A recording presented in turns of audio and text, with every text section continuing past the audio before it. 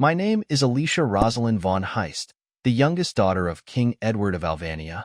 I have two older sisters and a younger brother, but unlike them, I'm the king's illegitimate child. My mother was a maid in the palace, and my father fell for her beauty. I inherited her platinum blonde hair and silver eyes. When the queen found out about their relationship, she forced my mother out of the palace. Soon after, my mother realized she was pregnant with me. We lived a simple, happy life outside the palace until she got sick when I was 5. As I watched her grow weaker, my father appeared. She begged him to take me in, and after her last breath, my father brought me to the palace as his adoptive daughter. Life in the palace was hard. My older sisters, Veronica and Elizabeth, bullied me, and the queen made sure I felt like an outsider. My father was cold and distant. The only ones who were kind to me were my little brother, Richard, and General Robert, the queen's father, who treated me like his real granddaughter. 9 years passed, and I stayed in the background, forgotten by everyone. I didn't attend parties or orb, unlike my siblings, and the people of Albania barely knew who I was. But everything changed on my 14th birthday. It's a royal tradition to present daughters to the public at a grand ball, and General Robert fought hard to make sure I got that chance. Finally, my father agreed, and the preparations began. On the day of the ball, I wore a stunning royal blue gown that complemented my hair and eyes. For the first time, I felt beautiful. My hair was styled with ornaments, and I wore makeup and jewelry. It was strange looking at myself in the mirror, so different from the girl who usually wore me, down dresses and kept her hair tied up. A maid knocked on the door and told me the guests had arrived, and my father was waiting for me. I took one last look at the girl in the mirror, took a deep breath, lifted my skirt, and walked out the door, ready to face what awaited me. I walked steadily down the hall, my head held high like a proper princess. I had spent 2 weeks practicing how to walk in heels and a ball gown, and I was determined to do it right. At the end of the hall, the stairs led down to the grand ballroom. My father, the king, was waiting for me with his back turned. I stopped beside him and curtsied. "Your Majesty, my father, king." He told me to rise, and when I stood, I saw something I'd never seen before. He looked at me with surprise and even a little awe. In the past, his expression had always been cold and indifferent. The servants around us were staring too, as if they couldn't believe their eyes. Clearing his throat, my father said, "Come, let's not keep the guests waiting." He offered me his arm, and I gently held it. As we stood at the top of the stairs, I looked down into the ballroom.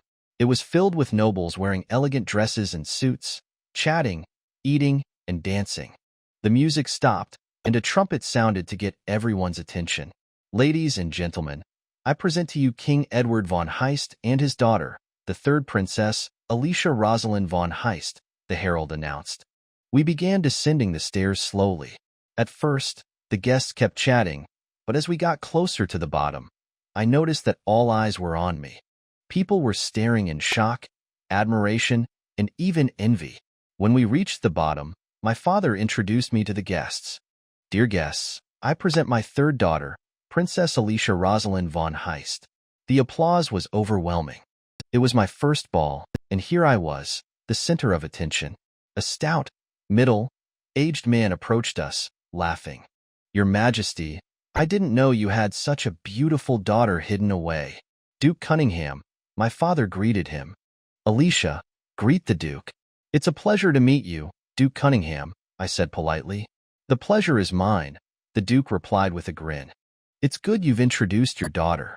My son William just turned 16. He would make an excellent match for her." My father raised a brow. "Duke, my daughter is only 14. Isn't it too early to arrange a match?" I had heard of William Cunningham. He was the heir of the Cunningham family, known for his intelligence and good looks. Many young noblewomen admired him, including my sister Elizabeth. "Nonsense. It's never too early to arrange a good match," the Duke insisted, scanning the crowd. "William, where's that boy?" A young man's voice answered from the crowd, and soon William emerged. He had blonde hair, light blue eyes, and a dazzling smile. "Ah, there you are, William. Come meet the princess," the Duke urged. William bowed gracefully before us. "Your Majesty, Your Highness. Arise, my father said. I curtsied in return. It's a pleasure to meet you, Sir William, I said. The pleasure is mine, Princess. William gently took my hand and kissed the back of it. I blushed at the gesture. It was a sign that he wanted to get to know me better, possibly even romantically. The Duke chuckled. Your Majesty, look at them. Don't they look good together? William, are you willing to get to know the princess better? William smiled warmly at me. If the princess allows it. May I visit you in your courtyard sometime?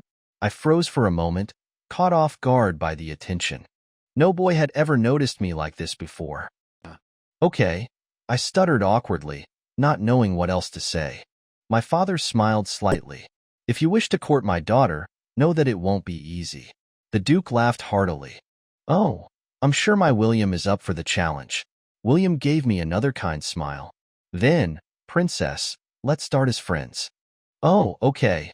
I stammered again, feeling overwhelmed but strangely happy. I was sitting with William on the terrace, enjoying our conversation. It was quiet, with only a few people around, so we could talk freely. From the way he spoke about his studies and plans to serve the kingdom as a court official, I could tell he was a good person. He had so many ideas that could help the people of Alvania, and it felt nice to talk with someone who included me in the conversation.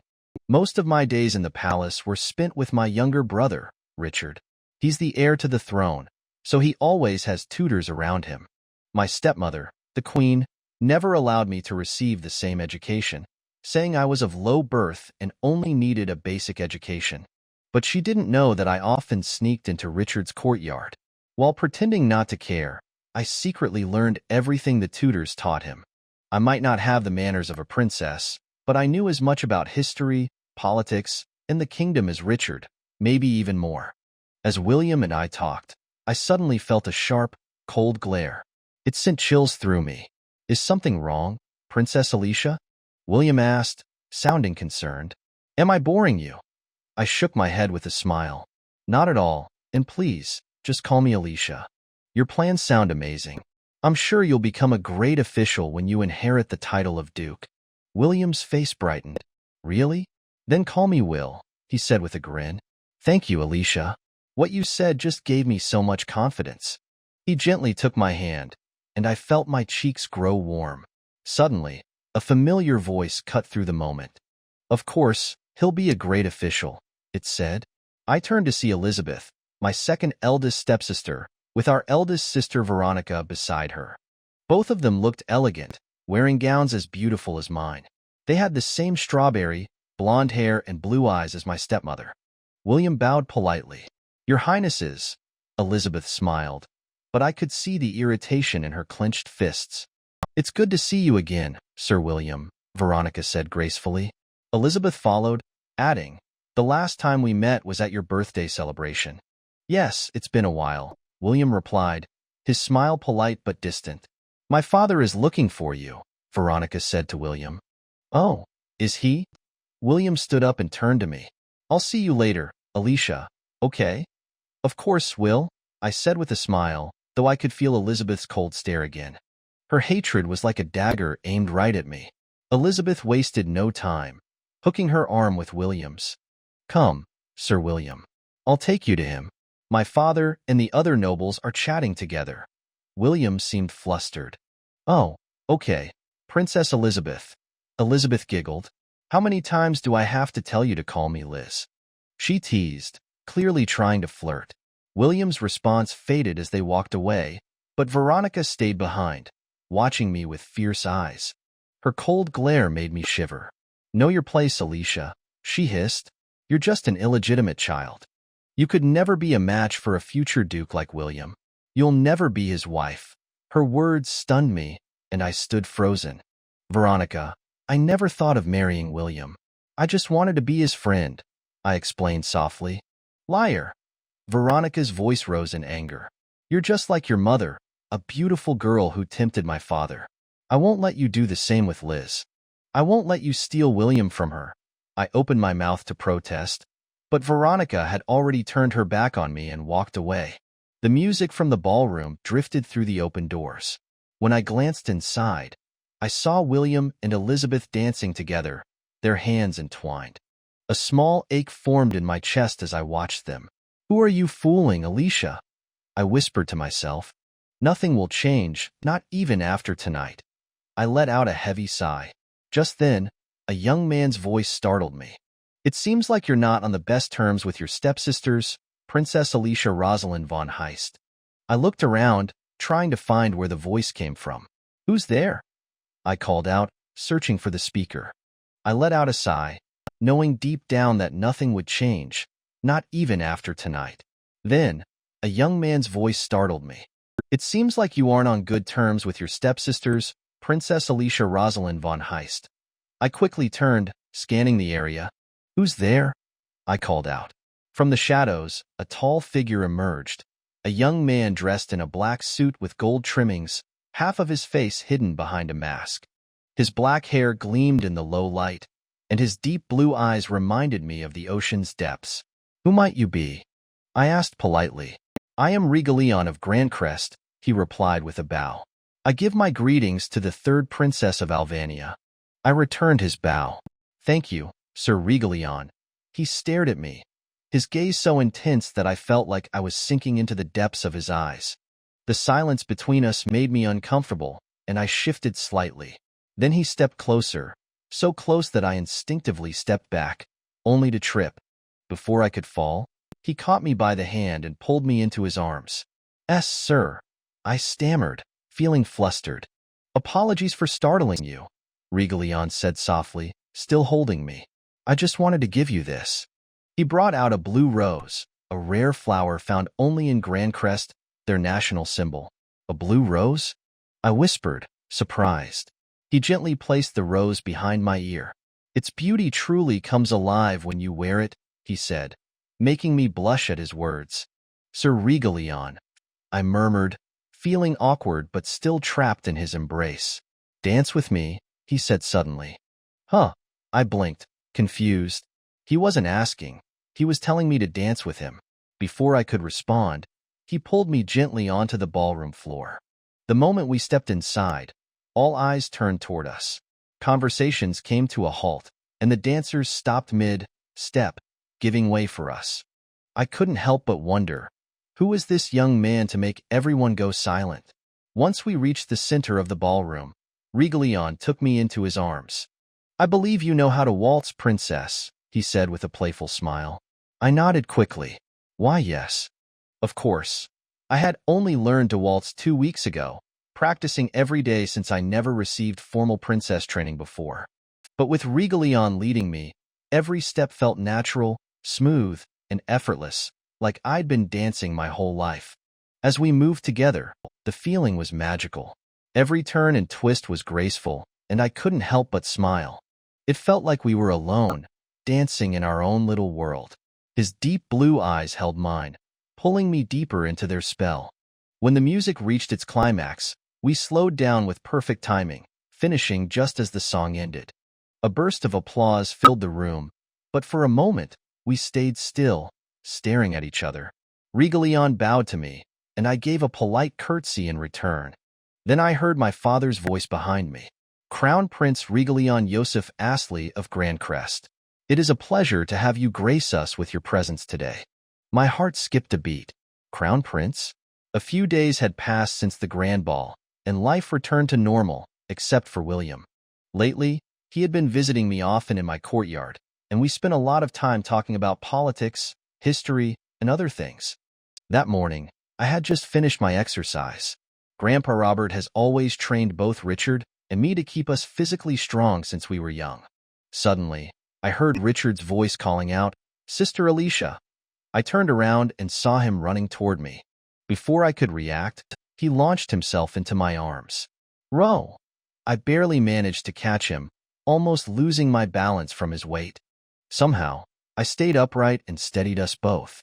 Sister, you haven't been visiting me, Richard whimpered, tears running down his face. I missed you so much. Hush now.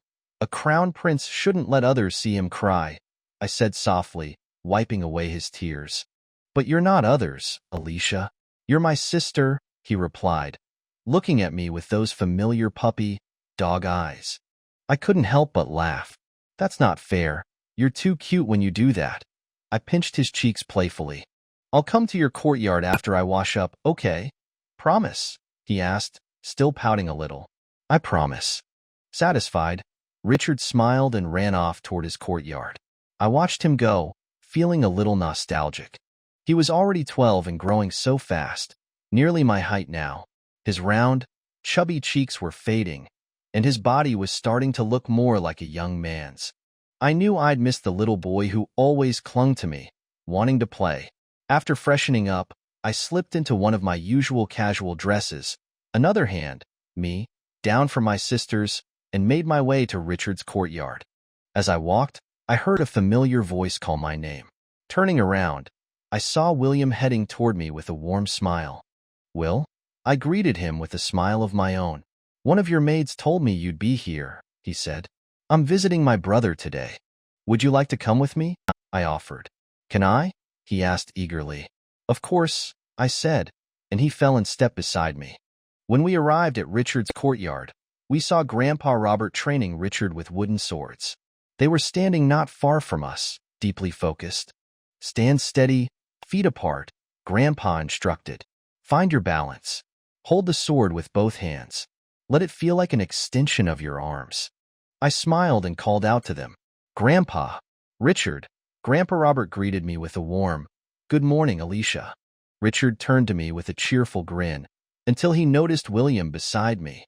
His smile instantly soured. Good morning, General Robert. Crown Prince Richard, William said politely. Richard mumbled under his breath. The morning was good, but now, not so much. Hush, Richard. Don't be disrespectful, Grandpa scolded, though William only smiled politely. Good morning, William, Grandpa added. Richard crossed his arms and huffed, glaring at William. William leaned toward me, whispering, Did I do something to offend him? I couldn't help but giggle. No, you didn't. I think he just has a bit of a sister complex. William chuckled quietly. Ah, that explains it. Grandpa Robert turned back to me. It's good you're here, Alicia. Why, Grandpa? I asked, curious. He gave me a knowing smile. You know that every prince and princess of the royal family is assigned a personal knight to serve as their bodyguard once they turn 14, right? Yes, I know, I said, wondering what he was getting at. What is it, grandfather? I asked, curious. You know that every prince and princess of the royal family has a personal knight to serve as their bodyguard when they turn 14. Grandpa said. Yes, I know, Grandpa. My sisters have their own personal knights that follow them wherever they go. Veronica has Vince as her personal knight and Elizabeth has Bradford as hers. I have selected a personal knight just for you. Grandpa said. For me? I asked curiously. But I thought I wasn't entitled to have my own personal knight? I remember stepmother was against the idea when father has brought it up. Don't worry about Erica. I was the one to select your personal knight for you. She can't do anything about it. Grandpa said. Thank you, Grandpa. I feel touched with what Grandpa has done. He has always been good to me, him and Richard. They were the only ones that showed me kindness in this palace. Leon, come here. Grandpa called. From the shadow emerged a young man. He had dark brown wavy hair and brown eyes. He was wearing the Black Knight's uniform.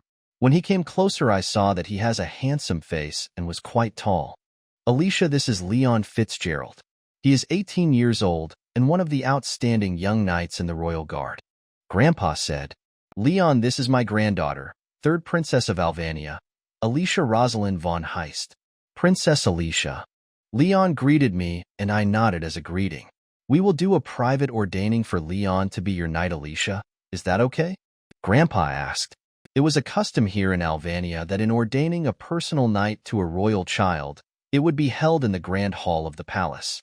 Many people would bear witness when taking the knight's oath in front of his master or lady, and in the turn the master or lady would ordain the knight, binding him forever with his oath. It's okay, Grandpa. I don't need many people to bear witness. The ones that matter to me are all here present. You will be my witnesses, I said and smiled. I looked at everyone around me, from Grandpa to Richard and to William, who is beside me.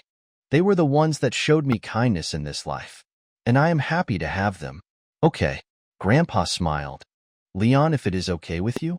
Sir Robert, it is already an honor for me to serve the royal family as a personal knight of the third princess. I won't ask for any recognition or glory, just by doing my duty would give me great joy. Leon smiled. Looking at his smile, I can't help but wonder that I have seen it before. I just can't remember where. Leon walked towards me. He stopped a meter away and kneeled down before me. He unsheaths his sword and offers it to me.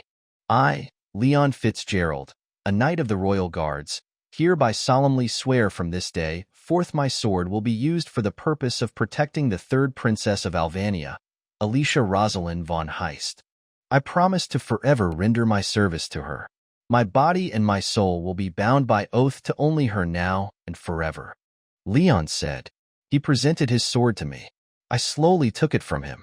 I, Alicia Rosalind von Heist, third princess of Alvania, has heard the oath of Leon Fitzgerald. I accept his sword that will be used to protect me.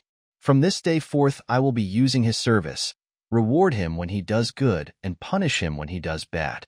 I will forever hold your words in my heart together with your body and soul, which will be bound with me by oath. I raise his sword and tap his shoulders one after the other. I give back the sword to him, and he sheathes it back. Leon takes my hand and kissed the back of it. This gesture made me blush. Rise, Sir Leon, my personal knight. I said, a little awkward. Leon stood up in front of me and smiled. His smile was stunning. Still, I can't help but notice that I have seen that smile before. The sky was starting to get dark, and the sun was setting. Leon has accompanied me to my courtyard. I hope you don't mind, Sir Leon.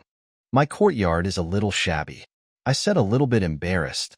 This is the second time that I felt embarrassed with what my courtyard looked like. The other time was when Will visited me for the first time. It was good that Will didn't mind my very normal-looking courtyard. It's okay, princess. I don't mind it. Leon smiled. I don't know if you have heard the stories about me. I asked him. We are now standing at the entrance of my estate. I only know that you are the third daughter of His Majesty King Edward. Leon said. I would like to tell you my origins rather than you would hear it from others. I said. I turned to face him. I am an illegitimate child of the king. My mother was a maid in the castle that my father was infatuated with. I started. When my mother died, my father the king took me in. My stepmother and stepsisters treat me as a nobody. My father doesn't have any affection for me. Only Grandpa Robert and Richard have shown me kindness. I have never been seen or presented in public before my 14th birthday.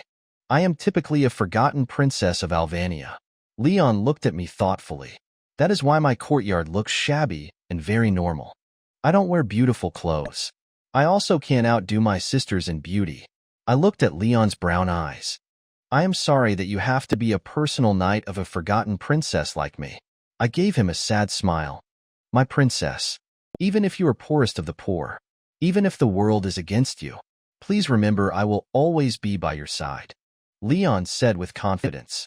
I don't identify people with how powerful or rich they are. What is important is in here. Leon put his hand on his chest. As a knight with virtues to uphold, I believe what is in the heart is the most important for a person. He smiled. So, princess, I want to see what your heart holds. I was taken aback with his words. This is the first time I have met a person that didn't look at the power and richness a person have, but what is within. The people around me, such as maids, butlers, stewards, and the likes, had always been indifferent to me. Maybe because they know I was a neglected princess not loved by the king. But Leon was different. I was happy to have a personal knight that looked at who I was and not what I have. Thank you, Sir Leon. I said gratefully. I would like to know you better as well. Am Trisha. I called one of my personal maids. Yes, princess. Trisha bowed down. Trisha was a 15-year-old maid. She was presented to me by Grandpa Robert when he saw that my old maids were neglecting me. She had been by my side for the past 2 years. Can you please show Sir Leon to his quarters? I asked. Of course, princess. Trisha bowed. Sir Leon, right this way, please. Thank you. Leon said. Princess, I will take my leave. Good night, Sir Leon. I said. Good night, Princess Alicia. Leon said. Trisha was leading Leon along the hallway of the third princess estate. I am happy that Lord Robert found a knight to serve my princess. Trisha said while walking. I am happy to serve our Princess Alicia. Leon replied. I hope that the rumors won't get to you. Princess Alicia is a good-hearted young girl. Even though the queen and her stepsisters are not good to her, she won't show any ill intentions or think badly of them. She just takes everything they throw at her silently. Trisha said. Do they always bully Princess Alicia? Leon asked. When they feel like it, they will just search for her and bully her. I feel sorry for her, but I can't do anything but watch. I am just a lowly maid. Trisha sighed. Why can't I see other maids around? Leon asked. We are just a handful of maids here in the third princess courtyard. The queen doesn't give our princess as many maids as the two other princesses. Trisha said. And also not many wants to work here. Because as you know, the pay here isn't much. I never thought that they would do such a thing to a descendant of the royal blood. Even if she is born from a maid and of low birth, she is still the king's daughter.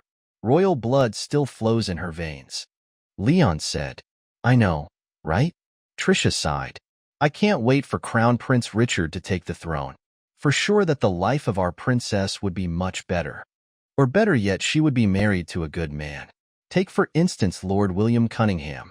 He is the future Duke of Cunningham. I am sure our princess will be well off with him. Trisha said enthusiastically. Trisha didn't notice the darkness on Leon's face after hearing her praising William. Is Lord William courting our princess? Leon asked with darkness in his eyes. What I know is he has the intention. But for now they are starting as friends and getting to know each other. Trisha answered. The only problem is the second Princess Elizabeth has set her eyes on Lord William. I hope that nothing goes wrong. After the long talk, Trisha and Leon arrived at his quarters. Well, Sir Leon, this will be your quarters. Trisha opened the double doors. Inside is a spacious room with a queen-size bed. The room was rather grand to be a knight's quarters. Is this the correct room? Leon asked curiously. Isn't it a little spacious and grand? The princess specifically said to give you the grandest room in the estate. Trisha answered. Leon looked at Trisha with confusion. Doesn't the grandest room belong to the princess? Leon asked. It is said that the first time the princess arrived here, she wasn't able to sleep in this spacious room. So she chose a much smaller room and made it her quarters. Trisha explained. The personal knights of the other princesses are living in luxury. I guess the princess didn't want you to feel left out. Well, I will take my leave now. Please rest well. Trisha said. And thank you for accepting my princess as your sworn lady. She is like a little sister to me, so please protect her always. She bowed her head. Do not worry. I am sworn to protect the princess from any harm. I will make sure of my promise. Leon said. Thank you. A tear dropped down from Trisha's eyes. She wiped it quickly, then left the room and closed the door. Leon was left alone in the spacious room. His luggage has been brought here earlier. Dmitri, Leon said in a soft voice. Your Highness. A voice came from the veranda door. Dmitri emerged from the shadows. How did it go? Leon asked. His friendly smile had turned into a proud demeanor of a crown prince. We are still under investigation, Your Highness. It looks like it will take a while. They have made a good job hiding. They are not leaving any evidence. Dmitri answered. It's all right. I can take my time here. I'm rather enjoying myself. Leon's mouth hooked up to form a smile. Dmitri was taken by surprise. This was the first time he saw the crown prince smile with brightness. In the past, he has seen the prince smile either sarcastically or darkly. It looks like the future queen has a tough life here in the palace. Dmitri said. Now that I'm here, I won't let anyone bully my future wife. Leon said with a dark face. But I'm rather interested to get to know my future wife more closely and intimately. I opened my eyes from the rays of light sipping through the curtains. I rubbed my eyes and looked at my surroundings. I am in my room as always, but I feel different. Good morning, Princess Alicia. Trisha greeted me with a smile. This is the first time you slept in. You must have felt tired last night.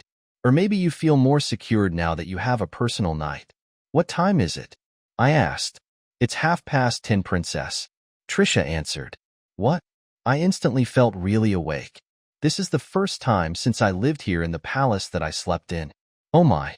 I didn't go to my morning routine. I was worried that Grandpa would scold me. Don't worry, Princess. It was Lord Robert who ordered not to wake you up.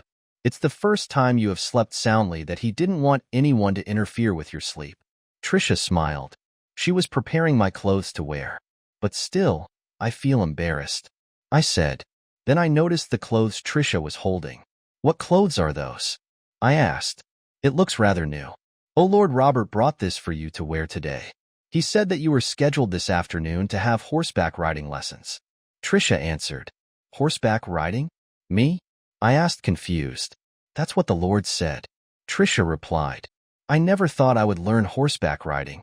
Even my sisters weren't taught how to ride a horse. They were trained to become a lady, of course. But I was happy to know that I can learn something. I smiled to myself. After washing my body and getting changed, I was headed to the dining room. Because I skipped breakfast, I am going to have to eat lunch earlier. Good morning, my princess. I see Leon standing near the dining room door. He gave me a slight bow. Good morning, Sir Leon. I greeted him.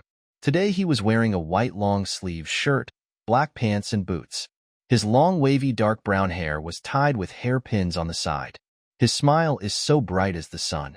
I instantly feel at ease with him by my side. I am sorry that I woke up rather late. This was the first time I slept in. I felt apologetic. I am sure he was waiting for me. I know Grandpa has given him some instructions about my studies. He said Leon would be in charge of tutoring me from now on. It's okay, Princess. Lord Robert specifically said not to disturb your sleep because it was rare you to wake up late. Leon reassured me. That is true. I do not know what happened to me that I slept in. I sighed. Maybe you are at ease with me around. Leon said with a smile. I look at him, gauging if he is joking or not. His smile is rather addictive. You can't help but smile with him as well. I'm joking, Princess. Ha ha ha. Leon said at last. Ha ha, I thought so. I laughed with him. Then my stomach started to grumble. It was silent between Leon and I for a while. I felt embarrassed. My cheeks might be bright red by now. I'm so sorry. I cover my face with my hands. What has gotten to me today? This isn't how a princess should be. Ha ha ha, I am happy that you feel at ease with me, Princess. Leon burst out laughing. He held my hands that was covering my face and pulled it down. He was looking at me directly. I would be really happy to get to know the real you rather than the third princess of Alvania. He was looking at me straight through my eyes. His brown eyes was focused on me. I can see the honesty in them. My heart started to thump hard inside my chest. I'm so sorry. I cover my face with my hands. What has gotten to me today? This isn't how a princess should be. Ha ha ha, I am happy that you feel at ease with me, Princess. Leon burst out laughing. He held my hands that was covering my face and pulled it down. He was looking at me directly. I would be really happy to get to know the real you rather than the third princess of Alvania. He was looking at me straight through my eyes. His brown eyes was focused on me. I can see the honesty in them. My heart started to thump hard inside my chest. What is this I'm feeling? I asked myself. Why is my heart thumping so loud and fast? I can feel the warmth of his hands on mine. I kind of loved the feeling, but then I felt embarrassed. I pulled my hand out from his. Then it's okay to call me by my name when no one's around, I said. I averted my gaze from him, feeling shy. Then call me Leon. Leon said. He gently grabbed my hand and planted a kiss on its back. I blushed even further. I'm hungry. I'm going inside to eat. How about you? I tried to change the topic. I have eaten my breakfast already. I will accompany you inside, Leon said with a smile. And no need. I still feel embarrassed. I mean, I can eat fast. It is my job to stay beside you, Alicia, Leon said. Hearing him call me by my name made me blush even more. And after you have finished, we would start some lessons in history and math. Later this afternoon, we would have horseback riding lessons. You'll be the one to teach me how to ride a horse? I instantly felt happy. Ha ha ha. You look so cute, Leon said. Yes, of course I'll be the one to teach you. Better be prepared, I'm a strict tutor. He pressed my cheeks. I flinched. Come, let's get some food in your slender body. You're so thin, like you would be blown away by the wind so easily, Leon said while walking away. I want my woman to be a little plump. I beg your pardon? I didn't hear his last sentence. Just a few strides, and he was a distance away from me. I jogged to catch him. Leon suddenly turned around. You need some fats in you. Then he flicked my forehead. I'm sure you would be more beautiful if you have some curves. Are you saying I'm too thin and ugly? Humph. I pouted, my lips irritated. This is the first time I feel irritated by someone saying negative things about me. I am used to the servants gossiping not so good about me and also my stepsisters. But coming from Leon, I really feel I don't want him to see me ugly. I didn't say you're ugly. Leon pinched my cheeks. I just said you would look more beautiful with some curves. I can feel a sting on his pinching. Now come here. Sit and eat. Leon pulled the chair for me. I looked at him carefully. He was still wearing that cheerful smile. I can't help but smile as well. I know he was teasing me, but I felt I like it. I sit on the chair and started to eat. What I didn't notice was Leon staring at me with such affectionate eyes. History and math lesson with Leon are done for the day.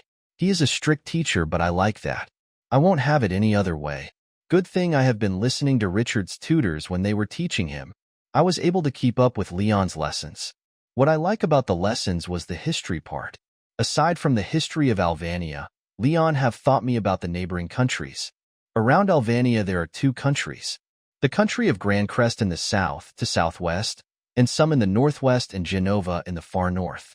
The east of Alvania is the Great Atlantean Sea. Grand Crest was the biggest country of the 3, and also the most powerful. Because of its geographical location in the south, they have locations which have a summer weather for the whole year, which is good in bringing up crops. The locations in the northwest can grow fruits that needs cold weather. Those in the southwest is suitable for raising farms and animals. Their geographical location attributes to their flourishing economy. Genova, on the other hand, has a cold weather. The northernmost parts are always covered in ice that makes living very difficult. As for their economy, it is said they are the poorest of the 3 countries. Alvania is the second largest country from the 3. We experience 4 seasons per year that is very useful in growing crops, fruits, and raising animals. And because our country is by the sea, we have shipping docks that can host big merchant ships. Trade with other countries across the sea goes right through us, and taxes from this makes our country flourish. I am having a short break in a gazebo, located at the center of the southeast garden of the palace. A little while I am going to have horseback riding lessons with Leon. Princess Alicia. I brought some snacks, Trisha said. She walked inside the gazebo holding a tray of biscuits and a jar of orange juice. Thank you, Trisha, I said. Where is Sir Leon? She asked while looking around. He went to the stables to prepare the horses for my horseback riding lessons. I answered. Oh, pity. I prepared these snacks for him as well, Trisha said with a sad face. Hey, princess, what do you think of him? She asked enthusiastically. Trisha poured orange juice on my glass. Who? I asked. I take a biscuit from the plate and take a bite. Sir Leon, Trisha asked. I saw the both of you earlier. He kissed the back of your hand. You know what that means. She was giggling. I was surprised. I suddenly choked on the biscuit inside my mouth. Ahem, ahem. I was coughing. Princess, be careful when you're eating. Trisha gave me my glass of orange juice. I gulped its contents to clear my throat. You were eavesdropping? I asked. Wheeliel. I didn't intend to eavesdrop. I was just passing by, and when I saw the 2 of you talking intimately, I didn't want to disturb, so I stood my ground and hid. Trisha looked apologetic. Eavesdropping is not good. I scolded her. I'm sorry, princess, I didn't mean to.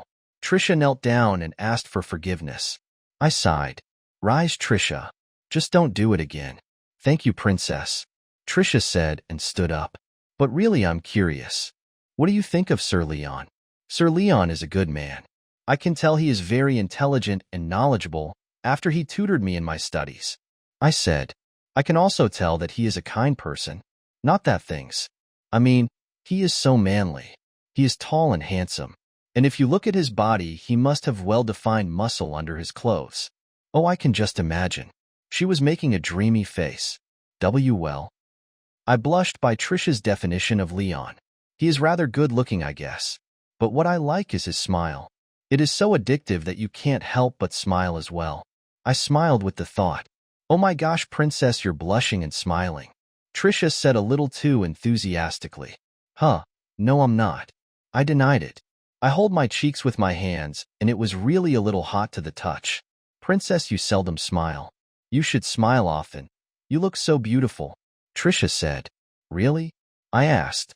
Yes, "You're really beautiful when you smile, princess," a voice of a man said. The voice came from beside of his gazebo post. "Princess, you seldom smile. You should smile often. You look so beautiful," Trisha said. "Really?" I asked. "Yes, you're really beautiful when you smile, princess," a voice of a man said. The voice came from beside of the gazebo post. A blonde-haired young man with blue eyes emerged from behind the gazebo post. "Will." I greeted him. "Hecko, Alicia." William was smiling at me. His smile was warm and fuzzy, unlike Leon's, which is bright as the sun. Why am I differentiating Will and Leon's smile? "Alicia, that's improper." I scolded myself thinking about such things. "One of your maids in your courtyard told me you were here," Will said. He walked towards me. "Please have a seat." I told Will. "I'm taking a break from my studies." "Oh, is that so? Am I disturbing?" Will asked. "Of course not. You are free to join me if you wish. I'm going to have horseback riding lessons next," I said. "Then can I accompany you?" Will asked. "Of course." I smiled at him. "Oh, look what we have here," a familiar voice said from behind me. I looked behind me and I saw my second older sister, the second Princess Elizabeth. "Second sister." I was surprised. I stand up and give my courtesy as a greeting. "Second Princess Elizabeth, good afternoon." William also stood up and bowed in front of her. "Rise, young Lord William," Elizabeth said. "Third Princess Alicia." William. A young man beside Elizabeth greeted us. Elizabeth is with two young men. One I knew was her personal knight Bradford. Bradford was a tall young man with auburn hair and light green eyes. He had a gentle face for a knight. As I know he was 19 years old. Bradford, who was behind Elizabeth, also bowed as a greeting. The one that greeted me, I do not know who he was. But he looks like a young lord from a noble family, judging from his clothes. He has light brown hair and brown eyes. He was tall, but not as tall as Will and Leon. "James, fancy meeting you here." William greeted the young man beside Elizabeth. "Alicia, this is James. He is the eldest son and the heir of Carlson Dukedom." I look at James. He seems a rather proud young man with an air of arrogance in him. "I am starting to court our second Princess Elizabeth. That's why I'm here," James said with a cocky smile. I see Elizabeth rolled her eyes without James noticing it. She seems to be unsatisfied with her suitor. "Is that so? Well then, good luck," William said with a smile. "Ha, thanks." James was laughing proudly. "Are you here to court the third princess?" "Well, something like that," William said, and looked at me affectionately. I blushed with his stare. Elizabeth clenched her fist, looking irritated. "Well, nothing is set in stone. Our marriages are still decided by our father king. Your courting is just a way to see if you suitors are suited to be our husbands," Elizabeth said with an irritated face. "You are right there, Princess Elizabeth. But I'm sure to work hard to get your father's approval for Alicia's hand in marriage," William said confidently. Elizabeth was fuming with anger. I'm afraid she would burst. "Second sister, young Lord James, would you like to sit and have a snack?" I offered to quench Elizabeth's anger. Elizabeth gave me a look and smiled wickedly. "Of course, sister," Elizabeth said. Elizabeth and James took their seat while Bradford stood behind. William and I took our seats as well. "Come and sit here with me, sister," Elizabeth told me. I was a little hesitant at first, but I can't refuse her, or I will regret it later. I know how she is if she's mad. Elizabeth's maid brought a teapot with tea. What I didn't see was the look Elizabeth gave to her maid. The maid nodded silently. "I gifted you this oolong tea that I got from my journey in the Grandcrest Kingdom. I know you like oolong tea, so I specifically bought it for you," James said to Elizabeth. The teapot was placed beside me. "Thank you, James." Elizabeth smiled at James, and he smiled with satisfaction. "Sister, can you pour me a cup, please?" Elizabeth asked me. I nodded. I lifted the teapot and was about to pour it in her cup when my grip suddenly slipped. The teapot fell and landed on the table. The hot tea splashed out. "Ah!" Elizabeth cried. She was holding her face. "It hurts. It hurts." She was crying in pain. The hot tea also splashed on my hands, and it burned. "I'm sorry, I didn't mean to," I was saying when I felt a slap on my face. I lost my balance from the force and landed on the floor. I can feel the pain on my cheeks as I hold it. "Insolence!" James shouted. "I have heard that you were jealous of your sister's beauty, but I never thought you would do such a thing to hurt her beautiful face. But I didn't. It was an accident, I said.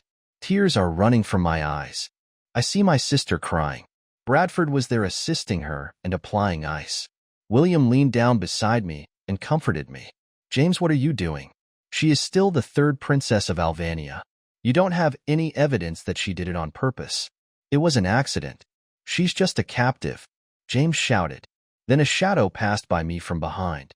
The next thing I know, James was on the ground with a bloody nose. James, what are you doing? She is still the third princess of Alvania. You don't have any evidence that she did it on purpose. It was an accident. William was beside me and comforting me. She's just a captive, James shouted. Then a shadow passed by me from behind. The next thing I know, James was on the ground with a bloody nose.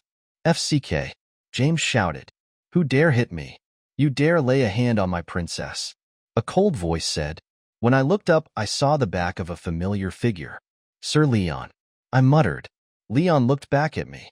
His face was full of worry. He kneeled beside me. I'm sorry, my princess. I wasn't here to protect you. It's my fault you got hurt. Leon looked at me with regret.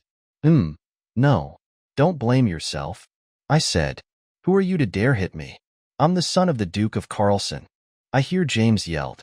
I'm the heir of the Carlson dukedom. Leon's face changed in an instant. From the bright and cheerful Leon that I know, it turned to a cold-blooded being. I felt a chill down my spine. His eyes had a tinge of bloodlust. My princess, please go inside. I'll take care of this, Leon said seriously. No, Leon. I'm not going anywhere with you. I have a feeling that Leon will start a fight. I was worried that he would be beaten up. If Elizabeth's knight Bradford joins the fight, I am not sure Leon would win. I know that Bradford is one of the best in the royal guards. Leon gave me a gentle smile. The smile I so much love. I just realized that I called his name without any honorifics. Don't worry, my princess. Even if an army stands in my way, no one can stop me from avenging you, Leon said. He gently caressed my now swollen cheek. The hint of bloodlust in his eyes appeared again. Young Lord William, please keep an eye on Princess Alicia, Leon told William. Yes, Sir Leon. Leave her to me, William said. Leon stood up and held his sword that was placed idly by his waist. Sir Bradford. Leon called for his attention. Yes, Bradford answered. You know the knight's code, correct? Leon asked. Of course. I know it by heart, Bradford replied. He was beside his Princess Elizabeth. The maids had gotten ice to place on the burn in her face. Then you know that anyone that hurts our sworn master or lady will be punished under our sword, Leon said with a neutral tone. What?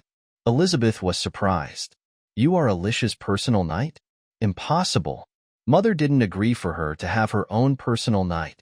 I'm afraid it is true, Princess Elizabeth, William interjected. Elizabeth looked at William in surprise. I was there as a witness when Sir Leon gave his oath to Alicia, William said. Elizabeth was looking at me with unbelieving eyes. Now that I am by my princess's side, no harm can come to her. I will punish anyone who tries to harm her, Leon said. I expect you won't interfere with me, Sir Bradford. Elizabeth looked at her knight. She can't just let Alicia slide out of this so easily. I won't interfere, Sir Leon. You have my word as a knight, Bradford said. Disbelief was written all over Elizabeth's face. She clenched her fists hard.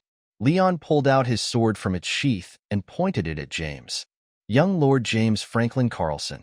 I challenge you to a duel. Ha ha ha. You challenge me in a duel? Fine then. Somebody get my sword, James yelled proudly. Leon pulled out his sword from its sheath and pointed it at James. Young Lord James Franklin Carlson. I challenge you to a duel. Ha ha ha. You challenge me in a duel? Fine then. Somebody get my sword, James yelled proudly. A servant came running towards James carrying his sword. Give me that, James yelled and took the sword from the servant. He looks at Leon with anger. I accept your challenge. James unsheathes his sword and points it towards Leon. They both take their stance. Are they going to be okay? I asked, but I am more worried about Leon rather than James. To tell you the truth, this is the first time I will watch a duel. I have seen Grandpa practicing with his knights and Richard. I have seen them sparring with one another. But this is the first time I will witness a true duel. Don't worry, this is a serious duel. No one's going to lose their lives here, William assured me. But it is inevitable that they will sustain some injuries. Thinking of Leon being injured made my heart race even faster. What's wrong with me? I thought. Isn't it normal for a knight to have to fight for his lady and have some injuries? Why am I feeling that I don't want Leon to get hurt? Ping, slash, clang. I hear the sound of their swords clash at one another. I watched them with worried eyes. Leon was moving fast. His movements were swift but elegant. Every stroke of his sword was made with precision and accuracy. James, on the other hand, was looking like he was having a difficult time. His proud and arrogant face earlier turned into a serious one. I can see sweat was forming on his forehead. Leon was striking with full force. James was taking steps back and was only seen defending. Only a few minutes have passed, but I felt it has been a lifetime. I can see some few slashes were given to James. His clothes have visibly shown cuts and bloodstains from the wounds he had acquired, while Leon was still looking the same as the duel started. James tripped on a stone and fell on the ground. Surrender, Leon said, hovering over James, pointing his sword at him. James gave a look of anger. Never. He took a handful of dirt and threw it at Leon's face. Leon had dirt enter his eyes. That's cheating, William said. James lunged at Leon, holding his sword and ready to strike. No, I screamed. I don't want Leon to get hurt. Ping, plang, plang. I hear the sound of the two swords clash, then one sword was flown away and dropped on the ground. When I looked, whose sword was it that flew away and who was disarmed? It was James. Leon's eyes were closed, but he was able to disarm James. He lunged right at James and placed his sword right on his throat. You loose, young Lord James, Leon said lazily. But how? James was in disbelief. Leon's eyes were closed, but he was able to disarm James. He lunged right at James and placed his sword right on his throat. You loose, young Lord James, Leon said lazily. But how? James was in disbelief. Sir Leon was the winner of this duel. I hear Bradford say. As the winner, Sir Leon, you can state your demand to the loser. Leon can barely open his eyes, but he looked at James lazily. Kneel down before my Princess Alicia and ask for her forgiveness, Leon said coldly. You want me to kneel down in front of that captive? James was sheathing his anger. After hearing James' words, rage passed through Leon's eyes. The blade of the sword on James' throat bit on his flesh, and it started to drip blood. Would you rather let me shame you in all of Alvania? Leon said. As a loser of a duel, he must meet the demands of the winner whatever happens. If he wasn't able to do it, then he will be brought shame. James was an heir of the Carlson dukedom. Not following the demands of the winner as a loser will be more than shameful, rather than losing the duel itself. As for kneeling down to a princess of the kingdom, it was more acceptable rather than bringing shame to his family name. James clenched his fist hard. His anger was evident on his face. All right, James yelled. Leon withdrew his sword from James' throat. I see him walk towards me and stopped right in front of me and kneeled. Third Princess Alicia Rosalind von Heist. I, James Franklin Carlson, would like to ask you for your forgiveness, James said. I was shocked. This was the first time someone asked forgiveness from me. I was left speechless. I look at William with questioning eyes. As a princess, you can bestow punishment towards what he has done to you, William said. I suggest that you can slap him back. But I never really slapped someone before. As a princess, you have to show your authority to other servants and people around your highness, Leon said. He was now standing behind me. He looked at me with seriousness. He was right. Many people are around watching us. If I don't do something, they would think that I am the same weakling princess. I really don't want that. Now, with Leon is by my side, I want to get strong. I don't want to be the old weakling and forgotten princess. I want him to see me as a strong lady worthy of his service. I collected my resolve.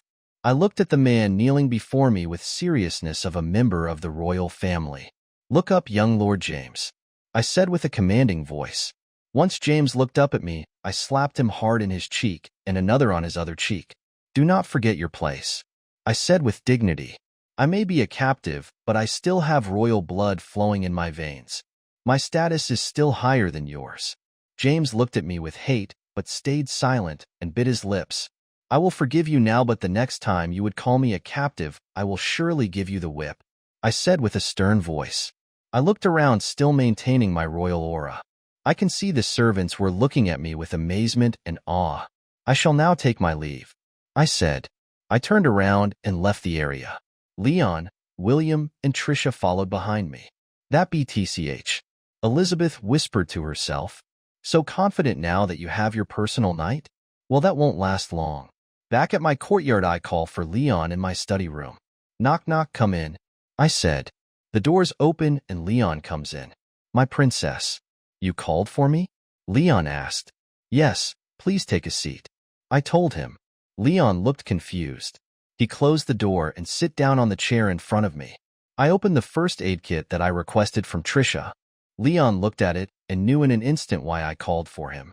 Princess, I can put the medicine on my wounds myself. You really don't need to do this, Leon said, embarrassed. You can't reach the ones in your side and back, right? I said. Well, yes, but... Leon was searching for an excuse. No buts. It's my fault that you were wounded. I can at least apply some medicine to it, I said with a sad voice. But princess... Leon was still resisting. Why are you calling me princess? I thought when we were alone we can call each other by name. I am feeling so irritated. I pouted my lips in irritation. Leon chuckled. I saw his beautiful smile again. Haha, my little Alicia is having a tantrum. You are so cute. Leon is teasing me, and that makes me even more irritated. Just strip off your clothes and let me apply the medicine on your wounds. I used a commanding voice.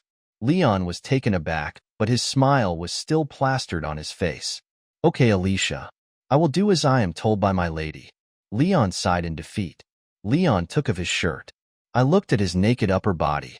It was perfectly toned with buff chest and six-pack abs. His biceps and triceps were well defined.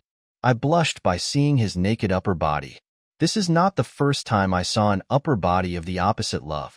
I have seen my brother Richard's countless of times, and sometimes my grandpa after he had finished working out. But this was the first time I saw a body of someone not within my family and also of a young adult man. I looked at it in fascination.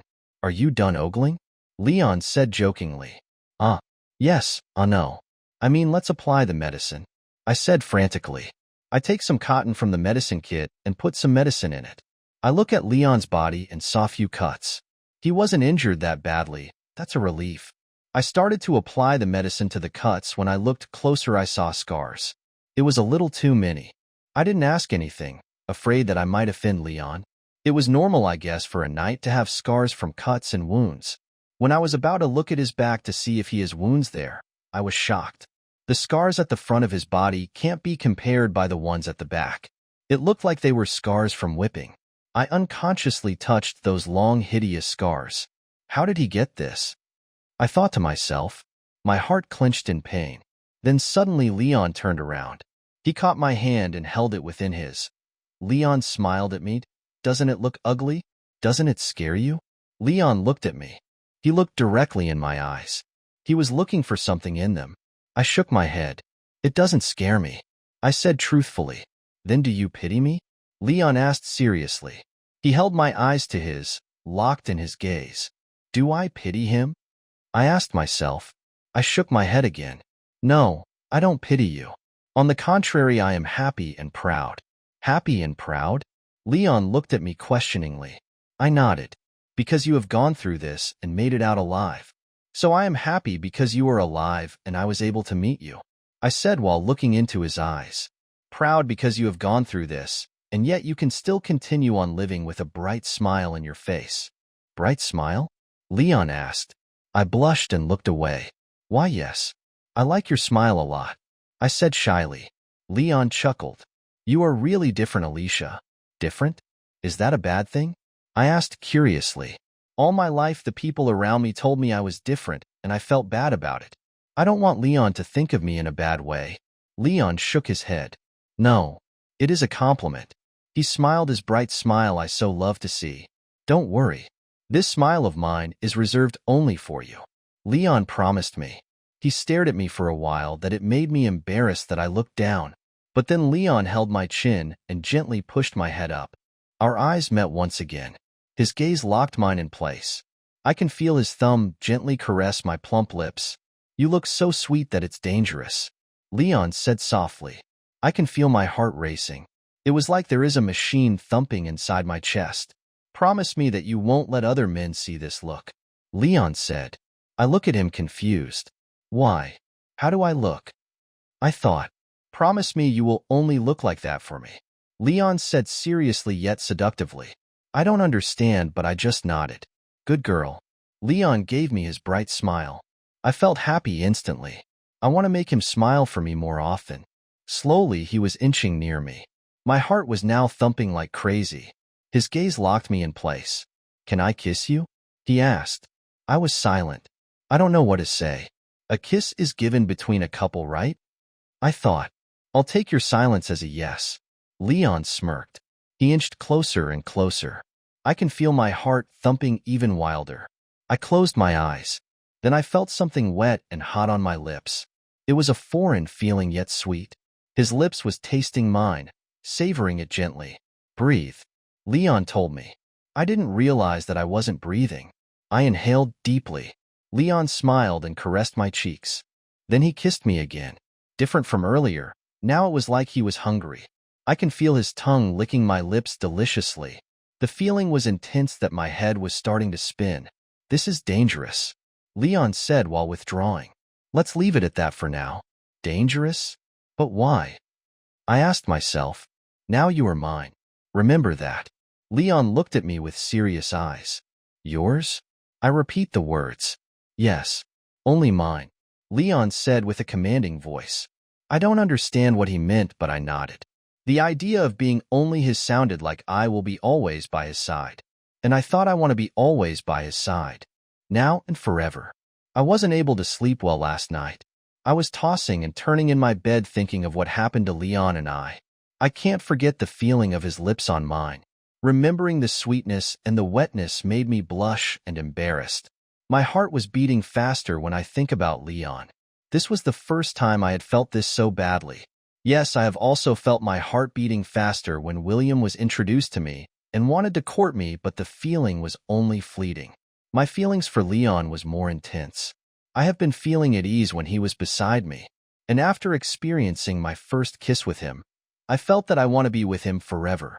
Just by thinking of him, my heart is beating strongly. Is this the feeling what they called love? I asked myself. I only read such things in romance novels, and reading those love stories made my heart also squeeze sweetly and beat fast. But this is the first time that my heart felt like that for a specific man. Good morning, princess. Trisha greeted me. Your bath is ready. After that you can eat your breakfast. Sir Leon said that you will have your horseback riding lessons this morning. Because we weren't able to do my horseback riding lesson yesterday after the incident, we were going to do it this morning. Okay, I answered in a daze. I would see Leon again. My heartbeat went fast again. How will I talk to him? Can I even look at him in the eyes after what happened? These thoughts flooded inside my brain. I buried my face on the pillow. Princess? Trisha looked at me confused. Trisha, I said shyly. Can I ask you something? Of course, princess. Trisha smiled. What do you want to ask? Have you been in love? I asked shyly.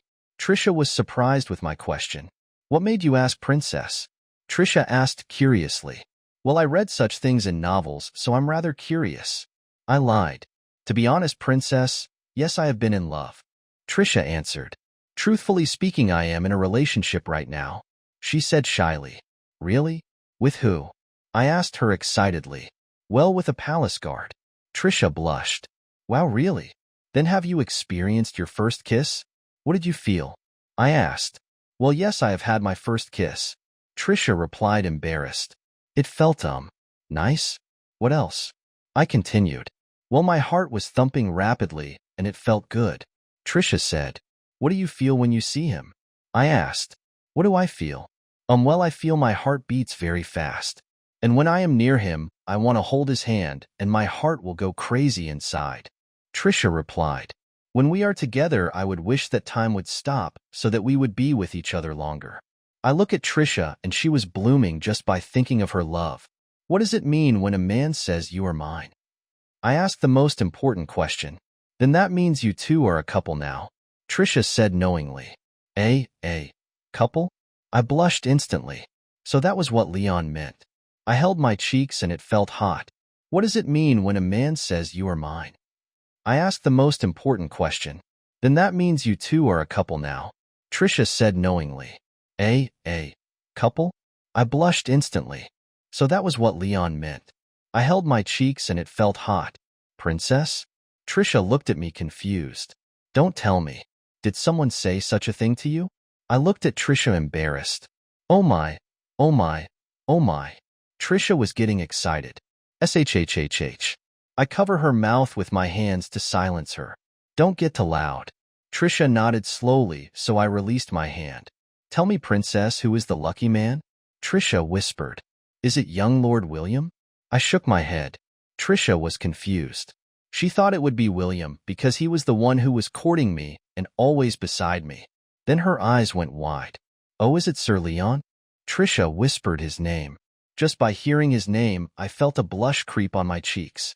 Oh my gosh, it is him. Trisha looked surprised and excited. I'm so happy for you, Princess. He looks like a kind man. And a knight at that. In Alvania, a princess of the royal family can only marry a man from royal lineage, noble birth, or high status. And knights are included in the high status of then kingdom. In history, there were many princesses that were married to their personal knights because they were the ones always beside them, so it is normal to fall in love with each other. Are you in love with him, Princess? Trisha asked. I guess. My heart also beats fast when I see him, and my heart goes crazy when he touches me. I want him to always stay by my side. I feel at ease when I'm with him. I replied. Then you are truly in love, Princess. Trisha said happily. I'm so happy. My princess has her first love. You have grown up. Do you think he loves me as well? He hasn't told me he loves me. I asked. I am not yet sure of how he feels towards me. Is it okay to feel confused? Yes, we kissed, and he told me I'm his. But he hasn't yet confessed his feelings towards me.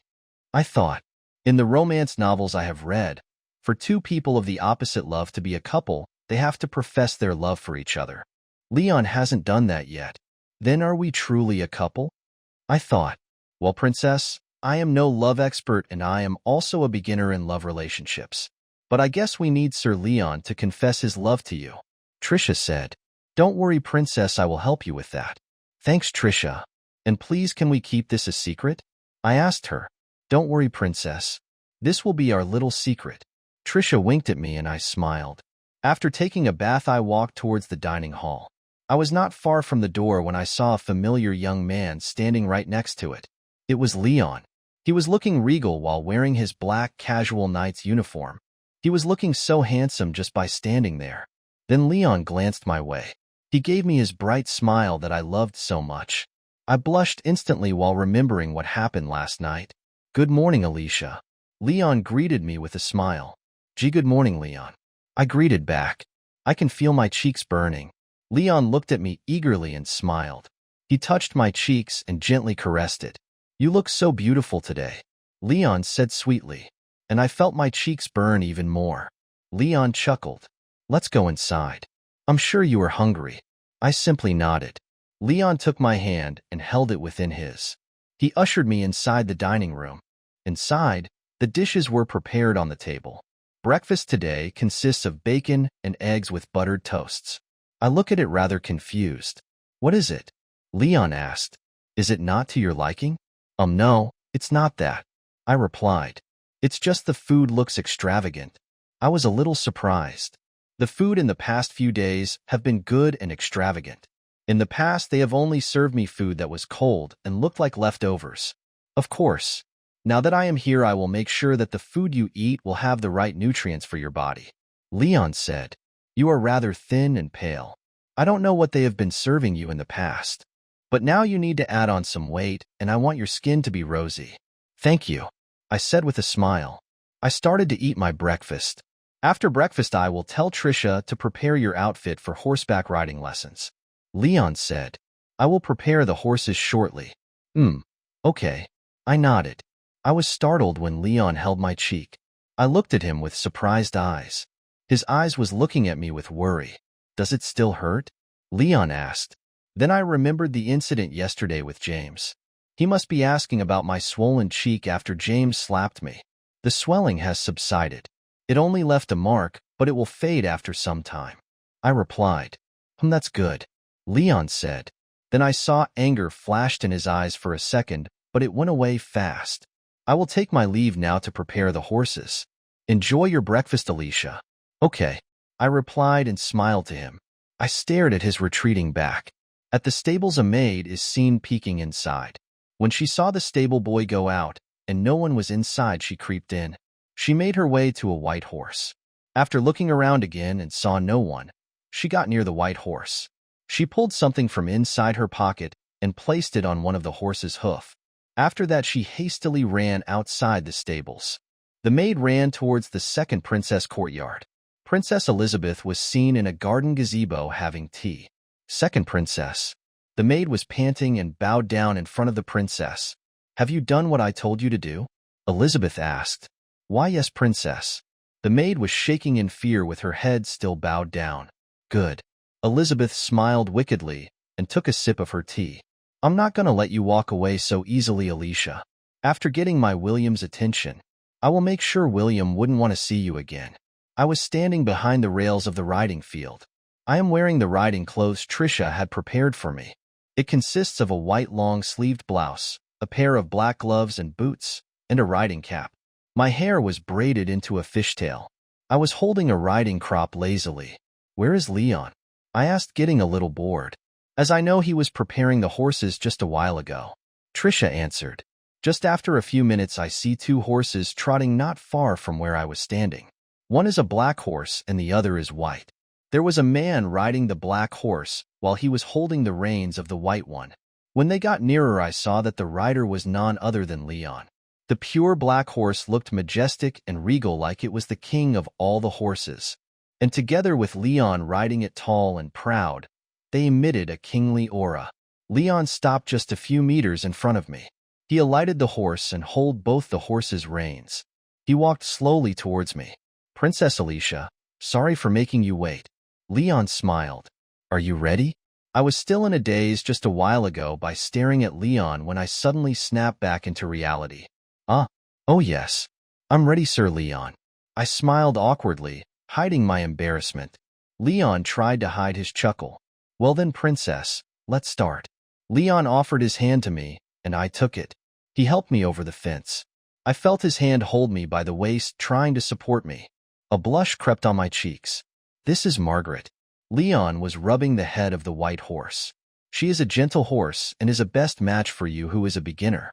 I looked at Margaret with wonder. She looks so beautiful. Can I pet her? I asked. Sure. Leon smiled. He held the reins closer to me, and I was able to hold the bridge of her nose. Leon chuckled, looking at me. Surprisingly, I felt a pair of hands on my waist. I was being carried up a foot from the ground. I yelped. What are you doing? You are too small to reach, so I carried you. Leon said teasingly.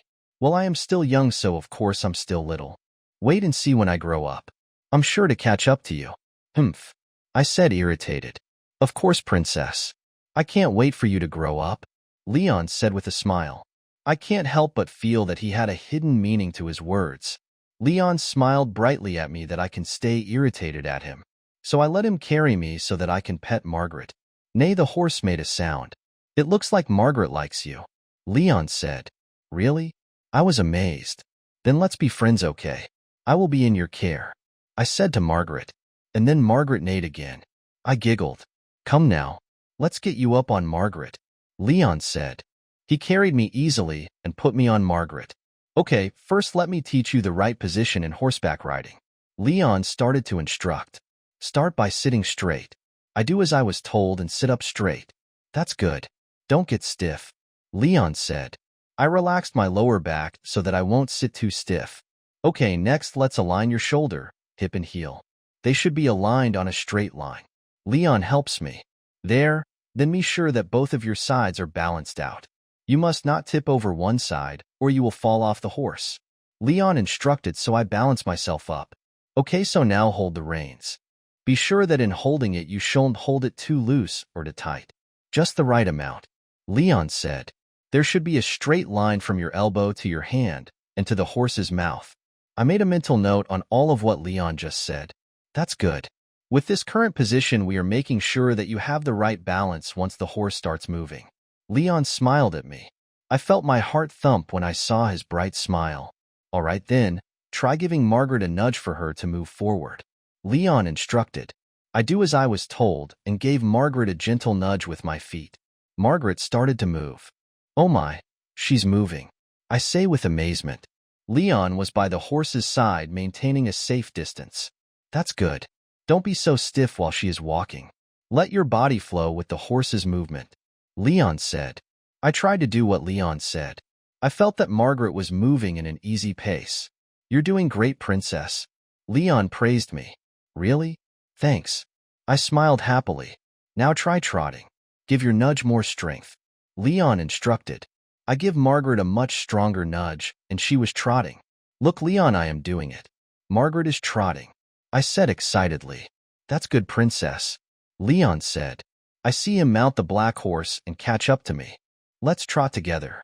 Leon smiled. This is here Midnight. He is a very proud horse. He only lets me ride him. I see Leon rub Midnight's neck. Really? Then he is a choosy horse. I giggled. Well, he has a majestic breed, so he knows how to pick his rider. Leon bragged. So you are saying you are someone majestic that Midnight selected you to be his rider? I teased him. Not to brag, but that would be the point. Ha ha ha. Leon laughed out loud. Ha ha ha, I never thought you were a narcissist. I giggled. Well, I'm just stating the truth. Leon smiled. I looked at him intently. It is true that he looks rather majestic. Even with casual riding clothes, he looks handsome. His aura emits a royal and majestic hint that he looks more like a prince rather than a knight. I thought that I would want to be always by his side. When I realized my train of thought and blushed. What was I thinking? I thought, being with him was an unexpected desire I have just accumulated. You look beautiful, Leon said suddenly. Huh. I looked at him confused. You look beautiful when you blush, Leon repeated. Having some color to your pale skin makes you more radiant. It is just right to make you come out to take some sunlight. I blush even further after what he has said. I looked away from him embarrassed. I guess because I was always indoors, that's why I am a little pale. I explained. When I first came here in the palace, I had felt that I was never wanted from the start. So I just stayed indoors. That's until Richard started to play with me. But I have always been inside Richard's courtyard. Leon looked at me with sad eyes. Don't worry about me. I have always known that I was never welcomed here and accepted that. I said sadly.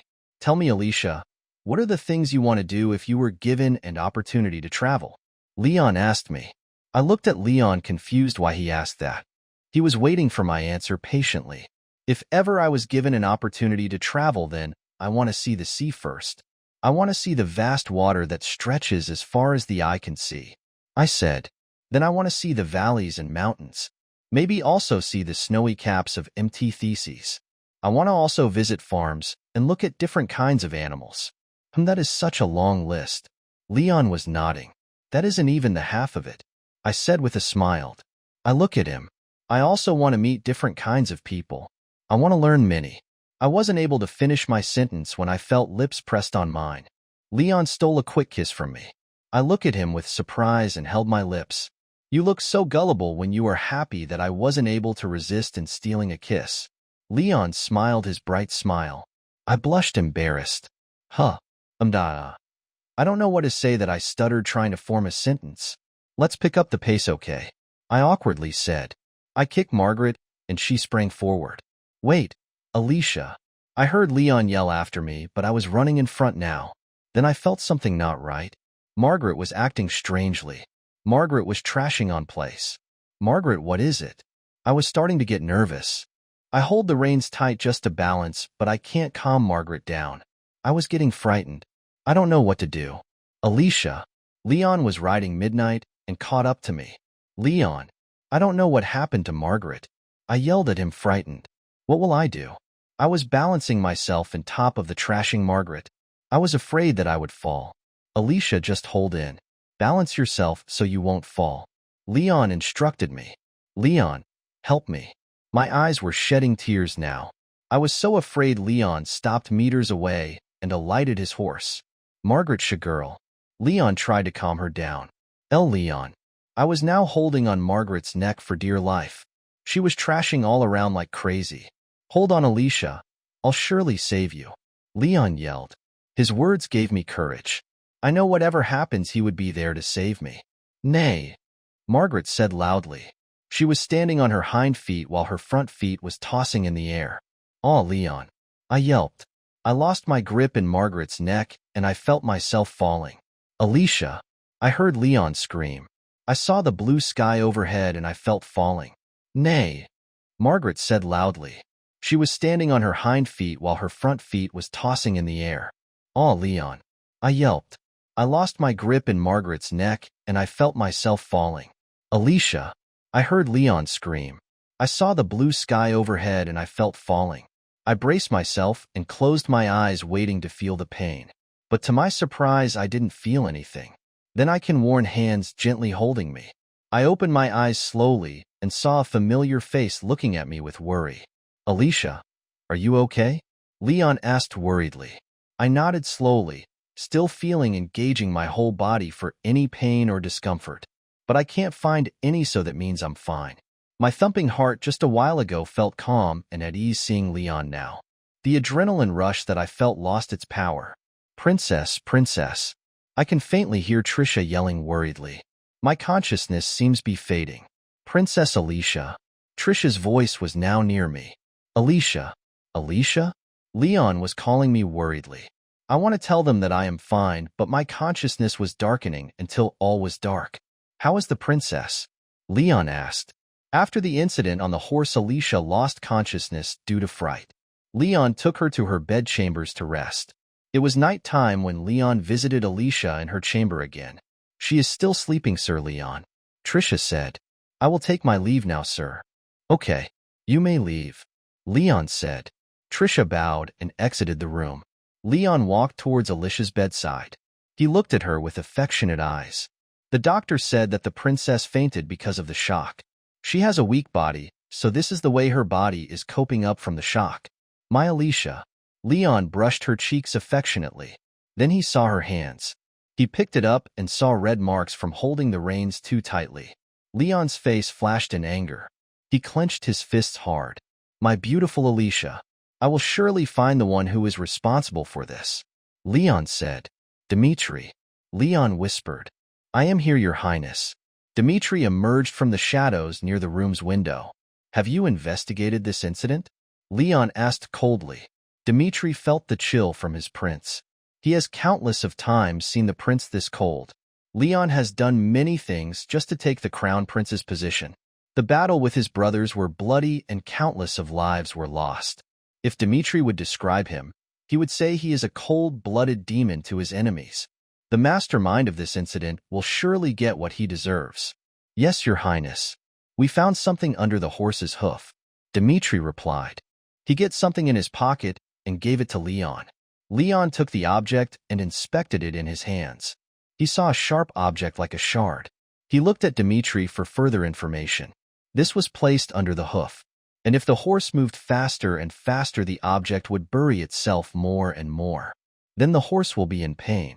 Any rider would be in danger after. Dmitri explained. They tried to harm my future wife. I won't forgive them. They would pay the price. Leon said with a scary tone. Dmitri cringed. The perpetrator asked for this. Leon is scary when he is angry. We have captured the one that placed the sharp object on the horse's hoof. We just need to interrogate her to know who the mastermind of this, Your Highness. Dmitri explained. Take me to her. I want to know who did this to my future wife. Leon said coldly. Anger flashed in his eyes. Yes, Your Highness. Dmitri bowed and left. My wife. I will surely let them pay for what they have done. They will have double the pain they gave to you, I promise you. Leon leaned closer to Alicia and gave her a kiss in the forehead. In an unknown place, a maid was seen tied up on a chair.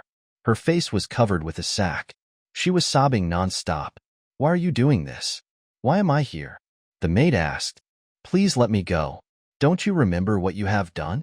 Dmitri asked. Can't you remember what you did to the third princess horse? The maid shivered after hearing Dmitri's words. I don't know what you are talking about. The maid denied. I am innocent. Oh, you think no one saw you? Dmitri said. Too bad that one of the stable boys saw you come out the stable suspiciously. The maid shivered even more. I made an errand inside the stables. That's why I was there. The maid replied. Please just let me go. Aren't you afraid of what we can do to make you talk? Dmitri asked. Please believe me. I didn't do anything wrong. The maid was crying. You won't tell the truth? Then prepare yourself. Dmitri said menacingly. Ah, please stop. Screams are coming from a wooden shed in the middle of nowhere. Leon just arrived riding his horse. It was midnight already. A shadow guard appeared in front of him and took the horse's reins. Leon alighted from his horse. How is the interrogation going? Leon asked. Your Highness, Sir Dmitri has started to torture the perpetrator. The shadow guard replied. Has she confessed yet? Leon asked. A coldness was seen in his eyes. Your Highness, the maid has been very stubborn. She is still denying any involvement. The shadow guard answered. Leon emitted a strong menacing aura. The shadow guard felt it and shivered in fear. Our prince is really angry. I'm afraid the maid won't live until morning. The shadow guard thought. Bring me to them. Leon commanded. Yes, Your Highness. The shadow guard bowed and led Leon inside. The maid was screaming. Do you want me to stop? Dmitri asked. Then tell me the truth. The maid was crying. Yes, I'll talk. Please just stop. Dmitri stopped torturing the girl. Yes, it was me. I was the one who put the shard in the horse's hoof. The maid confessed. Who told you to do it? Dmitri asked. The maid was silent. You don't want to tell? Dmitri asked. Leon looked at the girl that was covered with a sack. She looked so pitiful. Dmitri saw Leon come. Your Highness. Dmitri bowed. Remove her cover. Leon ordered. Dmitri was shocked but do what he was told. It looks like the prince won't go of this girl alive. What a pity. Dmitri thought. The sack on the maid's head was removed. She opened her eyes slowly and adjusted to the light. Then she saw the men around her. Tell me, who told you to hurt the third princess? Leon said menacingly. The maid saw Leon looking at her with such evil eyes. He was emitting a heavy aura that she wasn't able to breathe easily. His stares were like daggers piercing her very soul. She shivered in fear. I can't. They will kill me. The maid stuttered. Then are you not scared that we will kill you? Leon threatened her. The maid was silent. She wouldn't want to betray the princess. Her life was in her hands. Dmitri, give me that thing. Leon commanded. Dmitri took a metal-like apparatus on the table and gave it to Leon. Here, Your Highness. Leon looked at the apparatus carefully. Do you know what this is? Leon asked coldly. The maid just looked at the apparatus in fear. Hold her. Leon commanded. Two shadow guards held the maid by her arms. A flash of fear was evident in the maid's face. What are you doing? Leon slowly walked near the girl and took her hand. The maid was trying to resist, but the two shadow guards were strong. No, please no. No. The maid screamed in pain. After a while of torturing, the girl was now left without strength. You are a loyal servant. I praise you for that. Leon said. Please, Jay, just kill me. The maid said weakly. You are willing to give your life for your master? You are very loyal indeed. Leon said sarcastically. But I want to ask you, are you willing to give your family's life for your master as well? The maid's eyes went wide with surprise. I have heard that you have a younger brother. He is 6 years old, correct? Leon asked. And your father is a farmer in the outskirts of the city. Your mother is a sickly person and needs medicine occasionally. Please don't hurt my family. They have nothing to do with this. The maid was crying. You came inside the palace to work as a maid inside the royal kitchen, to help your father buy the medicine of your mother. Leon continued. You don't have a sworn master, so finding the mastermind is hard. If you don't tell me, then I am sure to take on my wrath on your family. Please, I beg you, sir. The maid was begging. You hurt my future wife, the future queen of Grand Crest. Do you know what the consequence is? Leon asked menacingly. It is death to you and to your family, and also your family until the 4th degree. Future queen of Grandcrest? The maid said in disbelief. The maid knew about the Grandcrest kingdom, and the crown prince was said to be a bloody devil. She looked at Leon in surprise. It looks like you have put it together, Leon said with a regal voice. If you tell me the mastermind, I will promise you that safety of your family and the whole life supply of medicine for your sickly mother. The maid looked at Leon with surprised eyes. And I will also grant you a swift death, Leon said finally. The maid have thought there wasn't anywhere for her to get out of this. At least she wants her family to be safe and sound. She is prepared to take this deal. I will tell you if you give me your word, the maid said defeated. I will give you my word as the crown prince of Grandcrest Kingdom, Regalion Yosef Astley, Leon said with pride. The mastermind was no other than my lady, second Princess Elizabeth. The maid confessed. She wants Princess Alicia to have an accident. If she doesn't die, then at least she wants the princess to be crippled. Thank you, Leon said and turned around. Dmitri, you know what to do. Yes, your highness. Dmitri bowed and Leon exited the shed. He looked at the shadow guards, made a gesture. The two shadow guards nodded. I opened my eyes slowly. I look around and it was still a little dark outside. It seems like it was still early in the morning. My eyes were adjusting to the dim light when I saw someone seating by my bedside. I sit up and the one who was on my bedside woke up. Princess, you are awake, Trisha said worriedly. How long was I sleeping? I asked. My head was hurting. Princess, since you lost consciousness after the horseback riding incident, you have been sleeping. And last night you were running a fever, Trisha replied. Fever? I asked. So that's why I wasn't feeling good, I thought. Trisha held my forehead with her hands. You are still hot, princess, Trisha exclaimed. Just lie down and rest for now. Trisha pushed me back to bed and covered me with blankets. I will be here to look after you, princess, so do not worry, Trisha said. The doctor said you need plenty of rest to regain your strength. I nodded and do what Trisha said. I closed my eyes and I drifted to uneasy sleep. I feel hot and sweaty all of a sudden. When I opened my eyes, the sun was shining brightly through the windows. Knock, knock, come in, I said softly. The door opened and I see Leon come inside. Good morning, princess. How are you feeling? Leon asked. I feel a lot better than a while ago. Thank you for asking, I replied. Leon gave me a bright smile. It made my day complete looking at it. The doctor said you have a frail body. The shock of the incident was too much for your body to bear, so you ran a fever overnight, Leon explained. At least the fever has gone down. Leon held my forehead to check my temperature. That's weird. Your temperature is normal, but your face is still red. Leon looked at me curiously. It may be because my fever went down just now, so my face is still red. I tried to make an excuse, but the truth is I blushed while he suddenly touched me. Okay. Leon looked at me and gave me a knowing smile. Knock, knock, come in, Leon said. Trisha entered the room. She was holding a tray with a bowl with steam going up from it. Oh, Sir Leon, good morning. Trisha slightly bowed. Good morning, Trisha, Leon greeted. Is that the princess breakfast? Yes. I made her something light, Trisha said. She placed the tray in front of me. I see congee inside the bowl, which was still steaming hot. I think I still don't have an appetite. I looked at Trisha awkwardly. But princess, you need to regain your energy. How can you regain it if you don't eat? Trisha said worriedly. The general also specifically told me to look after you. What will I say if you still don't regain your health? She was making a sad and pleading face. But I was about to say I am not yet angry when Leon interjected. Leave the congee here. I will make sure the princess will eat, Leon said. Trisha looked at me and Leon alternately and then smiled. Oh, okay, Sir Leon, I will take my leave then. Please make sure the princess eats, even just a little, Trisha said with a smile. She bowed down and left the room. Leon looked at me seriously. He took the spoon beside the bowl and dug in the congee. He blew the steam away from the spoon and served it to me. Open your mouth, Leon commanded. I was shocked. No need to feed me. I can do it by myself, I said, embarrassed. Open your mouth, princess, Leon said with a commanding voice. I flinched with his tone and he sighed. Just let me feed you, okay?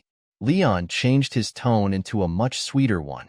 He smiled to me, and I instantly felt mesmerized, so I nodded in agreement. Good girl, Leon said with his bright, beautiful smile.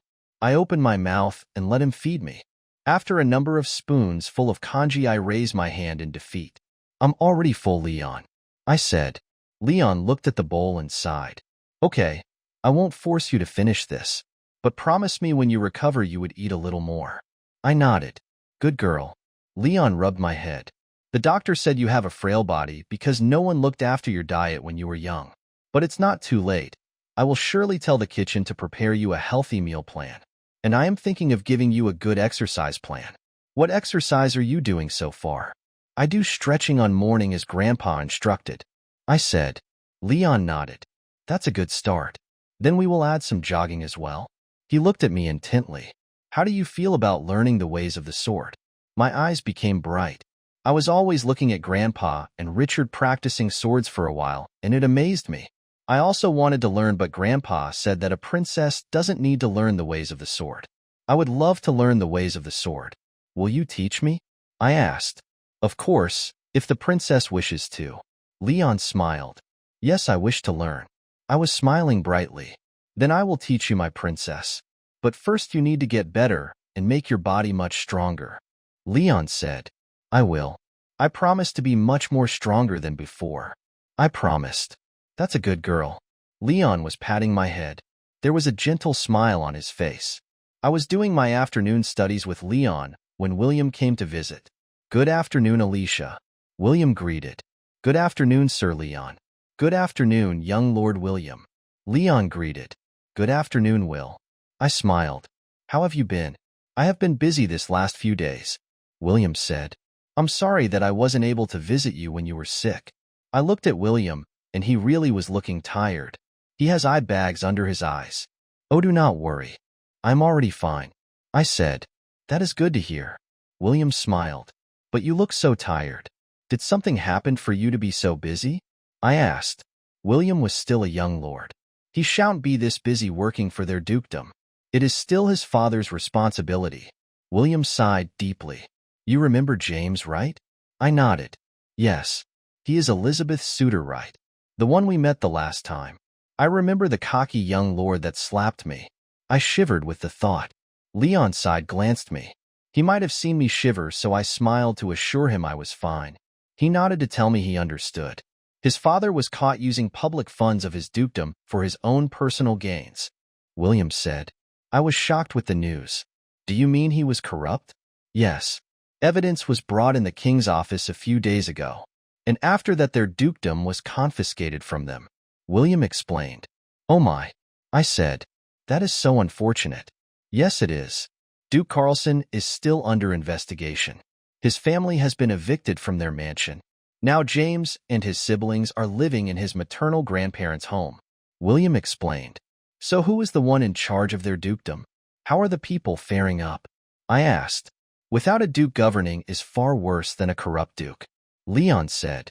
You are correct there, Sir Leon. William agreed. Because our dukedom and the Carlsons' dukedom are practically neighbors, the king has bestowed upon us governing their dukedom for the time being. Bad things come back to the people who do such things. Leon said weakly. We had a bit of silence. There is a saying that good things comes back to people that does good, and bad things come back to the ones that does bad. It is the rule of life. So that is why you are so busy? I asked, breaking the silence. Well, at least I feel at ease knowing you are the one taking care of the people of the dukedom. I smiled. William was looking at me with affectionate eyes. Thanks, Alicia. You made me happy. William said. Happy? And why is that? I asked, confused. I'm happy that you think of me as a good ruler. William smiled. But I feel you are a good ruler. I said. Ahem. Leon coughed. We abruptly looked at him. I guess it's time for afternoon tea, Princess Alicia. Leon said. Oh, I'm sorry. Did I disturb your afternoon studies? William asked. Leon looked at William like he was saying, you just realized now? Princess Alicia, Tricia said while entering the study room. Your afternoon tea waiting for you in the garden. Thank you, Alicia. Please prepare another cup for William. I think he will be joining us. I said. I thought the young lord is busy governing the dukedom? Leon said sarcastically. It would be bad if we hold him from his duties. Oh, no worries. I really had the afternoon off to visit Alicia, William said with a soft smile. Why am I feeling tension here? I thought to myself. Princess Alicia, Trisha said while entering the study room. Your afternoon tea waiting for you in the garden. Thank you, Alicia. Please prepare another cup for William. I think he will be joining us. I said. I thought the young lord is busy governing the dukedom? Leon said sarcastically. It would be bad if we hold him from his duties. Oh, no worries. I really had the afternoon off to visit Alicia, William said with a soft smile. Why am I feeling tension here? I thought to myself. We walked towards the garden. William was right beside me while Leon and Trisha are behind us a few feet away. William and I are chatting and giggling happily. Trisha was looking at Sir Leon, who was having a sour look on his face. Sir Leon, are you okay? Trisha asked. She can feel the coldness emitting from Leon. Leon turned to look at Trisha with a fake smile. I'm fine. Why do you ask? Leon said. Well, it's because my princess and the young lord are looking quite happy chatting with each other. Trisha said. Why would I be unhappy? Leon's fake smile was plastered on his face. You also like the princess, don't you, Sir Leon? Trisha was bold to ask. Leon became silent. His fake smile turned into sweet and soft smile. Trisha doesn't need to hear Leon's answer. Just by looking at his expression, she knows that he has some feelings for her princess. My princess is still young and naive, Trisha explained. She was like a prisoner here inside this big palace. She wasn't given the education that a princess needs. But she has a pure and innocent heart, and that's what shines her more than her sisters. I know, Leon replied. If you really do like her, then show your intentions purely to her, Trisha said seriously. But if you hurt my lady in any way, I will personally be your enemy. Leon looked at the girl beside him and smiled. Do not worry. I don't have any ill intention towards our princess, Leon reassured her. But being pure and innocent won't do her any good. This world is full of evil people just waiting to devour the weak. I want her to be strong and know how to defend herself. I will shape her into a strong woman worthy of greatness in the future. Trisha looked at Leon confusingly. You are a loyal servant to our princess. I like it, Leon whispered to himself. I am sure to remember your faithfulness to my future wife. He thought. Did you say something? Trisha asked. Oh, I said that it is good to know that Princess Alicia has a loyal servant like you. Leon said. The general assigned me to my lady. When I met her, she was just a frail little girl. I saw how she was unfavored by the king and bullied by her stepmother and stepsisters. Trisha said. I can only do little things, but what I can do for her, I will surely do it. Then I am happy. Leon said. At least Alicia has one faithful servant beside her aside from me. Leon smiled. Are you willing to court her? Trisha asked. You have a worthy rival in front of you. Trisha gestured to William's back. The young Lord Williams is really a worthy opponent, but I am sure I will prevail in the end, Leon said knowingly. Leon looked at the backs of Alicia and William. This is not yet the time to show my true self. I have to endure. He thought to himself. I will let you play the suitor game, for now. We arrive in the small garden in my courtyard. After the incident concerning Elizabeth and James, I haven't gone to the big gardens in the palace. It is to avoid bumping into my stepsisters and also stepmother. The table was located at the small gazebo in the garden. When I was about to enter the gazebo, I tripped on a rock. I yelped. I thought I was about to fall when I felt someone held me by the waist. Are you all right, princess? Leon was the first one to ask. When I was pulled up, I see that Leon was the one that caught me. Thank you, Leon. I smiled. I'm a bit clumsy. I looked down on my feet a bit embarrassed. It's okay, princess. It is my job to protect you, Leon said. You have fast reflexes, Sir Leon. William interjected. I was about to catch her when you caught her first. Thank you for the compliment, young lord. I have been trained since I was young to be a capable knight, Leon explained. That is good to hear. I feel at ease that Alicia has a very capable knight by her side. William smiled. The two men were smiling at each other weirdly for a while. The tea will get cold, princess, Trisha finally said. Let's go inside, I said. I take my seat and William sat right beside me. Leon stood a few meters away from us. I was feeling a bit awkward. There was a tension between Leon and William that I can't seem to tell why. William poured tea on my cup. Here, have some of this. William gave me a biscuit. My mother baked them especially for you. I hope you like them. Really? I asked, a little surprised. I haven't met William's mother yet, but she made snacks especially for me. I took a bite of the sweet-smelling biscuit. It's delicious. I smiled brightly. Please give my thanks to your mother. I will relay it to her later when I get home. I'm sure she will be thrilled. William said, I am planning to take you to my home to visit in the future. My smile faded slowly from my face. William looked at me confused. What is it, Alicia? William asked worriedly. Well, I would love to go and visit your home. But I am a bit sad just by thinking of the reason. I am not able to go outside the palace walls without my stepmother's approval. I made a sad smile. Then I will make sure to get approval from the queen. William said, I am not sure if she will give her approval. I said sadly. And why is that? William asked curiously. Of course you have to go out once in a while. You are not a prisoner her. When was the last time the princess had gone out the palace? Leon whispered softly to Trisha. I think the last time she went out was on her 13th birthday. Trisha whispered back. Her Majesty the Queen doesn't want Alicia going out of the palace. Like I said, she was like a prisoner here in this huge palace. A beautiful bird in a bird cage is what I can think of. Leon looked at me with concerned eyes. She is indeed a beautiful bird, but she also needs to soar the skies. Leon said knowingly. We might not know. Maybe she has something hidden beneath that beautiful face. Trisha looked at Leon. She saw how he looks at her princess with those gentle eyes. By that time, she was sure that this man has feelings for her princess. Do not worry. I will make sure that Her Majesty, the Queen, will give her approval for you to come to my estate. I am sure my mother and sister would love to meet you as well. William said. You have a sister? I asked. Yes, a little sister. William said with a smile. She is 12 years old. She has been asking many things about you and excited to meet you. Really?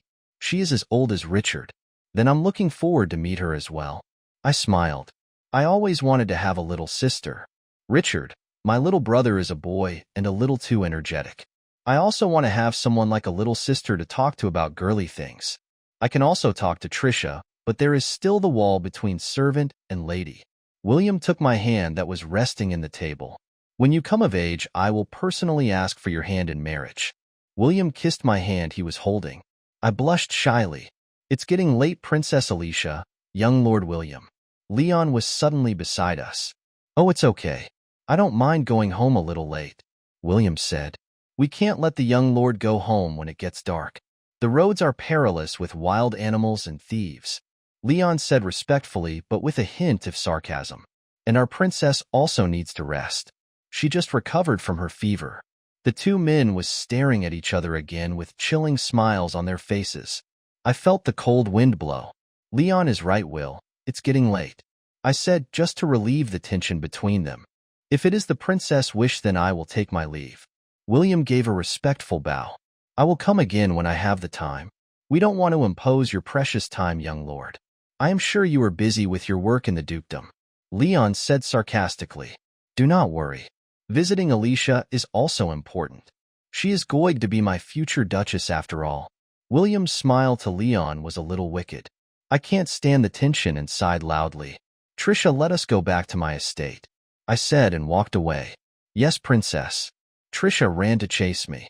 She walked behind me all the way back. It was nearing midnight in General Robert's estate near the outskirts of the city. The old general was in his study looking at some papers. He was holding a glass of whiskey in his hand. He deeply sighed while reading the papers in front of him. What is the old general sighing deeply for? A voice of a man came from outside the room. Who is there? Robert made a menacing voice. Calm yourself, old general. It is I. The man entered the room slowly. When he was near the lamp light, his features were revealed. A man with brown hair and eyes was seen. It is you. Robert sighed in relief. What does your highness, Crown Prince Regalion of Grand Crest, want? To be here in this old man's estate in the middle of the night. I was thinking of having a chat with the old general. Leon smiled. Your security is rather lacking, General Robert. I can waltz in here at ease. Leon stopped in front of the old general's desk. Not far from him was Dmitri, standing just at the edge of the shadows. Ha ha ha, it is not lacking, your highness. Robert laughed. It is just the crown prince, and his royal guard are keen in sneaking past my guards. As expected of the crown prince and royal guard of Grandcrest, you are indeed worthy of the title. And getting this title was not easy. I am standing above a mountain of body, blood, and bones just to achieve my goals. And it doesn't end there, Leon said with a mighty aura. Robert was taken aback and sighed. Your temperament is so much like your father when he was at your age, such strong aura. But your looks came from your mother. Leon cringed hearing Robert's sentence. He rubbed his hair with his hands, and a flash of blue light emerged. Leon's hair came back its black raven color. Then he hovered his hand over his eyes, and once again there was a flash of blue light. Now his eyes turned back into its blue color like the deep ocean. Your mother has taught you well with the magic arts, Robert exclaimed. I only know a few tricks, General. You know that magic these days is a taboo, Leon said coldly. You really look like your mother. I can still remember her in the old days, young Beatrice, Robert said with some sadness in his voice. That is why I hate my face. There was a hint of anger in Leon's voice. It just makes me remember how she died in my arms, looking at her while life was fading away from her eyes. She was a sweet and gentle girl. Robert sighed. She wasn't made to be in a harem, but alas, she loved your father dearly. Leon clenched her fists hard. She should have never married father. She was just made as a concubine inside his harem. Your father loved your mother, Leon. Robert looked at the young prince. He saw the anger and rage in his eyes. And because she was favored by father, she was targeted by father's legal wife, the queen. Hate was evident in Leon's voice. Your mother didn't have the choice. She was pregnant with you during the war. She didn't want you to be born a captive, Robert explained. I would have been happy to be born a captive if it means she is still alive to this day, Leon said angrily. Heh, the war. If it wasn't for the war, they wouldn't have met each other. Yes, the war with the country of Atlantia, Robert said with a serious face. The war that broke 20 years ago was the biggest and most devastating war this continent had ever seen. And I am afraid there is a possibility that it will happen again. Robert started to remember the war 20 years ago. Back then the continent consists of 4 countries, Genova to the north, Grandcrest to the south, Alvania in the center, and Atlantia in the far east. I was just a lieutenant in the Alvanian army back then when the war broke out. Robert started. Atlantia was the biggest and most powerful of the 4 countries back then. That was what I have heard from mother, Leon said. She was a citizen of Atlantia. Yes, your mother was Atlantian, hence her knowledge in the magic arts, Robert said. Atlantians were gifted with the use and knowledge of magic. Some people do good with it, but others also use it for bad. When the Mad King sat in Atlantia's throne, it became worse, Leon said. Yes, the Atlantean royal family was the most powerful magic users of all, and they had access to the forbidden magic. Robert sighed. The Mad King saw the Atlantean race was more superior to others and wanted to rule over the whole continent. Hence the start of the war. The other 3 countries banded together to fight Atlantia. The war was bloody and fierce. Many people died, not only soldiers, but also the common folks. Fields and crops were burned. Livestock was scarce and many died. Famine was abundant everywhere. It was the darkest time I have seen in my entire life, Robert continued. And in that time was when I first met you, father. Robert chuckled. He was a young lad, the crown prince of Grandcrest. He was a proud young man, strong and brave. No need to tell me. I know he was known as a war hero because of his achievements in winning the war, Leon said. At the last years of the war, the Allied countries was able to push back Atlantia in the last years of the war, correct? Leon asked. You are correct. And the Mad King was in his last straw. He used the forbidden magic that the other countries were afraid of. Robert made a frightened face. I was there that time, the Battle of the Upgrove Plains, the time the forbidden magic was unleashed. Friend and foe alike perished. If it wasn't for your mother's help, we couldn't have survived that day. She was branded a traitor to the Atlantia's cause, but because of her we are alive and at peace. And someone is trying to disrupt that peace, Leon exclaimed. The country of Atlantia sunk to the vast ocean after the forbidden magic backfired. The remnants of Atlantia that survived the fall was scattered in the three countries, and the writings of the forbidden magic should have been destroyed. But we are now seeing bits and pieces of it. This frightening magic shan't be used once again. We should find the one who is gathering the pieces and stop them, Robert said with a serious tone. You know that the only one who can use the forbidden magic is a descendant of the royal family of Atlantia, Leon said. I am afraid someone from the royal family survived the purge, Robert said, and he is out for revenge. The royal family of Atlantia, they are a frightening enemy. They don't only have the talent of high magical arts, but they also have a talent in physical aspects. It could be the art of sword or hand-to-hand combat. They are fearsome opponents in the battlefield. I have known that based on experience, Robert said. They are fearsome indeed. If it wasn't for the common folks of Atlantia's help, we couldn't have won the war. They also saw the craziness of the Mad King in using the forbidden magic, but they weren't able to save their country in the end, and it sank in the vast ocean. Leon interjected. Robert sighed. That forbidden magic is really a frightening power. Well, it won't be called forbidden for nothing, right? Leon said sarcastically. We have to stop them from acquiring this fearsome magic, Robert said. Even if it is your son-in-law, your king? Leon asked. He looked at the old general seriously, trying to read his reaction. Robert made a serious face and looked at Leon. Even if it is my own king, I will not let that fearsome magic ever surface again, Robert said with conviction. I saw how that magic erased a country from this continent. Millions of lives perished with it. I don't want to see that happening ever again. Leon smiled. He knows that this old general is more loyal to his oath to the country and people rather than to a person called a king. Well said, General Robert, High Commander of the Alvanian army, Leon said with his authoritative voice. Robert was taken aback. Looking at this young man before him was like looking at his father back in the old days. A crown prince worthy of the title.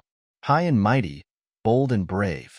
After Leon's father took the throne of Grand Crest, it flourished even further, making it the most powerful country as of date. You really have your father's temperament. You will be a fine king in the future, Robert praised. Thank you for the compliment. Even though I am not happy being compared to him, Leon said sarcastically. He is a good ruler, but not a good husband. He doesn't know how to handle his queen, even less his own harem. Ha ha ha, it is because your country has a weird custom in your royal family. Robert laughed out loud. But I can't judge them.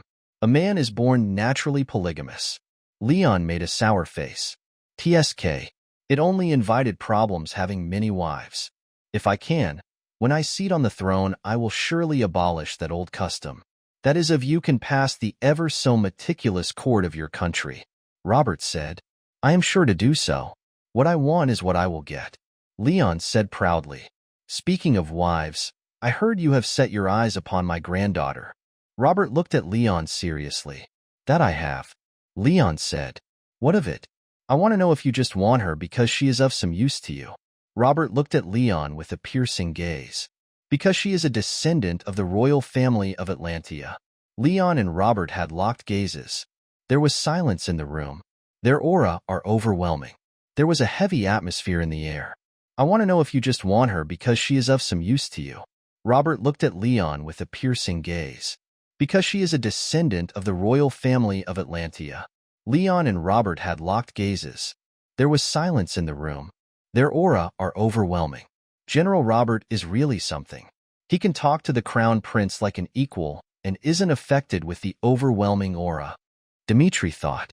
He was in the room with them all that time, but he was like an ant in a lion's den. These two people have an aura of greatness that he feels he is just a small existence. You think I want Alicia because she has the blood of the royal family of Atlantia? Leon asked sarcastically. Yes, Robert said. Royal family of Atlantia has distinct features that only the old ones remember. They have platinum blonde hair and silver eyes. And you think I know of this? Leon asked. As you said, only the old ones remember the features of the royal family of Atlantia. Their history has been erased from history books of this continent. Just by mentioning their name is taboo. Don't take me as a fool, crown prince. I may be old, but I am not ignorant. I know the knowledge network of Grand Crest, Robert said. Ha ha ha, you are really something, old man. Leon laughed.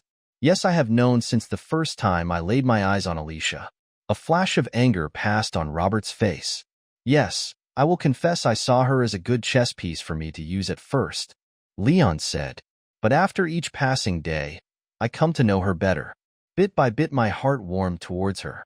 Now I am sure I won't have anyone to be my queen other than her. Be sure to remember your word, young man, Robert said with a hint of a threat. She is a sweet and charming girl. I don't want her to suffer in the future. I will be sure to make her strong. She may be bullied, but she has to learn how to stand on her own 2 feet, to fight with her own power. Leon smiled. I will shape her to be a woman who can hold power and won't be beaten down easily. I will hold you on your word, young crown prince, Robert said. Do not worry, General Robert. I always follow up on my word, Leon said. I will make sure to protect her from danger now that she is still weak. Robert sighed. If Leon knows about the royal family of Atlantia, then it is not far-fetched that others may know of Alicia as well. He thought, Alicia may be in danger if the ones researching the forbidden magic finds her. Robert said, I need you to keep her safe. And I am not against it for making her stronger. I think it will be for her own good as well. Yes, she may be in danger. But I feel that there is another descendant from the royal family of Atlantia. Not only her, Leon said. What did you say? Robert was shocked. Dmitri, tell the old general about what you have found, Leon said. Yes, Your Highness. Dmitri bowed. General Robert, as far as we have researched the people behind the search for the forbidden magic, we have found a man with the same distinct features as the royal family of Atlantia. Are you sure about this? Robert asked. I have seen it with my own eyes, General, Dmitri said. His face was covered with a hood at first, but when he took it off at some point I saw it. The platinum blonde hair and silver eyes. Where did you see them? Robert asked. We were investigating at the borders of Alvania and Genova, Dmitri answered. We tried to tail them, but the man with the blonde hair felt our presence. They were able to escape us by using magic. Magic? Robert was shocked even further. This just proves that the man was really an Atlantean and may be a descendant of the royal family. We are in a pinch, General. We need to prevent them from getting their hands on the forbidden magic, Leon said with a serious tone. I understand, Robert said. I will help you in investigating even further. Thank you, General. Your help is very much appreciated, Leon said. You have already helped a lot when you put me inside the palace. Yes, just don't let me regret helping you, Robert said. Be sure to protect Alicia, and watch yourself around her. I will be having my eyes on you. Don't worry, General. I have good intentions towards Alicia. I won't lay a hand on her, Leon said with a smile. Not yet, Leon thought. She is still young and not yet ripe. Leon said, I will wait until she comes of age. It is sweeter to wait for the fruit to ripen. And of course her consent is important. I will make sure that she would have me in her heart. Leon unconsciously licked his lips. Robert choked on the whiskey he was just drinking. This prince is rather bold with his words.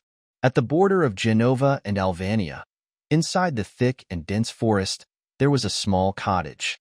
A young man of 18 years old with platinum blonde hair and silver eyes is sitting on a bench outside of the cottage. Around the cottage there was a layer of thin white light like a curtain enveloping it.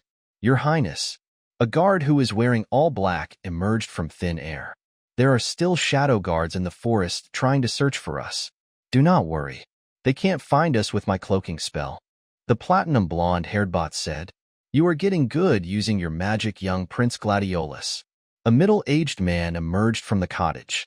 I have been studying since I was young, Gladiolus said. My mother thought me well in the magic arts. It's a shame that your mother died prematurely, Hector said. And why is the high priest of the Genovian church here, Priest Hector? Gladiolus asked. He stared daggers at the middle-aged man wearing robes. As you can see, we are being pursued by the shadow guards of the country of Grand Crest. Don't look at me like that, young prince. In fact, I am here to help you. Hector have a mocking smile. I am here to give you safe passage to Genova. What does your queen want from a prince without a country? Gladiolus asked. We would like to make an allegiance, young prince. We know that the king of Albania had helped you, and we have been in talks with the king. Hector said. You also want to fight with the country of Grandcrest? Gladiolus asked. They have been flourishing this past few years. They have been alienating all the riches the Almighty Being has given to his subjects. Hector said. They must be taught a lesson and give some of the riches fairly to the other countries. Heh, using the name of the Almighty just to justify your actions. It really is the priests of the Church of Genova's way. Gladiolus said sarcastically. Have you forgotten? You also called us demons for using magic? That was in the past, young prince. Hector smiled. His smile was chilling. The prince knew that this priest was spouting lies in his face. Do not worry. I don't have any plans taking revenge, Gladiolus said. I just want to have a country to call home again, where the other Atlanteans who have survived the purge can call home. I saw their state in my travels. They are refugees that are treated poorly by the countries that took them in. What I don't like is how they treat them indifferently. They treat them like filth. And the king of Albania promised you a country? Hector asked. It is none of your business, he said to Hector. What Hector just asked was correct. King Edward of Albania promised him land. If they win the war they are planning against the country of Grandcrest. He just needs to find the scattered writings about the forbidden magic to have an edge for the war. As of now, Grandcrest has the most powerful army with well-trained soldiers. Don't worry, young prince. I am here as an ally and not as an enemy. Here. Hector took a piece of paper from his pocket and gave it to Gladiolus. Gladiolus took it and looked at it curiously. He opened it and saw the stamp of King Edward of Albania. He read its contents. Dear Prince Gladiolus, I have made an allegiance with the country of Genova. Someone from the country of Genova is there to give you safe passage to their country. I know that Grandcrest soldiers might have known your existence now, and being here in Albania can pose a risk to our plan. For now, please go with the Genovian representative. King Edward. Gladiolus crumpled the paper, and it burned into ashes with flames. So I will be going with you, Gladiolus said. Yes, young prince. Let us wait for the cover of night. Your magic can help us to move undetected, Hector said. Gladiolus sighed. For his people, he is willing to do anything. 2 weeks have passed when I first started to study the art of sword. Leon gave me a light sword at first, telling me that he will make it heavier once my strength goes up after training. We practice the sword every afternoon in my courtyard. Morning consists of studies in history, politics, and literature. Leon and I are training in my courtyard this afternoon as well. Very good. Keep your stance to balance your body, Leon instructed. The first week was used on how I should handle a sword with my hands. As for the second week, Leon said I can start sparring with him. I was swinging my sword at him, watching his every movements as I calculate and anticipate his every strike. I was able to dodge his attacks and he was also able to block mine. After some time, in just a split second I missed his movements and my sword flew from my hand. Leon's sword was pointed on my throat. I gulped, looking at the tip of his sword shining from the rays of light coming from the sun. I yield. I say panting. You did well. Leon replied and panting as well. He took a deep breath and sheathes his sword. I still have much to learn. I said. In just 2 weeks you did well.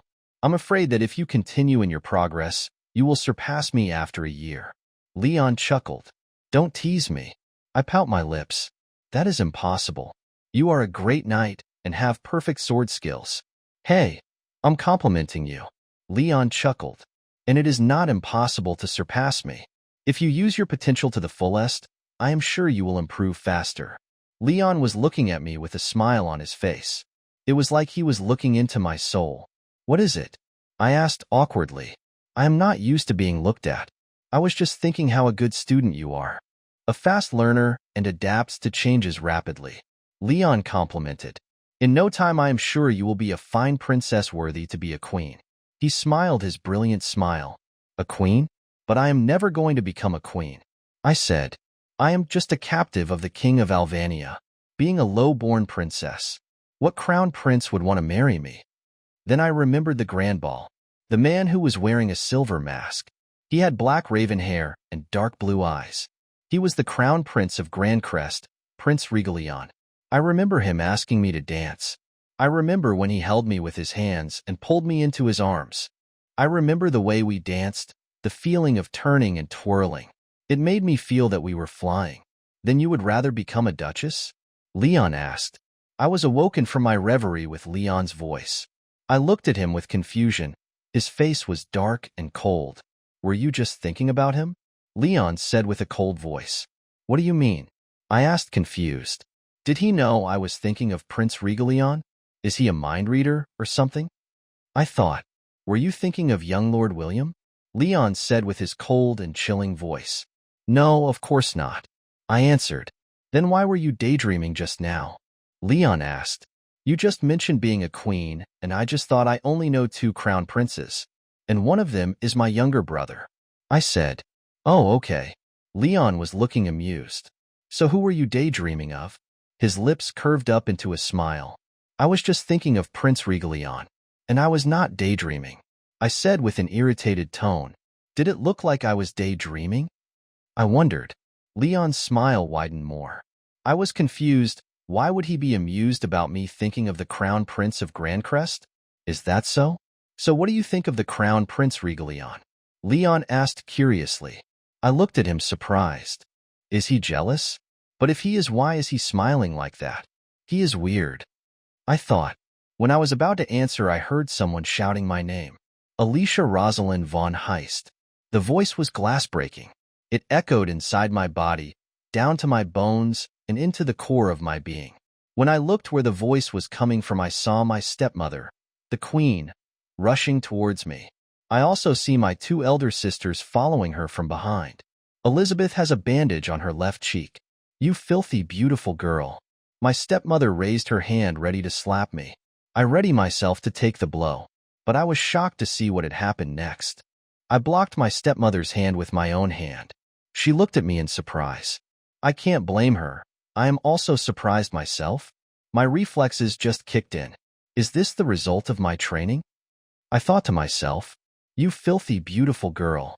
My stepmother raised her hand ready to slap me. I ready myself to take the blow, but I was shocked to see what had happened next. I blocked my stepmother's hand with my own hand. She looked at me in surprise. I can't blame her. I am also surprised myself. My reflexes just kicked in. What is the meaning of this? The queen yelled. Let go of me. I didn't realize that I still had my grip on her wrist. She was pulling her hand, so I quickly let her go. The queen went out of balance and fell on the ground. Mother, my stepsisters said in unison. They kneeled down to help their mother. You ungrateful wench. My elder stepsister Veronica yelled. How could you do that to Queen Mother? But she said to let her go. I said innocently. Well, that was what I heard as well. Leon backed me up. His face had a big smile. How dare you laugh at the queen? Elizabeth yelled. Guards, seize him. The queen's guards moved forward to seize him when I blocked their way. No, I yelled with force and authority. The people around was taken by surprise. I was also surprised myself. This was the first time I have yelled so loud. I was used to being meek and silent, but thinking what my stepmother will do to Leon made me step up. I don't want Leon to be punished because of my own doing. I might be still weak, but I want to protect the ones precious to me. And Leon is one of the people I treasure. I was the one that let go of stepmother's hand. Take me if you want to punish someone, I said with a serious face. The queen's guards still stood their ground. They are still not moving and are looking dazed after I yelled. What are you waiting for? Veronica came back to her senses. Seize them. The guards started to advance at us again. Halt. A loud voice rang in my courtyard. Everyone looked at where the voice came from, and we saw my grandpa Robert and Richard, who was just behind him. He was stomping angrily towards us. What is the meaning of this? My grandpa said in anger. The guards shivered in fear. They have every right to be scared. This old man was a war hero in the previous war.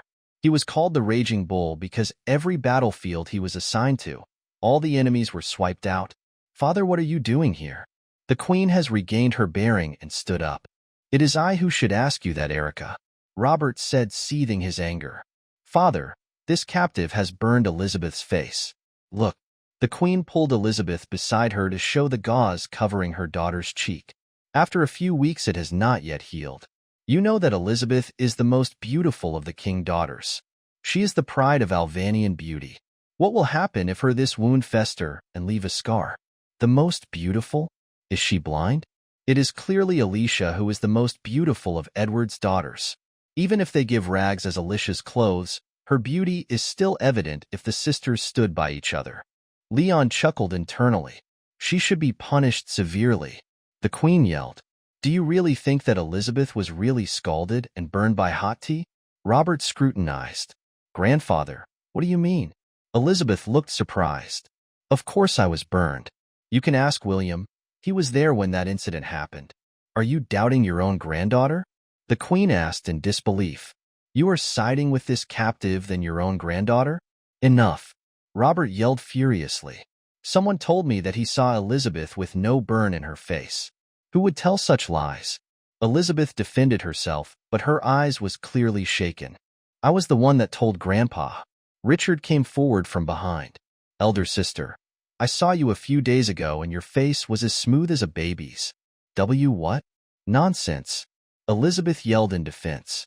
Then why not take off your bandage, Princess Elizabeth? Leon interjected. You can clear your name from their allegations after we see your wound. Nonsense. Veronica yelled. If you open the bandage, then the wound will get infected. You are asking this of my sister to ruin her face, don't you? Veronica stepped forward and defended her younger sister. Richard, son, are you sure of what you saw? Maybe you were just mistaken. The queen sweet-talked her son, but Richard stood firm with resolve. I am sure of what I saw, Richard said. I was going to Elizabeth's courtyard to surprise her with a visit. I knew she was recovering from her burns, so I got some ointment from the royal physician Dr. Alexander. But who knew my sister didn't need it? What? When did you visit? Elizabeth asked worriedly. Maybe you saw it by mistake. Sometimes the lighting in my courtyard is dim. I came to visit you 3 days ago at noontime. The sun was up in the sky, and it was so bright. I cannot be mistaken. Richard answered firmly. I was careless. Elizabeth thought. She looked worried. She didn't anticipate that her little brother will make a surprise visit to her. She was so careful not to go out of her courtyard. And she didn't want to always wear the gauze on her cheeks because it was hot and can start rashes on her beautiful face. Well, if you just let us take a peek on your wound, then all of our inquiries will stop. Leon said sarcastically. No, I don't want my wound to be exposed. And maybe some other time. Elizabeth was squirming. I look at them from the sidelines. I was also curious if Elizabeth was really burned by the hot tea that slipped my hands. My heart felt uneasy, thinking that if it is true she was lying about her burned face, then I have been wronged. Remembering how James slapped my face hard, feeling the pain on my cheeks, my feelings stirred. I felt irritated thinking of it. I clenched my fists hard. I also want to see her face under that gauze. I thought to myself. I felt the intense feeling of prying that gauze off Elizabeth's face. That was when, out of nowhere, a cat jumped out. The cat sprung towards Elizabeth, screeching in anger. It flew towards her face. Elizabeth was taken by surprise. She tried to pry the cat away from her face, but it just dug its claws deeper into her skin. Elizabeth! Veronica screeched. My daughter! Someone help her! The queen yelled. The queen's guards looked at each other. They were from the lower class and can't touch the princess. It was forbidden and punishable by death. Oh, for goodness sakes! Where are the maids? Veronica yelled. The maids by the sidelines were looking at the situation in a daze. They were surprised with the turn of events that they sprang into action just after Veronica yelled at them. It hurts. Elizabeth was crying with pain. The maids rushed to her and helped her get the cat off. A maid was holding her while the other was prying the cat off of her. My face. My face. Elizabeth screamed. The cat was pried off Elizabeth after some push and pulls. The cat bounced and ran away in an instant. The guards weren't able to catch the feline perpetrator. Everyone around was speechless. They were all in shock of what just happened. My face, it hurts. It hurts. Elizabeth was crying. Everyone around her now saw her face that was full of scratch marks. There are no burn marks. It was I who first talked. I can only see the scratches the cat made. But there are no burn wounds in your face. You lied to me. So what if I lied? Elizabeth yelled. You are guilty if I say so. No one will dare defy me. She was right. If Grandpa was not here to defend me, then the Queen would have punished me. If Richard wasn't here to tell them that Elizabeth was lying, then I am sure Leon would have fought with the Queen's guard and be branded as a traitor to the kingdom. I saw what they were aiming for. They wanted Leon to be out of the way so that I will lose my defender.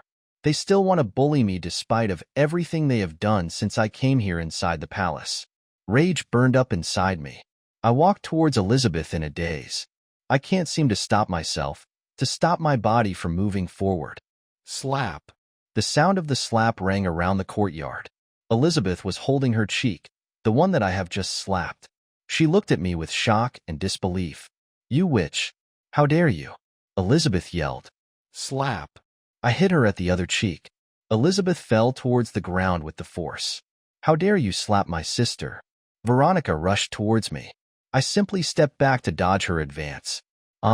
Veronica was out balance and fell to the ground. I might have let you bully me in the past. I didn't mind it, knowing that I am an illegitimate child born out of King Father's affair. I said, standing up proud. But now that I have friends and family that I know supports and loves me, I will stand up proud for them. I may tolerate your anger and pain towards me, but I won't let you hurt my loved ones. You captive. You have no right to do that to my children. The Queen yelled. Guards, seize her this instant. Stop. Robert yelled. You will not do anything unless I tell you to. The guards stood their ground. They didn't know who to listen to, the Queen or the general. Father, why are you siding with her and not your own granddaughters? The Queen asked. I am siding in what is right.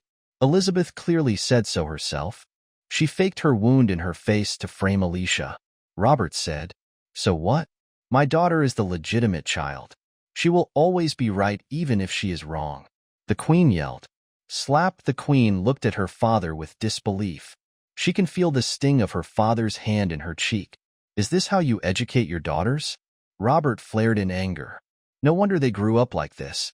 I have never thought that my own daughter will behave this way. I am very disappointed in you. Tears were now running out of the Queen's eyes. Never has she been slapped by her father in her younger years.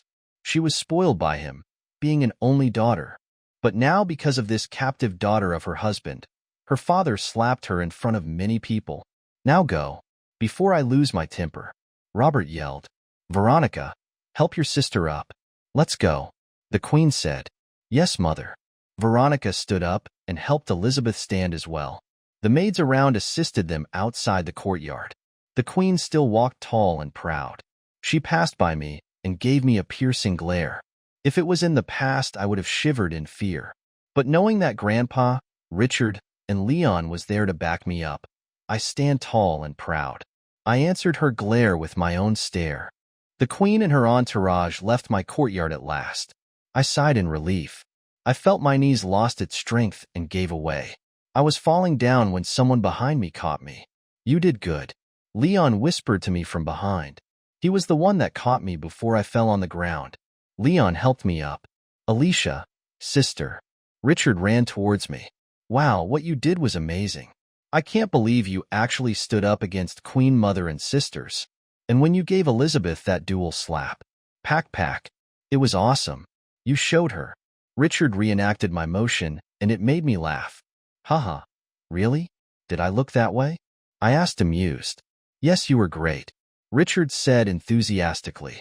And the way you made eye contact with Queen Mother. I get the shivers every time I see her. She is very strict. Enough bad-mouthing your mother. Grandpa approached us. Alicia, dear. I am sorry. Grandpa sighed. What for, Grandpa? You didn't do anything wrong. I said. I feel that I have been a negligent father to my daughter. I was on the battlefield when she was growing up. And after the war, I thought I had to make it up to her and spoiled her with love and affection. I gave in to her every whim, thinking it was for her own happiness. Maybe because of that she turned out this way, and even brought up her daughters like that. Grandpa sighed. It's a good thing that Richard grew up in your strict guidance rather than his mother. Leon patted Richard's head. He is a future king. Of course I have to be strict with his lessons. It is for the good future of Alvania. Grandpa replied. But you are so strict to me, Grandpa. Richard pouted. Looking at my third sister's improvement, Sir Leon might be a good instructor in the art of sword. Can you also accept me as a student? Richard's eyes were glimmering. What nonsense are you saying, child? I am your instructor. Grandpa felt hurt knowing that Richard wanted someone other than him to teach him the art of sword. And Sir Leon is your sister's personal knight. He is not a sword instructor. Richard, Grandpa is right. Sir Leon is a knight. He can't go and teach anyone the art of sword. I said gently, but I am not just anyone. I am the Crown Prince of Alvania, the heir to the Alvanian throne, Richard said with pride. Ha, well said, little one. Leon laughed. Well, I won't mind taking another student. If your grandfather approves, that is. Humph. If Richard wishes it, then I will approve. Grandpa snorted. I have trust in Sir Leon's sword skills, so I do not mind. Really, Grandpa? Thank you so much. Richard hugged Grandpa happily. The old man was clearly happy looking at his grandson's affection to him. Well, there is one condition before I take you in as a student, Leon said. What is it? Richard's face became serious. You will call me master from now on. Leon smiled cockily. That is no problem. From now on I will call you master. Richard gave a salute to Leon. Very good. Leon smiled. He was thinking that in the future this little boy will become king, and thinking that King of Alvania will call him master and giving him respect gives him the feeling of supremacy. Okay, how about you two children go to Richard's courtyard for a snack? Grandpa told us. Sir Leon and I have something to talk about. Okay, Grandpa. Richard and I replied in unison. Let us go, sister. Richard grabbed my hand and pulled me. Okay. Hold your horses. I giggled. I looked back at Grandpa and Leon, curious to what will they be talking about. I saw them with serious faces. Was that your doing? Robert asked Leon. What are you talking about? Leon looked ignorant, but his smile contradicts it. You know what I mean. The cat. Robert said straightforward. You mean the cat that emerged from out of nowhere and attacked the second princess? Leon asked, amused. Would you believe me if I said I wasn't involved in that incident? Then is it just a coincidence that the cat attacked Elizabeth? Robert asked curiously. I can tell you that the cat's action was not purely coincidence. Leon replied. Well, it was a coincidence that it was passing by here. Meaning? Robert was confused. The cat's intentional attack was instigated by magic. Leon answered truthfully. Magic? Robert was surprised.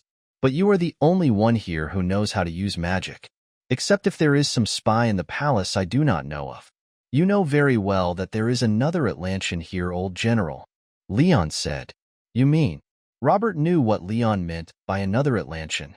Yes, old general, your granddaughter Princess Alicia. Leon answered with a hint of amusement in his eyes. But how? Robert asked. No one has thought her to use magic before. Let me explain it to you, general. Leon said. Imagine a bottle of champagne. The champagne is the magic power and the bottle is the body of the person with magic. The body is like a container. Even if the person doesn't know how to use magic, it is still contained inside. Emotion is the key that is used to harness magic. If since young the person is taught how to use magic, then it will flow smoothly out. Like opening a bottle of champagne. The cork is carefully opened and the contents can be poured carefully. But if a person was not taught how to use magic, or even doesn't know they have magic, then it can be dangerous. It can also lead to death. Leon said. Lead to death? Robert was shocked. But how can it be so dangerous? Like I said, emotion is used as a key to harness magic. If a person that wasn't educated how to use magic suddenly had a surge of emotion, then the magic inside his or her body can burst out. Imagine the bottle of champagne that was shaken vigorously. When you open the cork, the contents will burst out. And also the bottle can break with the burst of champagne. Robert was imagining this and caught what Leon was trying to tell.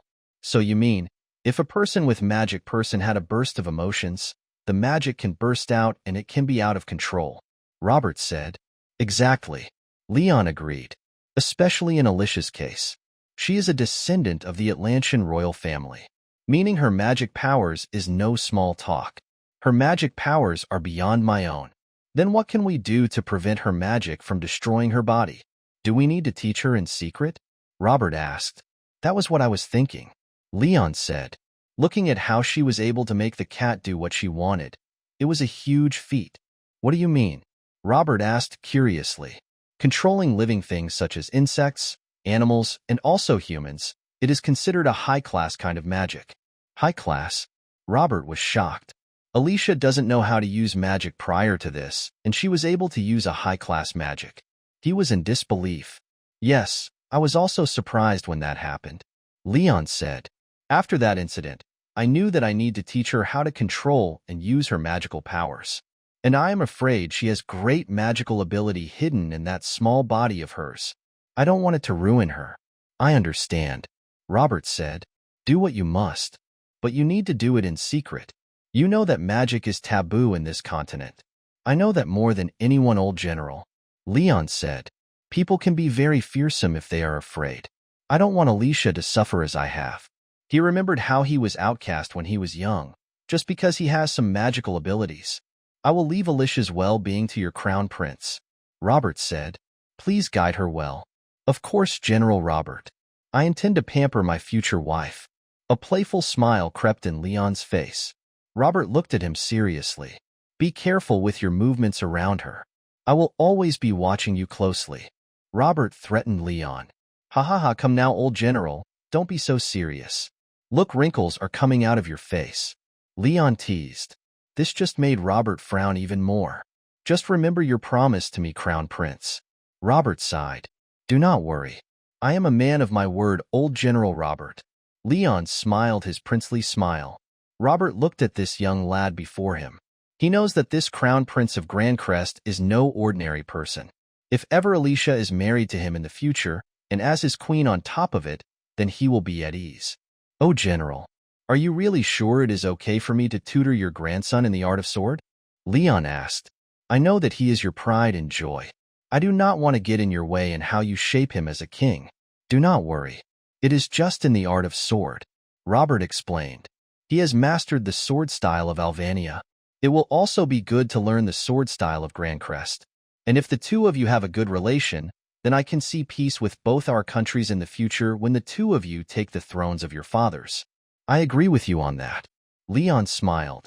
I feel I can have a good relationship with young Richard. I have a positive feeling with our relationship in the future. Richard and I were at his courtyard done eating some snacks. The sun was just about to set. Sister, is Master Leon a great teacher? Richard asked for the nth time. Since we were alone, Richard has been bombarding me with questions about Leon. He looked very excited with the idea of Leon being his master in the art of sword. I have told you for how many times now, he is a great teacher. He is not only good with the sword, but knowledgeable as well. I giggled. Our morning studies has never been dull. But I will warn you beforehand, he is a strict teacher. It seems like he is a strict teacher. But I am prepared for whatever challenges he will give me. Richard said with determination. I giggled. My little brother is looking up to Leon. He may have seen Leon as an idol to look up to. When Richard and I were chatting, something fluffy brushed on my legs. I was curious to what it was and looked under the table. I saw and heard a white furry thing purring. And what do we have here? I said. What is it, sister? Richard asked curiously. I picked up the furry thing and put it on the table. Meow. An all-white cat was rubbing herself before me. Oh wow, what a beautiful cat. Richard said. Wait, isn't this the one that scratched Elizabeth's face? I'm not sure if it is. I replied. Well, you know many cats look alike. Meow. The cat was showing her affection towards me. That cat likes you a lot, sister. Richard exclaimed. I know, right? I smiled. Little kitty, would you like to be my pet? Meow. The cat was rubbing her head on my hands. Haha, then I will take that as a yes. I said. What will I call you then? Oh. Richard excitedly raised his hand. How about Fluffy? Because she is so fluffy. But Fluffy is more of a dog name, right? I said. You're right. Richard frowned. The two of us had become silent for a while. We were both thinking hard for a name. How about Snow? I hear Leon's voice. Richard and I both looked towards where the voice came from. Master Leon, Richard said enthusiastically. Richard, Grandpa scolded. Please mind your manners. Richard sat straight instantly. He emitted a princely aura. I giggled, secretly looking at him. I was used to him being cute and gullible, that his stance bow seemed not like him. Then I remembered that the time will come he would grow up to a fine young man and ascend the throne. I will bow down to him in the future. It's okay, General Robert. Richard is still 12 years old. His playfulness is still understandable. Leon said, but he knows how to carry his own. I can see potential in him. Leon smiled. Thank you for the praise, Master Leon. Richard replied with pride. So, Snow? I asked. Would you like to be called Snow? Meow. The cat rubbed her body on me again, like saying she loves the name. Okay, so Snow it is. I smiled. Let's see what Snow's gender is. Richard said. He extended his hand and patted Snow. He gently lifted the cat close to him to inspect its love. So, is it a boy or a girl? I asked. A girl. Richard replied. Snow is a cute girl cat. He patted her fur. Meow. She began to purr. Oh, she liked what you were doing. I said, amazed. This was the first time I got a pet to take care of. I am a little excited of what's to come. I didn't know that Leon was looking at me and the cat closely. It will be good to let Snow always accompany you. Leon said. Really? And why is that? I asked curiously. No particular reason. Leon smiled. It just seems that the cat likes you a lot. It will do anything necessary to be always by your side. Oh, I was surprised. After Leon finished that sentence, Snow was again beside me. Snow really likes you, Richard said. It seems like it. I rubbed Snow's white fur. It was so fluffy that I had a great time rubbing her. Meow. It looks like Snow is enjoying. Leon chuckled. Really? Then I am happy.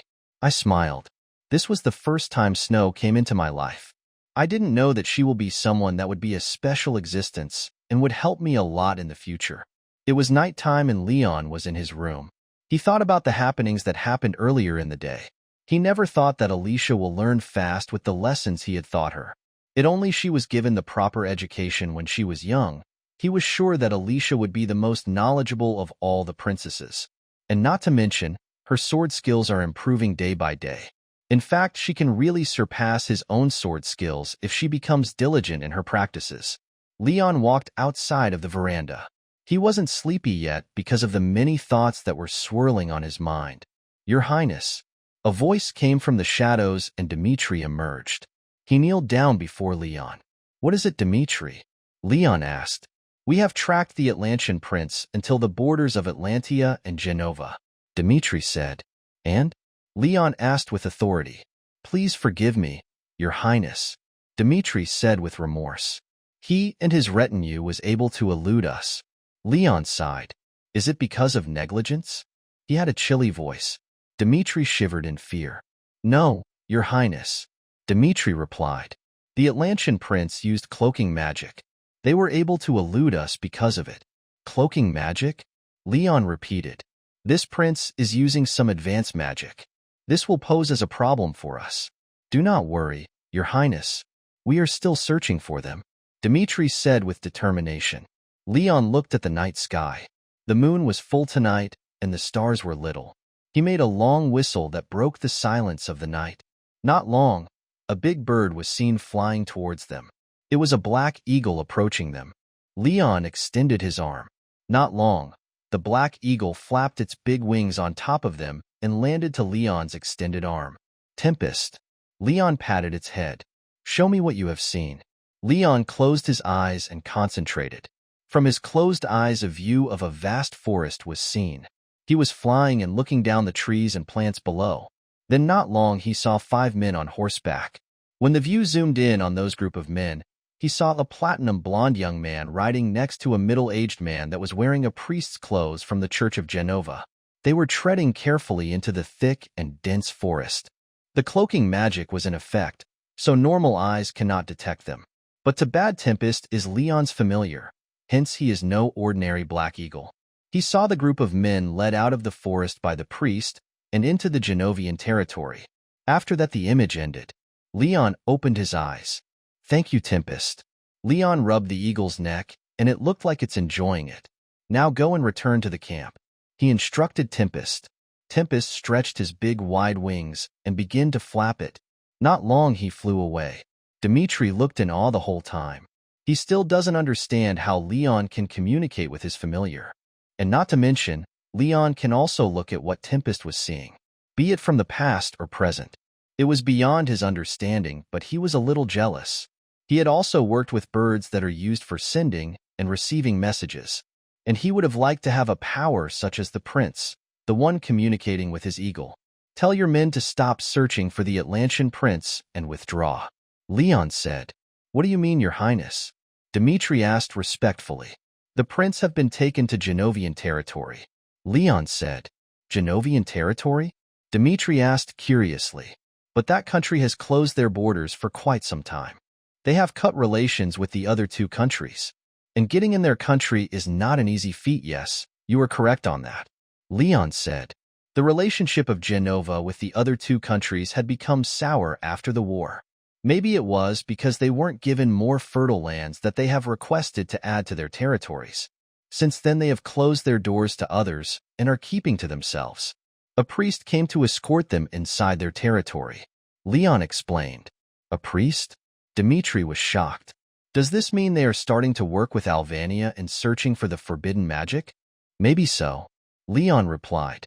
Dmitri looked at his prince that was deep in thought. This issue will be very serious with Genova sticking their nose in. What are your plans, Your Highness? Dmitri asked. Let's observe first of what they will do, Leon said. Infiltrating Genova is not easy. For now, let's wait and see what their next move is. The next few days were eventless. My daily routine was the same. In the morning I have my studies. In the afternoon it was physical training. I have just finished my breakfast when Leon entered the dining hall. Good morning, Princess Alicia. Leon bowed slightly. Good morning, Sir Leon. I answered.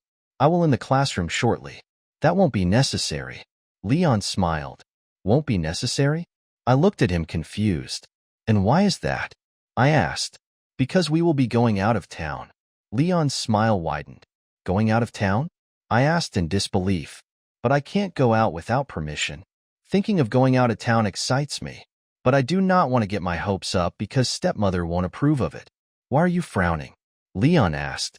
He slowly approached me and cupped up my chin. Smile. You are the most beautiful when you smile. Beautiful? I felt my face become hot. I might be blushing again. Leon smiled at me with amusement. Don't worry. Your grandpa gave me permission to take you to town. I have told Trisha to prepare you commoners' clothes. Leon said. We will be going to town incognito. There will be a festival today. And tonight there would be fireworks. Fireworks? I said excitedly. Yes, fireworks. Leon gave me a bright smile. Go to your room and prepare. He patted my head. I will, right away. I said. I stood up excitedly and walked out the dining room towards my room. I am now wearing commoner's clothes. I am wearing a light blue dress and a light blue scarf on my head. My hair was tied in a ponytail. Are you ready? Leon said. He was also wearing commoner's clothes. His shirt was colored dark gray, and his pants were black. Yes, I am. I looked at him with excited eyes. Leon stood in front of me and caressed my cheek. Clothes can't mask your beauty, princess. I feel a blush creep on my cheeks again. Thanks. I replied shyly. Ahem. I hear Grandpa's voice behind me. I can see that the two of you are now prepared. Yes, Grandpa. I am excited to go to town. It has been a while since I have gone out the palace. I smiled at him. It looks like you really are excited, haha. Grandpa patted my head. This is the first time I saw you smile like that. Really? I said. I know that I seldom smile. But this last few days, I just feel that my life is turning for the better. You and Leon will pose as siblings. Grandpa said. Leon, guard my granddaughter well. Do not worry, General Robert. Leon said. She is in my capable hands. That hands are what I am afraid of. Grandpa murmured to himself. I beg your pardon, General. Did you say something? Leon asked. Oh no. No. I didn't say anything. Haha. Grandpa lied. Meow. Snow was rubbing her body on my feet. Oh, Snow. I picked her up. I'm sorry. I can't take you with me. Meow. Her meow was like she was sad that she can't come. I'm sorry. I hugged her. Do not worry. I am sure to take home some treat for you from the festival. Meow. Snow rubbed herself on my face. Haha, I know. You are welcome, I said. It was as if I can understand every bit of Snow's action. Well, now the sun is up in the sky. Let us go, little sister. Leon offered his arm. Okay, big brother. I take his arm and smiled at him. Remember to take her home once the fireworks are done? Grandpa said. Leon said the fireworks will be lit at 7 in the evening. It was still early to go home, but I won't object. Just by going outside gives me great joy, even if it is only for a while. Do not worry, General, Leon said. I will bring her back in one piece. See you later, Grandpa, and thank you. I have him a peck on his cheek and smiled at him. Goodbye. I waved my hand. Leon and I walked away. Grandpa looked at us in a daze. This was the first time Alicia gave me a kiss. Grandpa said, "Ha ha ha, that's goo. She is starting to move like her age. Not the old her that is only silent and doesn't smile." He smiled at the retreating figure of us. Leon and I exited at the back gate of the palace. Because we will go incognito, we must also get out of the palace silently. When we were out of the palace, we walked a little distance, and we arrived at a place where a tall man with a ponytail was standing with a horse. "Thank you." Leon smiled. The tall man gave the reins of the black horse to Leon. "Isn't this your horse, Midnight?" I asked. "Yes, he is," Leon said. "You are very observant." He smiled at me.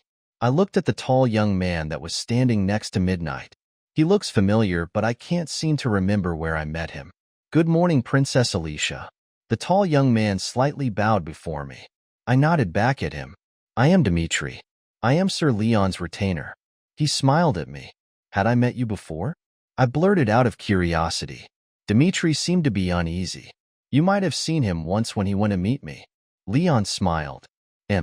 Maybe?" I said, still confused. Leon mounted his horse and offered me his hand. I take it, and he pulled me up. I was now sitting in front of him. His arms were protectively around me, and his hand held the reins. "Let's go," Leon said. He lightly kicked Midnight, and we started to move.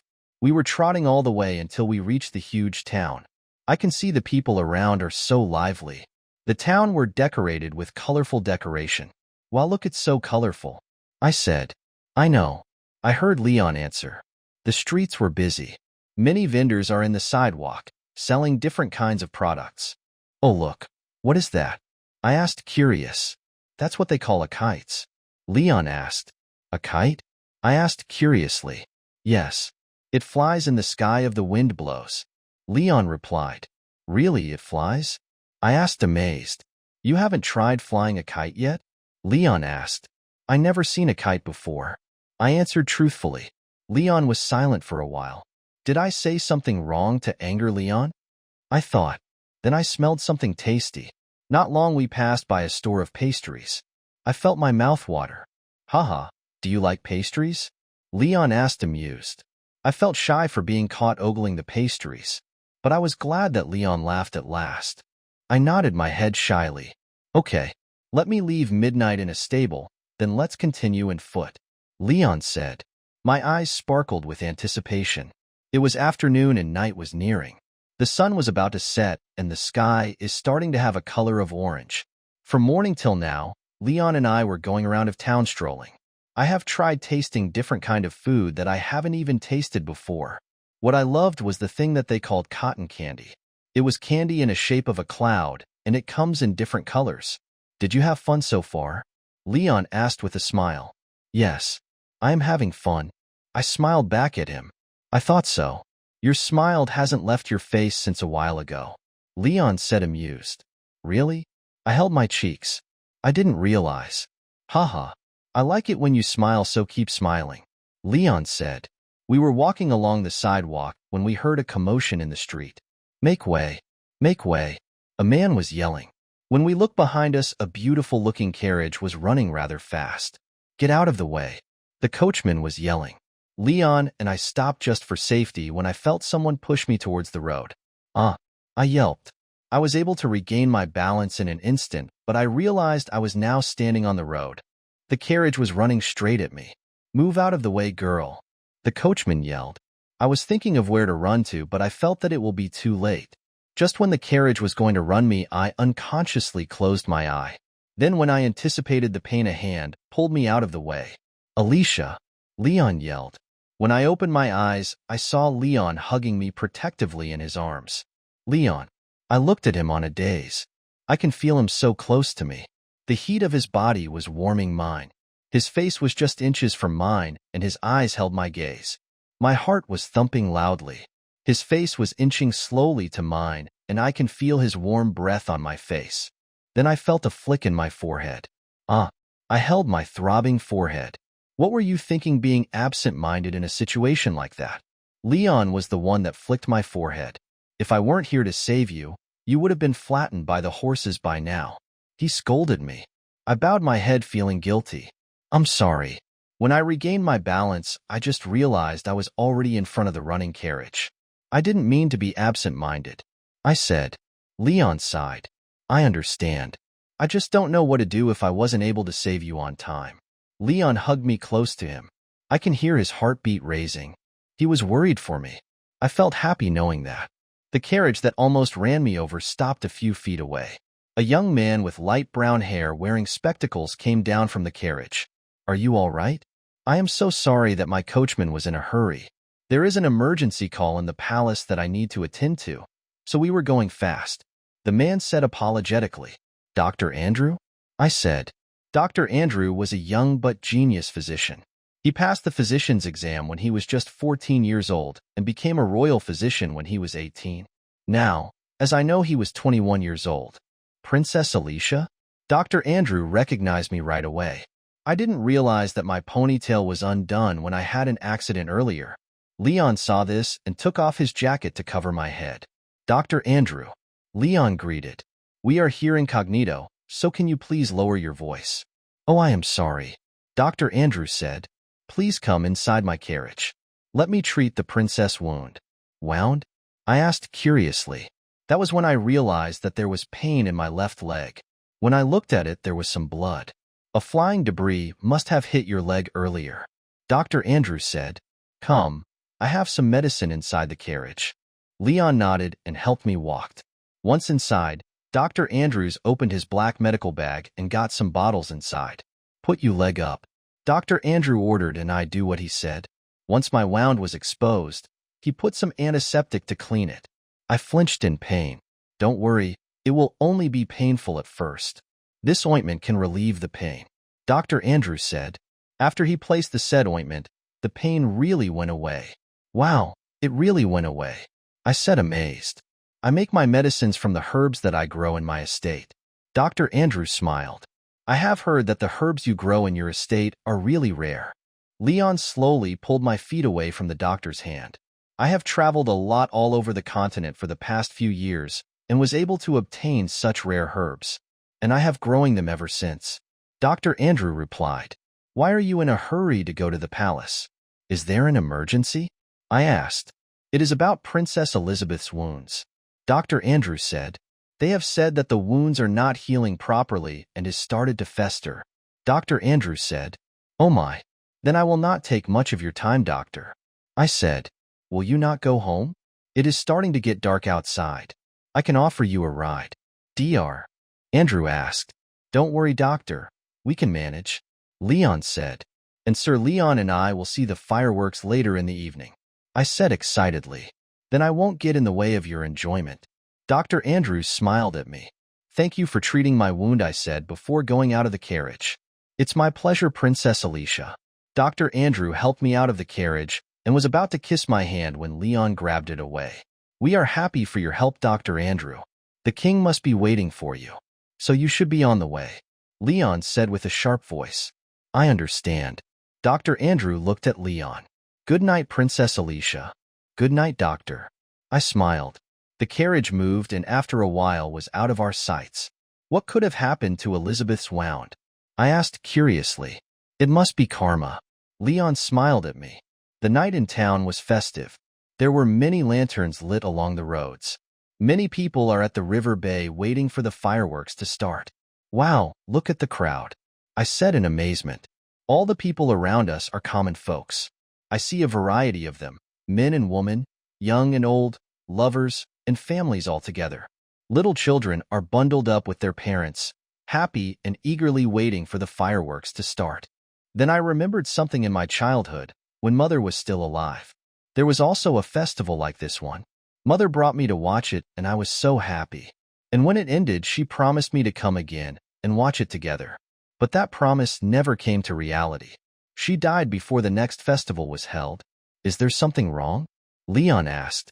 We were standing at a good spot in the riverbank, waiting for the fireworks to commence. Oh, it's nothing. I wipe away a tear that formed in my eye. I just remembered my mother taking me to a festival and watching fireworks when I was still young. Leon looked at me with knowing eyes. He extended his hand and reached for my hand. He held it in his and squeezed it. Don't worry. I'm here, Leon said. I know. I smiled at him. Thank you for taking me out to see the festival. I had a wonderful day. Really? Leon smiled brightly. Then next year I will take you out here again. Really? I said excitedly. Then I will hold you on to that promise. Of course, Alicia, you have my word. Leon kissed the back of my hand. I blushed with his gesture, and by that time the fireworks started. Wow, I said in amazement. I see the bright colors light up the sky. They were like flowers blooming in the dark. One by one I hear the loud bang of the fireworks, then beautiful flashes will light up the sky. It was a wonder to see such things. I was so engrossed watching the fireworks that I didn't realize Leon was all the while watching me. His eyes were embedded to me, looking at me with such affection. Once the fireworks ended, the people on the riverbank began to disperse. That was beautiful, I said with excitement. Yes, so beautiful. Leon looked at me with affectionate eyes. Did you like the fireworks? I asked. He nodded. He was still staring at me with affectionate eyes that I began to feel a bit awkward. Should we get going? I asked. Looking around, there were a few people left on the riverbank. Many had gone on their way. Leon was still holding my hand. He pulled me gently to him. I can feel his arm encircle my waist, and his hand caress my cheeks gently. My eyes were glued to him in wonder and surprise. Our bodies are so close to each other that I can feel the heat of his body to mine. His eyes are drawing mine, like I was hypnotized in his gaze. His face inched closer. My heartbeat went faster as it nears. I closed my eyes instinctively. I can feel his breath in my face, and then felt something hot touch my lips. His lips was pressed to mine. I felt sweet and tender feeling on my lips as he continued to kiss me. Then I felt it part from me. I opened my eyes to see Leon's face flushed. He smiled at me tenderly. I can't seem to control myself, Leon said. He pressed his forehead to mine and sighed. Please grow up quickly. I can't seem to hold myself much longer. What do you mean? I asked curiously. Leon just gave me a smile. When you turn 18, then I would personally teach you the things a woman needs to know. I looked at him still puzzled. Haha, do not worry. You will surely know when the time comes. Just do not be so too cute in front of me, Leon said. Do not to be so cute? But how? I asked. I don't know how to be cute, so how can I not be so cute in front of him? Look. Leon cupped my chin. You are being cute again that I want to kiss you again. Leon made a quick peck on my lips. After feeling suddenness, I felt something weird. It was as if I want more. Thinking of me wanting more of Leon's kiss made me blush. Leon sighed and took me into his embrace. Oh, Alicia, what will I ever do with you? Leon said. If you continue on like this, I can't seem to hold myself back. The old general will surely kill me. He laughed. Leon pulled my hand, and we started to walk. Let's go before something bad even happens. Leon smiled. I intend to keep my promise with the old general. Promise? I thought. Maybe the promise he made to take me home after the fireworks end. We walked back to the stables. What we didn't know was someone from the crowd were watching us. Not only one but two pair of eyes. Alicia and I were walking on the road towards the horse stables where midnight was. I can feel that a pair of eyes were looking at us. I was cautious along the way. We were getting near the stables, and I can still feel the presence of the person looking at us. Alicia, why not go inside the stable first? I said. Okay. Alicia looked at me puzzled. Whatever happens, don't go out, okay? I told her sternly. Is there a problem? She asked. Someone is following us since we left the riverbank. I whispered. What? Alicia was startled. I gestured her to keep quiet and she nodded. Let's act that we don't know, I said softly. I get my dagger from my belt and handed it to her. Use this if ever something happens, okay? Alicia nodded again. Be careful. I will. Do not worry, I said. She was looking at me with worried eyes. She's so cute. I smiled to myself. I pulled her close and kissed her forehead. Be a good girl and wait for me, okay? I said, and she nodded. I saw Alicia enter the stables. Once she was in, I turned around to feel the presence of the person following us. Under the bushes, at least 20 feet away. I thought to myself. I held my sword on my waist and rushed forward. The person behind the bushes saw my sudden movement and retreated quickly. Where do you think you're going? I yelled. I was now chasing the person. He ran towards the woods. He had a good head start, so I was a little behind. Flow of the wind, assist me. I mumble my incantation. After muttering my spell, I felt the wind around me. My body felt light as a feather, and I was moving even faster. The person I was chasing was now in front of me. I kicked him from behind, and he crashed on the ground. I forced him on the ground and held his arms from behind. Who are you, and why were you following us? I asked. No, please let me go. The person was struggling to break free. It was a middle-aged man. Tell me, why were you following us? I twisted his arm from behind. Speak, I yelled. I was ordered to. The man was screaming in pain. Were you the one that pushed the princess out on the road? I pressed for more information. I don't know what you were talking about. The man denied. It looks like this guy won't crack that easily. Dimitri, are you there? I called. I have told them yesterday that they will maintain a few meters away from me and Alicia today. It was because I want to be with Alicia alone and enjoy our date together without my shadow guards watching us. But I specifically told Dimitri to stand by if ever I call for him in emergency situations. And this here is an emergency situation. Your Highness. Dimitri just came flying in. He kneeled down before me. What happened, Your Highness? Dimitri was looking at the man that I detained. Take him. I pushed the man towards Dimitri. Find out who is he working for, and if he was the one that pushed Alicia earlier. Yes, Your Highness. Dimitri slightly bowed. He whistled, and in an instant 2 shadow guards came flying in. They knelt before me. Take this guy, Dimitri said. You know what to do. Yes, Captain. They bowed and took the man. Please spare me. The man was screaming. My shadow guards left with the man to interrogate him. Your Highness, let me escort you back, Dimitri asked. Okay. I turned around and walked back to the stables. Once we entered, I looked for Alicia instantly. Alicia? I called, but there was no answer. My heart was beating very fast. Did I miss someone? Did the man had an accomplice with him? I thought, but I only felt one presence. I looked around frantically searching for her. Alicia, Alicia, where are you? I was now yelling. Then I smelled something. That smell will always be familiar to me. The smell of blood. I traced the smell and saw drops of blood on the floor. Dimitri, I yelled. Your Highness, what's the matter? Dimitri was startled. This was the first time that he saw me frantic. Search the area at once. Find Alicia, I said with authority. Yes, Your Highness. Dimitri bowed and vanished in an instant. I felt my heart clenched in pain. Anger was engulfing every inch of my body. I will find you, Alicia, and I won't spare anyone that tried to take you away and hurt you. The rage in my voice was evident. I was waiting inside the stables as Leon had instructed. I held the dagger he had left to me tightly. My heart was thumping very fast. I was worried about Leon. He said we were being followed since we left the riverbank. Who would want to follow us? What are their intentions? I thought to myself. Then I remembered the accident earlier, when I was nearly ran over by a running carriage. I felt someone pushed me. Someone is after my life? I said to myself. I was deep in my thoughts when I heard some sound. Who is there? I quickly got my guard up. I unsheathed the dagger from its scarab and hold it at arm's length. I make a defensive stance. Young lady, I do not wish to harm you. A voice of a man was heard. Then the man emerged from the shadows. He was a young man with short dark brown hair and eyes. He was wearing black cloak. What do you want from me? I asked with authority. The young man flinched. He looked into my eyes, as if searching for something. Then to my astonishment, he kneeled down before me. I am certain you are of royal blood from the Atlantean Empire. The young man said to me. Atlantean Empire? I was confused. You must have mistaken me for someone else.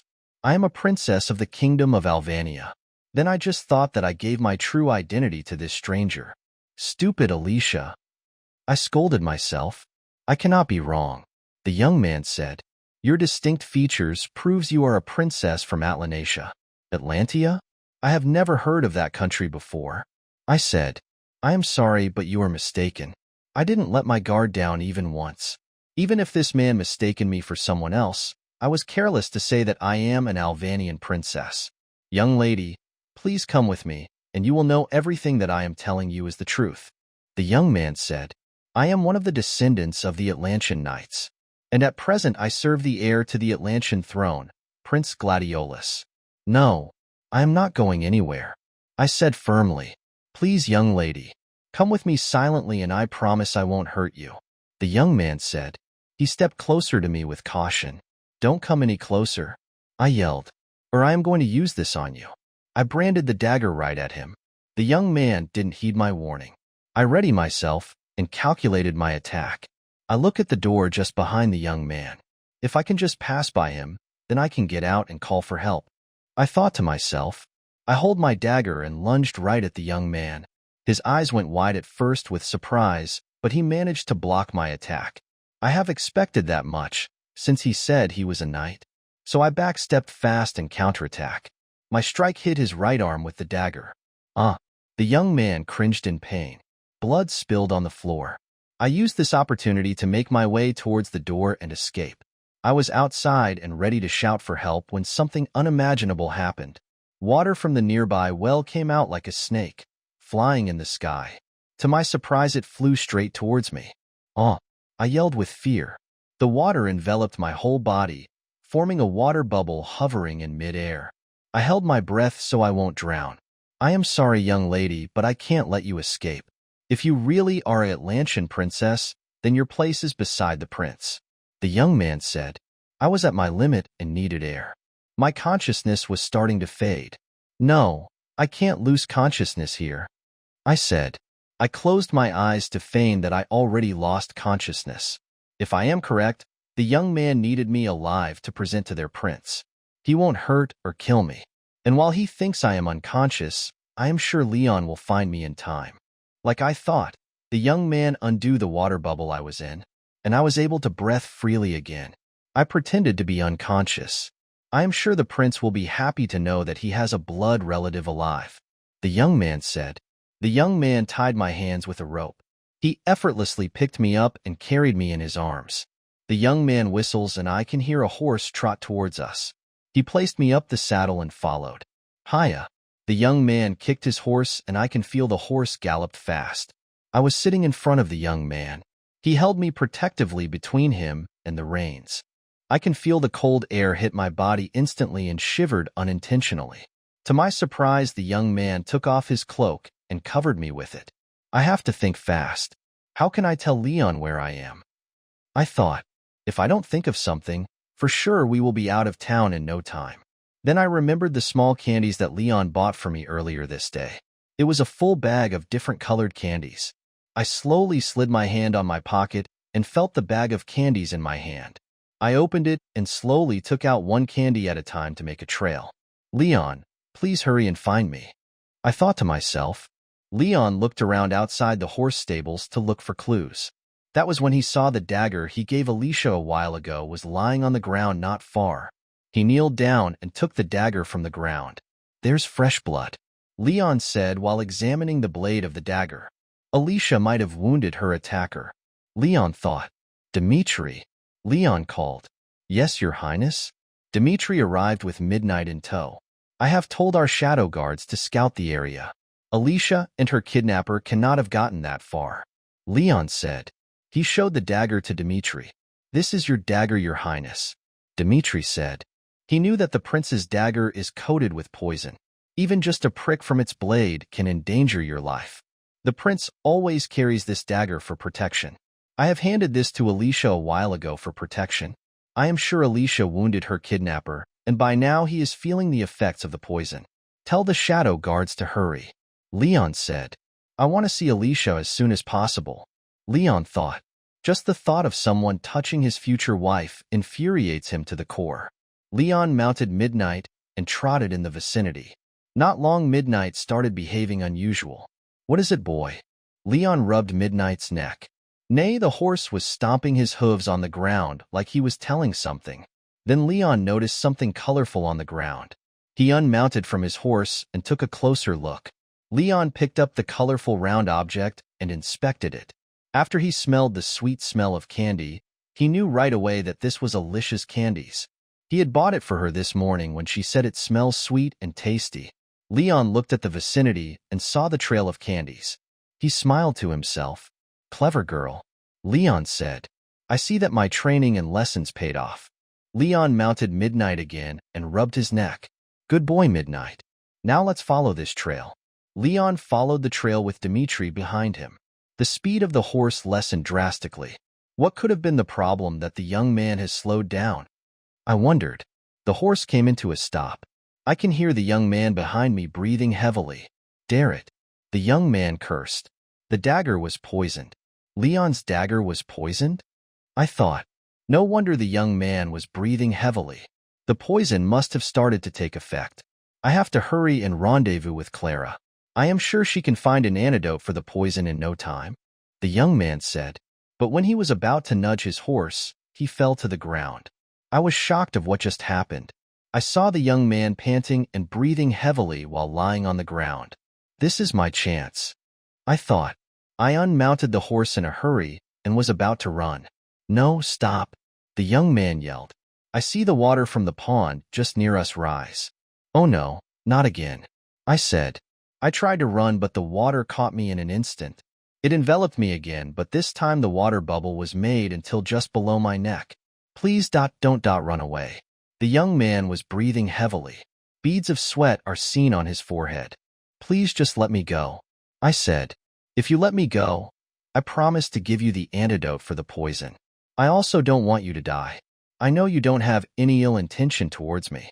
You have just mistaken me for somebody else, I said. The young man looked at me. He was clearly having a hard time standing. I am sorry, young lady, but bringing you back is more important than my life, the young man said. With you by our prince's side, I am sure that the bloodline of the royal family will flourish again. Our country will once again rise from the ashes, like a phoenix having rebirth once more. Like I said, you have the wrong person. I am not the person you are talking about. I tried to convince him once again. Please just release me, and I will assure you that you can live and go back to your prince once more. The young man shook his head. No, I am sure you are a descendant of the royal family of Atlantia, the young man said. He walked towards me, dragging his body as if it was heavy. He reached his hand towards me and took off the scarf I was wearing on my head. My platinum silver hair flowed freely in the night. It reflected the light of the moon, making it shine in the dim night. Your hair and your eyes are proof of your lineage. The royal family of Atlantia had platinum blonde hair that shines bright under the moonlight, and your silver eyes that holds untold intelligence and power, the young man said. When I saw you a while ago out on the streets, when you were about to be hit by the carriage, I saw your hair flow out. That time I wasn't sure if you really are a descendant. But now looking at you, staring at your eyes, I can feel it, the power lingering inside of you. I looked at the young man before me. I was still confused as to what he was talking about, but something was clear to me. Having platinum blonde hair was not a norm here in the country of Alvania. In fact, as long as I have lived, I have never seen anyone with the same color of hair other than me and my mother. My life is not important now. What is important is that I take you back with me, the young man said. Do not worry. As our princess, we will cherish you dearly. And once our country has been brought back, I am sure that our empire will flourish once more. You will be a queen besides our rightful king. And who are you calling a queen for your king? I hear a familiar voice. I looked at the direction where the voice was coming. From the shadow of trees emerged two horses. One was as black as night, but very regal and majestic. It was Midnight, and riding him was the dashing young man that took an oath as my knight and protector, Leon. I yelled his name with delight. He was here to rescue me. Wait for me, Alicia. I will surely save you. Leon gave me his bright smile I always love. Then he looked at the young man with a mocking smile. I am sorry to burst your bubble, but this princess will be queen for another king. Leon said with pride. I suggest you let go of the princess, or there will be major consequences. Leon said. I am afraid I can't do as you say. The young man said. She belongs to her own kin. She doesn't need to go back. I look at Leon and the young man exchanging glances. Their gazes were firm and unwavering. Then I have no choice but to fight you, Leon said with a chilling voice. He looks at me, and his face became gentle. Just wait a bit. I'm going to save you. He smiled his bright smile. Then Leon looked at the young man again with fierceness. You're going to regret abducting the third princess of Alvania. Leon unsheathed his sword from its scarab and pointed it towards the young man. So the young man do the same. You are also a knight, I presume? The young man said. Then I challenge you to a duel. If you win, then I will gladly give you the princess and also my life. Are you sure? Leon asked. Leon looks at young man, gauging him. Just one look at him, and he knew that this man had been poisoned by the dagger he had gave to me a while ago. You have my word as a knight. The young man said. If I don't get the princess back to our prince, then I am as good as dead. I will be much better of dead. Leon looked at the young man with scrutinizing eyes. I am against this, your highness. Dmitri whispered. We can quickly subdue him with the two of us. But as a knight, I can't just let his words go. Leon said. I accept your challenge. He said to the young man and unmounted midnight. Your highness. Dmitri whispered more forcefully. Light a torch, just in case. Leon ordered him. Dmitri do as his prince ordered and light a torch. Leon and the young man were now standing in front of each other, their swords both in their hands. Then not long they engage in battle. The sounds of swords clashing is heard in the dead of night. In the fight, the young man was clearly in a disadvantage. Leon was easily pushing him back with every swing of his sword. The young man was panting heavily. His movements become unstable and sloppy. Not long he dropped his sword to the ground. Leon points his sword on his throat with a triumphant gaze. Yield, Leon said with authority. I know that you are at a disadvantage, and I am not that cruel of a person to kill a person who is lying on the ground. Never, the young man yelled. He raised his hand, and the water from the pond near us also raised. Leon, look out, I yelled. He can control water. The young man waved his hand towards Leon. The water turned into spears and flew towards Leon. Leon was surprised with the sudden attack, but he was able to dodge the water spears effectively. You really are an Atlantean. Leon had a mock smile. I will get the princess to our prince whatever it takes, the young man said, but then he coughed some blood.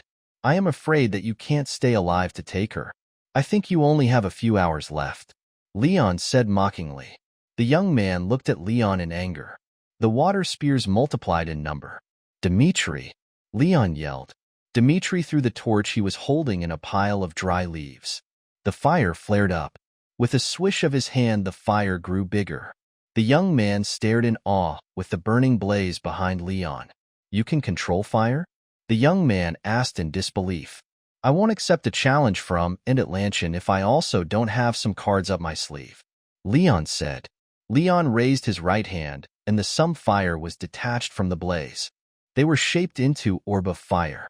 The orb of fire were sent flying towards the young man, but he countered it with his water spears. Leon multiplied the fire orb and launched it at the young man.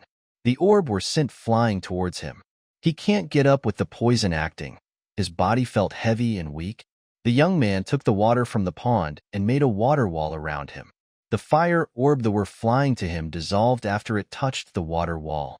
You have strong magic, the young man said. You must have Atlantean blood to use magic. I just use magic if I have to, Leon said. I must not be defeated here, the young man said. I have to take the princess at any cost. It is for the future of our country. The water wall vibrated violently. You know that water can extinguish fire, right? The young man said. He raised his hand high. The water wall changed its shape into droplets and rained over them. The fire was extinguished in no time. You are good. Leon said. But after your stunt, all the water in the pond has been spent. You also don't have anything to use. Leon was right. The water in the little pond has dried up. With Leon still having his strength, the young man was still in a disadvantage. Have you forgotten? The young man smiled. I still have some water left. Then the water around me changed its shape, leaving me falling to the ground. My clothes was soaked and wet. My body felt the chill of the night. The water that just left my body encircled Leon. He made a defensive position, slashing the water to pieces. But the water still comes back. The young man made a water whip and hit Leon on his arm. Leon loosened his grip of his sword. With this moment, the young man enveloped Leon's whole body with water. He was inside the water bubble grasping for air. No. Dmitri charged with his sword unsheathed. He tried to slash the water bubble, but to no avail. The water retains its shape. Your efforts are useless, the young man said. The water will stay the shape as I want it to. Dmitri looked at the young man with rage. He launched. The water retains its shape. Your efforts are useless, the young man said. The water will stay the shape as I want it to. Dmitri looked at the young man with rage. He launched towards the young man. If I can't undo the water bubble, then I will just have to kill its wielder, Dmitri yelled while charging. But then a young woman came in suddenly, blocking the attack of Dmitri with her sword. Jeremy, what the heck are you doing? She looked at Dmitri with rage. How dare you hurt my brother? Clara was enraged. She raised her hands up and the wind around us was swirling like a tornado. Dmitri cannot do anything but thrust his sword to the ground and hold on to it. The wind around us was strong. It was making the objects around us fly in every direction. The siblings' position and mine are out of the vortex of the small tornado, so we were unharmed. Looking at Dmitri, he was holding onto the sword rooted on the ground, so he won't be swept away by the strong winds. But he won't last long. The winds are picking up strength. What the heck were you doing out here? Clara yelled at her brother, while still maintaining the tornado. I found a descendant of the royal family of Atlantia, Jeremy told her sister. Clara was surprised by this. She looked at her brother in disbelief. Jeremy made a gesture to my direction. Clara's sight fell onto me. Her expression was first shock and then determination. Can you get up? I am at my limit, Clara asked her brother. The guy in your water bubble has only seconds left before he runs out of air. But the guy in front of me seems to be powerful. I cannot beat him head on. We need to make a run for it. My heart squeezed after hearing the girl's sentence. I looked at Leon, who was still inside the water bubble. Minutes have passed since he was trapped inside. For sure he was running out of air. Fear engulfed my body. The fear of losing him was unimaginable. He was the first one to accept me as who I am, and not just as a princess of Alvania. He has taught me many things. He was also the reason I have felt feelings I have never felt before. Just by thinking of losing him, the pain I was feeling right now was unbearable. I hold my chest in pain. Jeremy, make her unconscious now. I hear the girl, Clara yelled. My body was feeling hot all over. The pain was engulfing my body. I can feel something brewing up inside of me. POV of Leon. I was in the water bubble for about 3 minutes now and I am at my limit. I look outside and there was a young woman preventing Dmitri from attacking the young man that put me into this water bubble. Looking at it, she was also a magic user, an Atlantean that can manipulate the wind. Dmitri can't do anything but stand his ground, or he will be swept away by the wind. My consciousness was starting to fade. The lack of oxygen was beginning to take a toll on my body. No, it can't end here. I thought to myself, many people are counting on me to finish my mission. And Alicia, my Alicia, she needs me. I was scanning the area searching for Alicia when I saw something glowing. My eyes went wide when I saw it was Alicia. Her body was engulfed in blue light. This is bad, I thought. The magic brewing inside of her was immense. There will be a catastrophe if it will be unleashed in one go. The ground was starting to tremble and crack. The water bubble that I was imprisoned in started to vibrate violently. I looked around to see what I can do to manage to escape this water bubble. If I don't hurry, all of us, including Alicia, will be in grave danger. I saw that there was still fire embers left on the wood not far from me. Lucky, I thought to myself. I was a fire manipulator. When I was young, I showed signs of being a firecaster. This element was my calling, and my mother has taught me early on how to handle my magical abilities. She knew that if other people saw my magical abilities, then there will be huge consequences. My mother was a good teacher, and I was able to perfect my magic in an early age. Even with just a little fire ember, I can make it big. I concentrate on the wood with ember, and it started to flicker and burn. The fire was starting to get bigger. I make it have a shape of an arrow. Good, now just some velocity will do, I thought. I concentrated on the fire arrow, making it suck all the air around it. Then I let go. The arrow was now flying with the speed of sound. I aimed it just inches from me. The fire arrow zoomed right past me, splitting the water bubble into two. Having the attention of the young man away from me also helped the water bubble lose its shape, and so I was free at last. Ha, ha, ha. I was gasping for air. My head throbbed with the lack of oxygen earlier, and now with the sudden intake made it feel so big. I looked around me. The ground was shaking so hard that it looked like there was an earthquake. The wind around us was so strong, like we were inside a storm. Ah! Alicia yelled out loud. My heart was thumping fast. I was searching for her amidst this chaos. Alicia!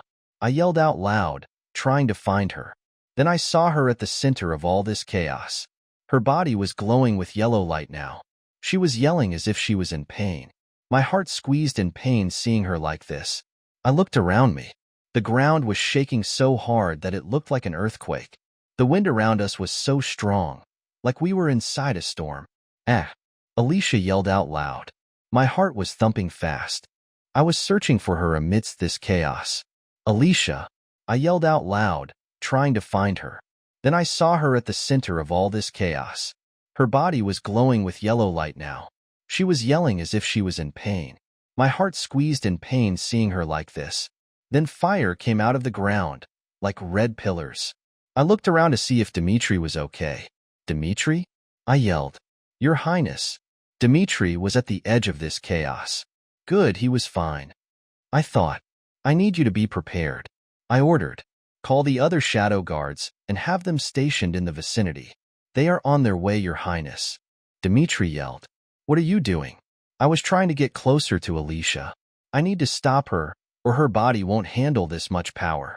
Your Highness, don't do it, Dimitri said. Let me do it. Stand your ground. I ordered him. You cannot step inside her vortex. It will be the end of you. But Your Highness, Dimitri showed fear for my well-being. Do not worry. I will come out of this alive, and with my future bride, I said with resolve. I smiled at Dimitri confidently. I made a wall of fire around myself just to make sure any debris won't get in my way. Alicia! I yelled out to her. Alicia! It's me. It's Leon. I tried to call out to her. Every step I take is heavy. The wind was against me pushing forward. Alicia, can you hear me? I yelled at her again. I was getting near her. I saw her kneeling on the ground, crying. Leon, don't leave me. Alicia cried. I won't leave you. I'm here. Please hear me. I yelled to her. I promise I will never leave you. It was as if she can't hear me. I tried to get closer to her, but the wind was even harsher around her. My fire wall was crumbling. Debris was starting to come right at me. I felt the debris on my body. It was scraping me every time it hits. I can feel my body is now filled with wounds and scratches, but I pressed on. Every step I take was getting heavier. But I can't see Alicia just a few meters away. She was just within reach. Please don't leave me. Don't die, please. I can hear her crying. Alicia was in arm's reach. I hold on to her trying to wake her up. Alicia, it's me. It's Leon. Can you hear me? I look into her eyes and I was shocked. Her eyes were all white. Her pupils was nowhere to be found. Her tears were flowing not stop. Leon, don't die. Don't leave me. I haven't even told you how I felt. Alicia was having a monologue. Alicia, please hear me. I'm right here. I tried my best to reach her. Can you not see me? Can you not hear me? My heart squeezed in pain. I can't stand seeing her like this. Leon, I haven't even told you that I love you, Alicia said between sobs. Those words made my heart in pain feel warmth. The girl in front of me loves me. Never have I heard those words coming from others. I have only heard them from my mother when I was young, and she was still alive. Hearing those words from Alicia made my heart felt joy and warmth. At first, I only thought of Alicia as a beautiful princess, worthy to be my official wife. She was an Atlantean that I knew I can use as a chess piece in my quest for supremacy. But now, after the days I spent with this young princess, I became her knight, her teacher, her mentor. And I know in myself, I want to be her husband in the future. I want her to be always by my side. I want to protect her with all my power, and I want to give her everything her heart desires. I love you too, I replied to her confession. Even though she can't hear me now, I want to express what I was feeling inside of me now. I cupped her face and kissed her in the lips. Her lips trembled in mine. I savored her sweet mouth, claiming every bit of it. I can feel the chaos around us subside slowly. The wind that was blowing hard a while ago has calmed down. The ground around us stopped shaking violently, and the fire pillars ceased to exist. I never left Alicia's lips. I savor the sweetness in them, wanting to devour them. I licked her lips and inserted my tongue on her mouth, exploring it and claiming every inch of it. I don't want to end the kiss, but I want to look at Alicia's face. So I parted my lips from her. When I looked at her, her face was flushed. Her eye pupils have returned. She looked at me with her eyes full of affection and also curiosity. "You're alive?" she asked me in disbelief. "Yes, I am." I smiled at her. I held her left hand and gave it a kiss. I raised her hand and let it press my chest. "Can you feel that? My heart is still beating, and it's beating for you." Alicia's face flushed even more. This amused me even further. "I will never leave you. I promise you that. I will forever be by your side." I promised her. "I love you, and I love you," Alicia replied, but then fainted in my arms. "Your Highness." Dmitri was by our side in no time. He made a defensive stance. "She just fainted," I said to him. Then I looked in front of us, and the Atlantean siblings were there, preparing to make a move. "Do you think it's wise to still press forward even you are at a disadvantage?" I asked them. Then my shadow guards came flying down and surrounded us. "You are outnumbered. I suggest you surrender," I told them with a cold tone. "Brother, we can't do anything," the young woman said. "But the princess?" The young man still insisted. "We are outnumbered, and you are poisoned. It is better to live and fight another day. Our priority now is to get out of here alive and report to the prince," the young woman said. "I understand," the young man said in defeat. The young woman put the young man's arm around her shoulder and supported him. She was holding something. "Stop them," Dmitri yelled. But it was too late. The young woman threw the thing she was holding to the ground. There was a loud bang, and we were blinded for a moment. Then black smoke emerged and covered the area. I was coughing, and so was the other people around me.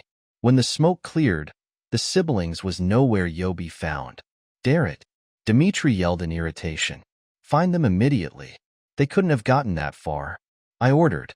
"Yes," my shadow guards said in unison and then vanished. "Your Highness, are you all right?" Dmitri asked. Now that the adrenaline stopped pumping, I can feel my body ached all over. "Don't worry about me," I said. "What I am worried about is Alicia." I look at the girl in my arms. She was like a sleeping beauty. Her face was so serene and calm. Her eyelashes was long and beautiful. Her cheeks wore a blush, and her lips were pink just after the kiss we had made. I caressed her beautiful face. Looking at her made my heart thump like crazy. I really do love this girl in my arms.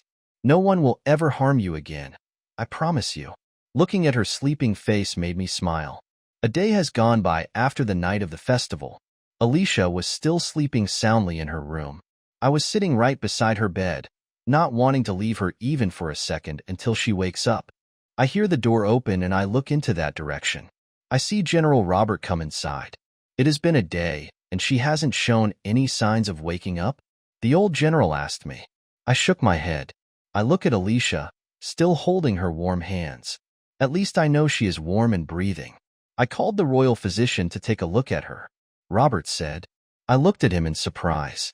Alicia's identity as a descendant of the royal family of Atlantia is now delicate. If anyone knows of her true identity, then different kinds of people will be coming after her. Do not worry. He is on my side. Robert said. Are you sure about this, General? I asked him seriously. You know that Alicia's identity must be kept a secret at all cost. I am having a hard time with the Atlanteans the other day, knowing about Alicia, and they are still at large. I trust this royal physician with my life. Robert said firmly. I sighed and nodded in agreement.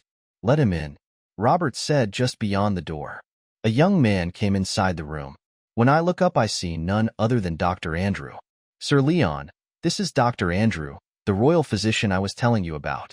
Dr. Andrew, this is Sir Leon, Alicia's knight. Robert introduced us. Sir Leon, it's a pleasure to meet you again. The doctor extended his hand. Same here, doctor. I took his hand and shook it. You two have met each other? Robert asked in confusion. It was a coincidence that I met Princess Alicia and her knight the night of the festival. Andrew explained. My carriage almost ran over the princess. Thankfully, Sir Leon here was quick to pull her away. The doctor smiled. Yes, we met coincidentally. I said. Let me check the princess first. Andrew said and walked at the bedside of Alicia. He took Alicia's pulse and started to check it. Next, he opened both of Alicia's eyes to inspect it. He also took her temperature. How is it, doctor? Robert asked. I was attentively looking at him while he was doing his checkup on Alicia. It seems her body is over-fatigued.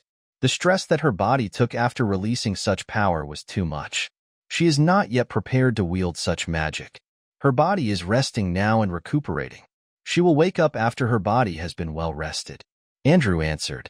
So, you know that she is Atlantean? I asked Andrew. I looked at him seriously. I have known for quite some time. Andrew answered. Do not worry, I am on the general's side. I won't do anything to harm the princess. Yes, he is correct. The old general seconded him.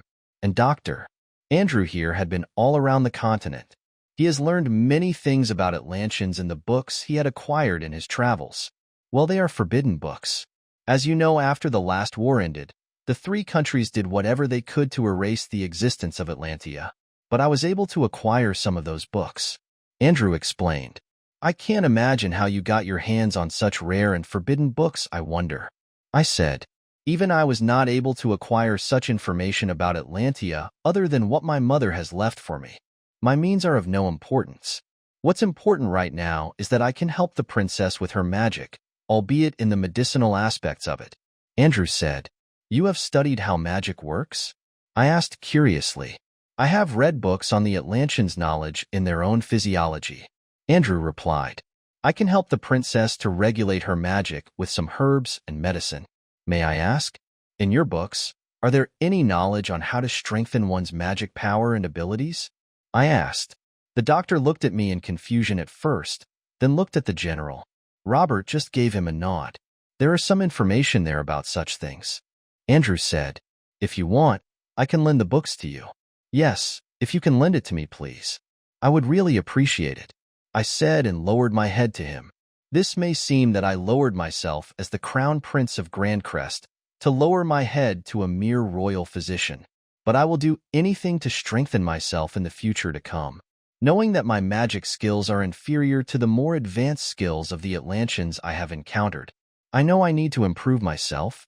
If I can help in any way to protect the princess, then I will lend everything that I have. Andrew said. Thank you very much. I said. I looked at the sleeping Alicia. She seemed so calm and serene. I will do everything to protect my future wife.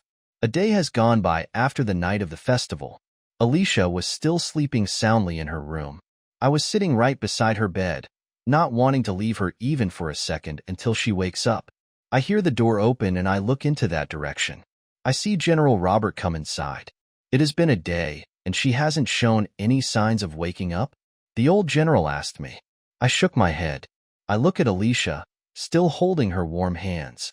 At least I know she is warm and breathing. I called the royal physician to take a look at her. Robert said. I looked at him in surprise. Alicia's identity as a descendant of the royal family of Atlantia is now delicate. If anyone knows of her true identity, then different kinds of people will be coming after her. Do not worry. He is on my side. Robert said. Are you sure about this, General? I asked him seriously.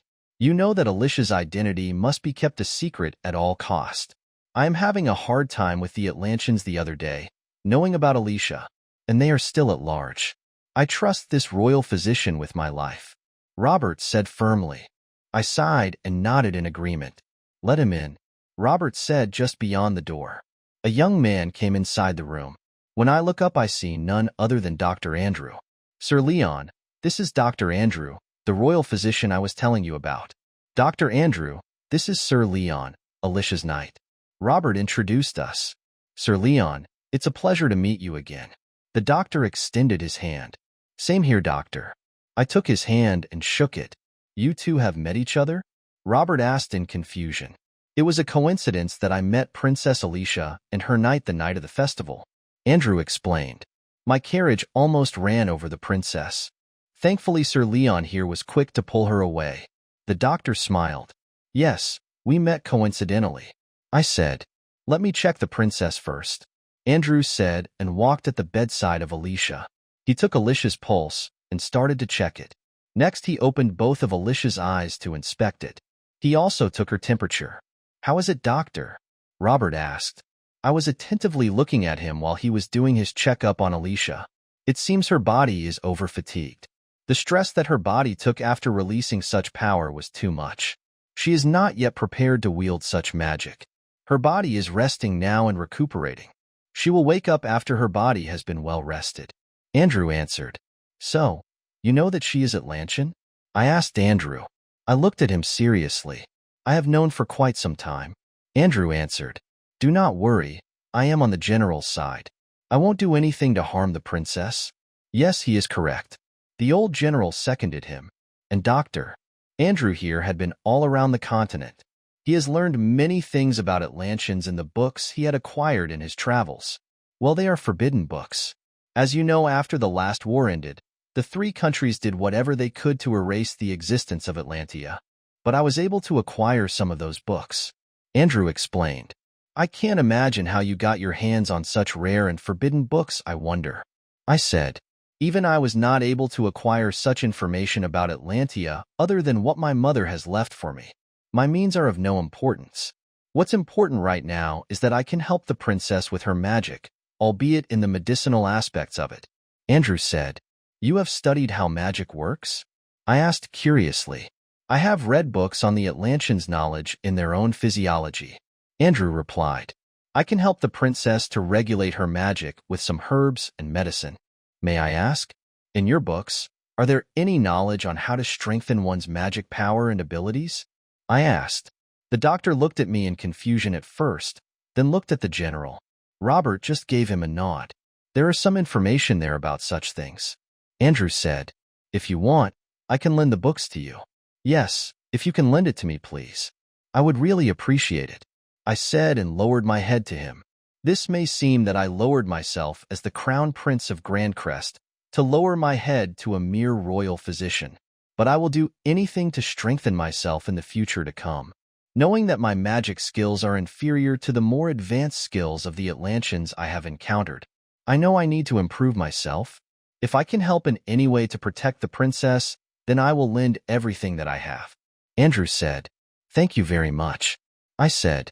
I looked at the sleeping Alicia. She seemed so calm and serene. I will do everything to protect my future wife. Leon went out for a while when I was eating the lunch Trisha brought on bed. The kitchen made me some hot porridge that is easy to digest as per Dr. Andrew has specified. While I was eating my porridge, I taste and smell some herbs in it. Is there some herbs mixed in the porridge? I asked Trisha, who was standing at the door. Yes, princess. Those herbs are the ones Dr. Andrew brought a while ago and specifically said to include in your meals. Trisha replied. He said it will help you in healing. Oh, is what I just said. Maybe this is what Dr. Andrew said that would help me strengthen my body. And he had also left the medicine he prescribed to you, princess. You must take them after every meal. Trisha said respectfully. I understand. I replied. I was halfway done with my porridge when someone knocked on the door. Trisha opened it and Leon came inside. He was looking fresh with new clothes. I guess he bathed when he left a while ago. Speaking of bathing, I also feel sticky with sweat. Am I allowed to take a bath? I asked no one in particular. I forgot to ask the doctor this question. Yes, princess. It was Trisha who answered me. The doctor said you can take a bath with lukewarm water. He gave us some herbs to put in your bath that can help your muscles relax. Thank goodness. I thought to myself and sighed in relief. Are you done eating? Leon asked me. He took his regular seat in my bedside. I think I can't finish my porridge. I looked down guiltily. I hear Leon sigh. It's fine. It is your first meal in the past 3 days. I don't want you to have a stomachache if you force to finish it. Leon got the tray where the bowl of porridge was placed and gave it to Trisha. Is her medicine brewed and ready? Leon asked Trisha. Yes, Sir Leon. Trisha replied. It has already been prepared. I'll go and get it in the kitchen. She slightly bowed to me and Leon and left the room with the tray. How are you feeling? Leon asked, looking at me with a warm smile. I'm doing a lot better, thank you.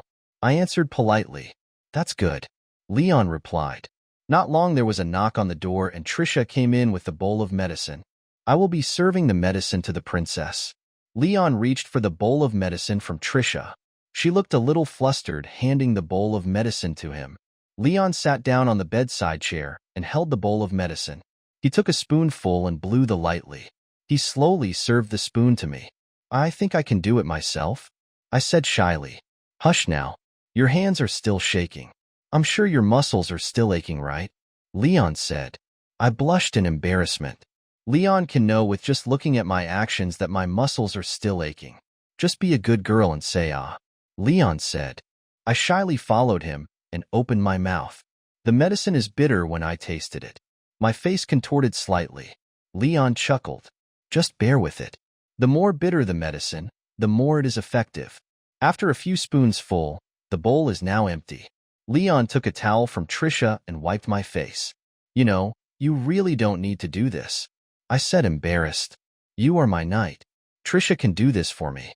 Don't you want me to take care of you? Leon said with a hint of a sad smile. It's not that. I quickly corrected. It's just, well, you are a knight. It is not your job to serve me. It's okay. I am fine with taking care of you, Leon said with a smile. When my mother was also ill in bed, I was the one who took care of her. So this is not new to me. Really? I asked. Your mother must be a beautiful and kind woman. I smiled. She was. Leon has a sad smile. I heard the was from his sentence and I felt his sadness. Oh, I'm sorry. I didn't know. I apologized instantly. I never thought that Leon's mother had already passed away. It's okay. I am sure she is in a good place now, Leon said. He placed a loose stand of my hair behind my ear. Get used to me taking care of you. I will be by your side, always. I looked at him wondering if what he said was a promise. Then there was a knock on my door. Grandpa Robert came inside my room. Hecko, Grandpa. I greeted. It's good to see you awake, Alicia. Grandpa said. Is Richard not with you? I asked, wondering if Richard came to visit me as well. He wanted to come with me, but I said he can visit you later this afternoon. Grandpa said. I looked at him curiously. I am sure you have many questions you want to ask me and Leon. With what just happened with you.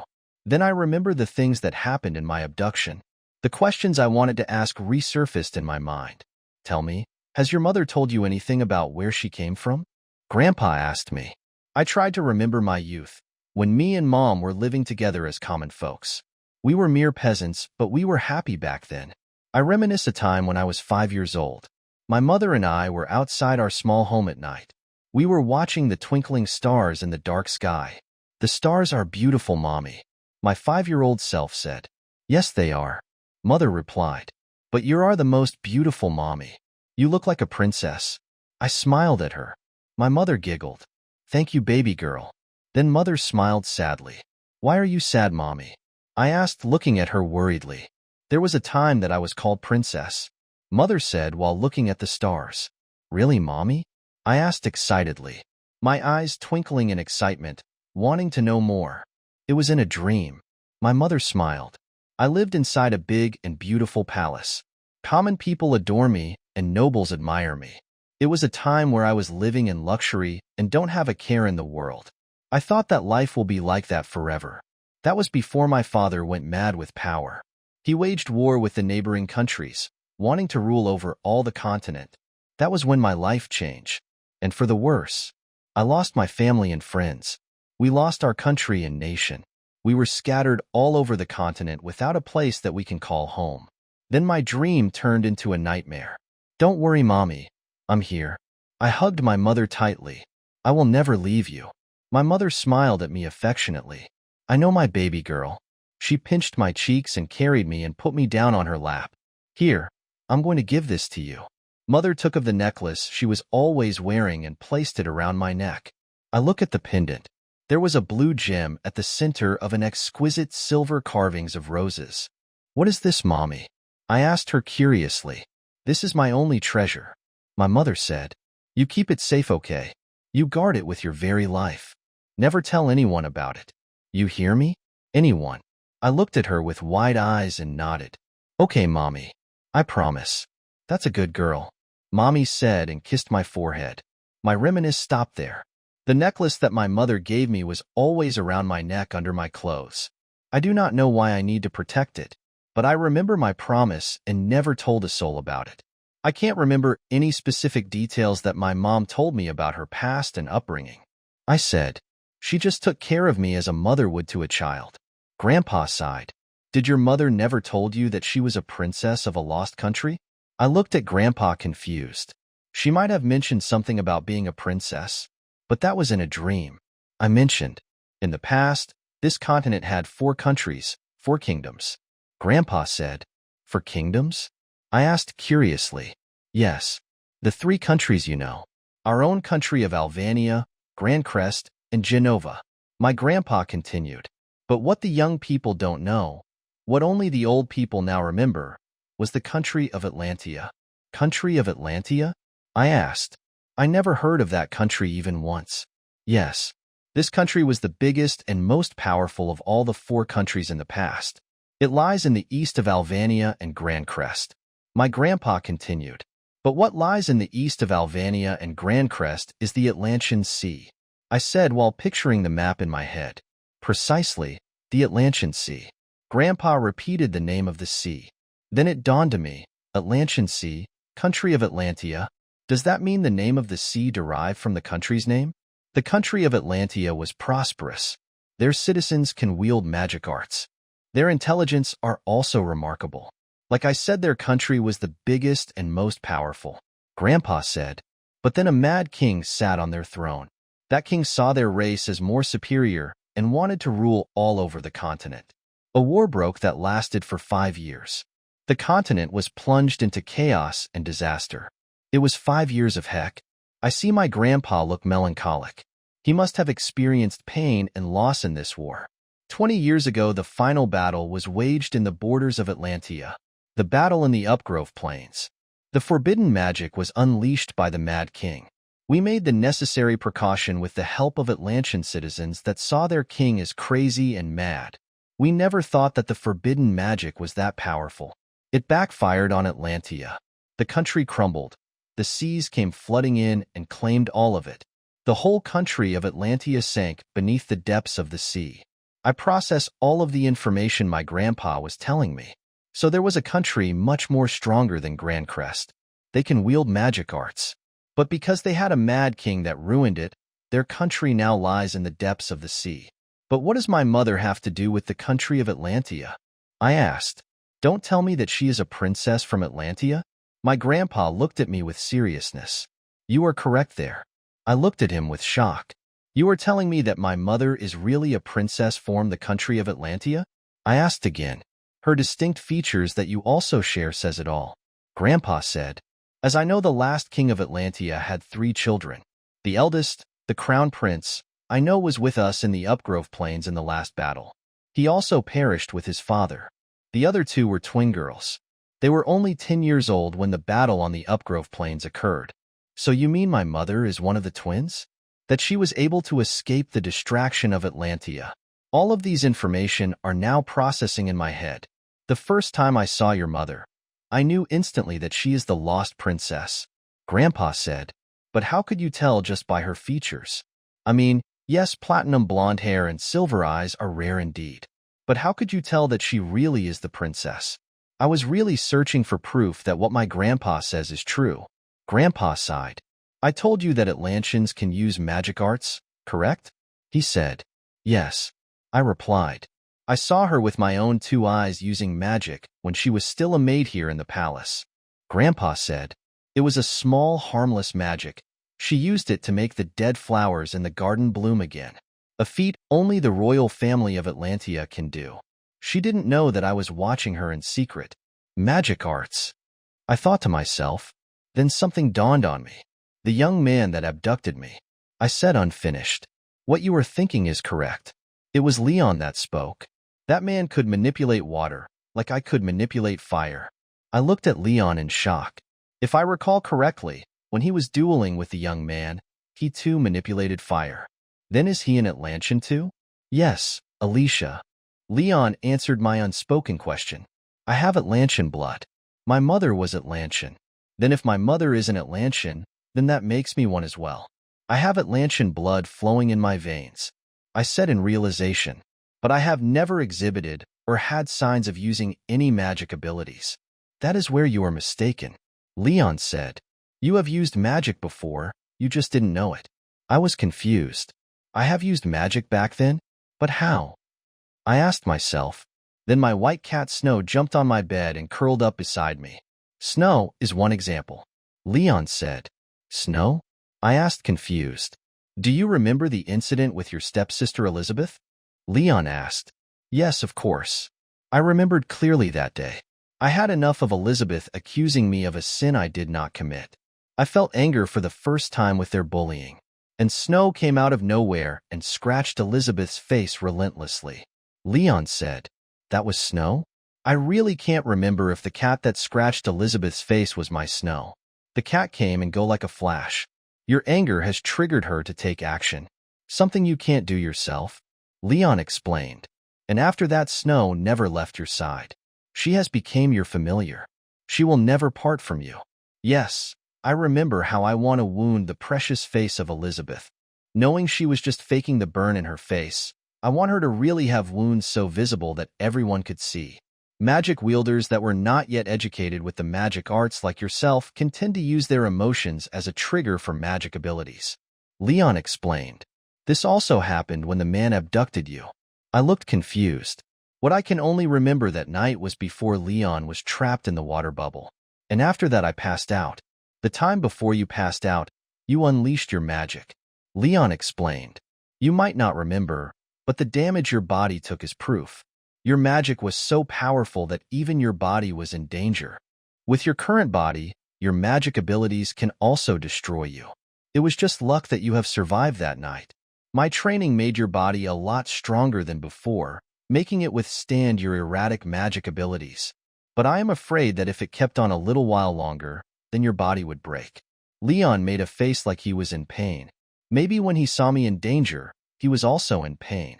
Like I was when I saw him struggling in that water bubble. I reached out to touch his face and gently caressed the lines that appeared between his eyebrows. Then I gently stroked my hand towards his cheek. His eyes looked at me full of affection and worry. His took my hand from his cheek and gently kissed it. So, I'm an Atlantian. I said. My mother was a lost princess of Atlantia. That young man that abducted me was correct then. He said I was a princess of their country, and they need to take me back with them to start building their country again. My head started to throb. I was still confused by all of this. My brain is processing so many information at this moment that my head will burst in pain. Leon saw this and looked at me worriedly. Lie down and rest. Leon said. We still have plenty of time to talk about this. No need to rush. Sir Leon is right. Grandpa said. Your body is still recuperating. Let's talk about this another time. Leon helped me lie down on bed and tucked me under the sheets. For now, try not to let your emotions stir. Your magic is still erratic and it can burst out depending on your emotions. Leon explained. You have to know that magic is taboo in this continent after the war. I practiced my magic abilities in secret and as my mother instructed. But it looks like it wasn't enough when dueling with an Atlantian with wider knowledge and experience with magic arts. I nodded slowly at him. I am sure that Leon is telling me this for my own good. I have zero knowledge in this magic arts that it scares me. Sleep. You need to rest. Leon said. Once you wake up, I will continue explaining to you what you need to know. I closed my eyes slowly. My head was throbbing, and that the darkness gave relief with the pain. Let's go out so she can take a rest. I hear Grandpa say, Trisha, close the windows and the curtains so that she can sleep peacefully. Yes, General. I hear Trisha say. I can hear their footsteps going out of the room, the closing of windows and curtains, and then the doors closed. Meow. I can feel Snow rubbing herself on my head. She curled up just beside me. I will myself to sleep. It has been 3 days since I woke up. I diligently followed everything that Dr. Andrew has prescribed. I drink my medicine and let my body rest these past 3 days. Good morning, Princess. Trisha greeted me when she came in. The warm bath is ready. Trisha has been helping me take a bath and massaging my sore muscles after. Herbs are placed in the bath with warm water. Thank you, Trisha, I said. I slowly sat down and stood up. Trisha ran by my side to help me. Princess, take it easy. Trisha told me. Let me get the wheelchair for you. Don't worry. My body is not sore now. And didn't Dr. Andrew said that I can start to walk after 3 days? I said. But Princess. Trisha still looked worried. All of you have helped me a lot when I was sick in bed. I am very thankful to you. I expressed my heartfelt thanks. Of course, Princess. I am happy to serve you. Trisha smiled at me. At least let me help you walk. Okay. I smiled. I took Trisha's helping hand and walked towards the bathroom. My bathroom in the mansion is as big as 2 rooms combined. The bath is like a mini pool at the center. Once we went in the bathroom, the smell of herbs ate lingering in the air. Slight steam is seen inside. Let me help you with taking your clothes of Princess, Trisha said. I blushed embarrassed. It was normal for princesses to be waited upon by maids even when they bath. This made me awkward when I first came here. My mother thought me to become an independent young girl when I was little, so the maids that were helping me in every and any way makes me shy. I let them serve me in other things except in taking a bath. I always take a bath by myself since then, but now that my body is weak, I am happy that Trisha is here to help me. It is quite embarrassing, but I appreciate the help she was giving me. Trisha took of my clothes gently and helped me in the pool of warm water. I sat down and let my body submerge. I can see the herbs floating on the water. I pick up a lead and smelled it. It smelled of menthol that helps me calm my senses. 3 days ago my body was sore and stiff the first time I entered the herbal bath. But after one dip, I feel my muscles relax and loosen. Now I can feel my body refreshed and energized. This bath really helped a lot. Princess, let me wash your hair, Trisha said politely. I nodded my head in agreement.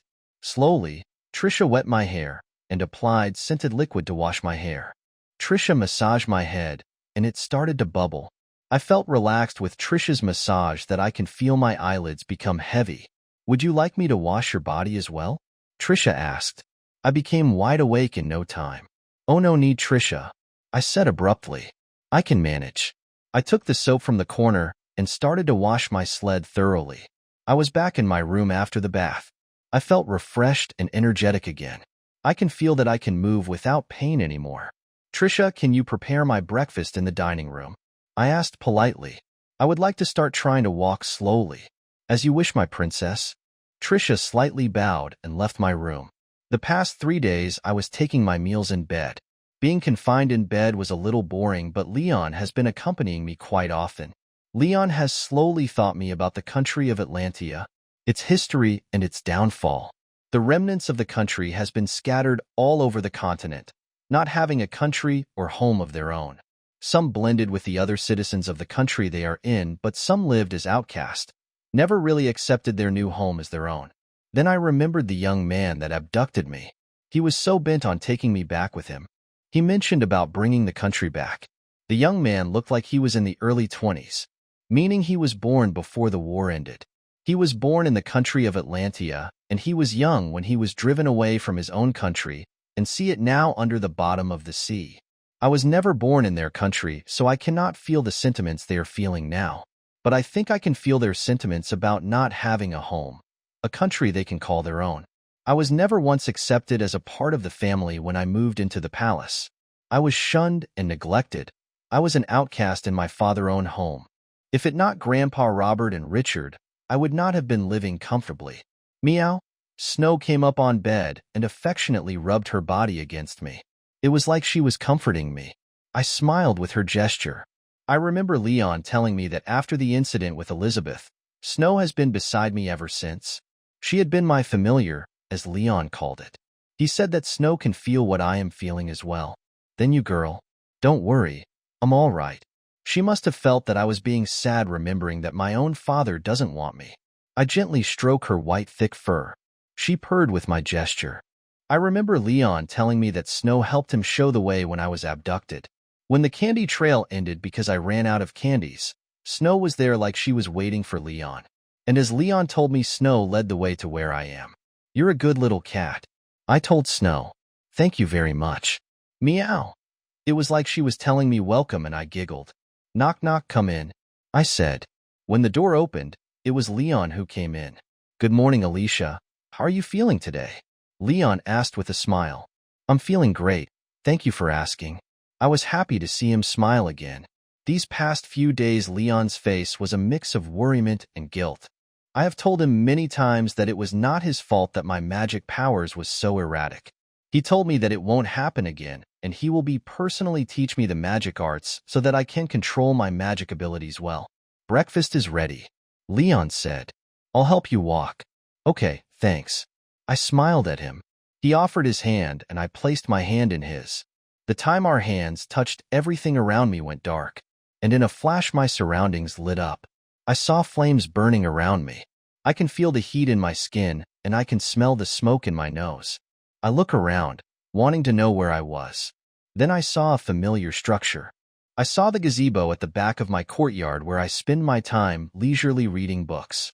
I was sure it was the gazebo in my courtyard because of the cherry blossom tree beside it.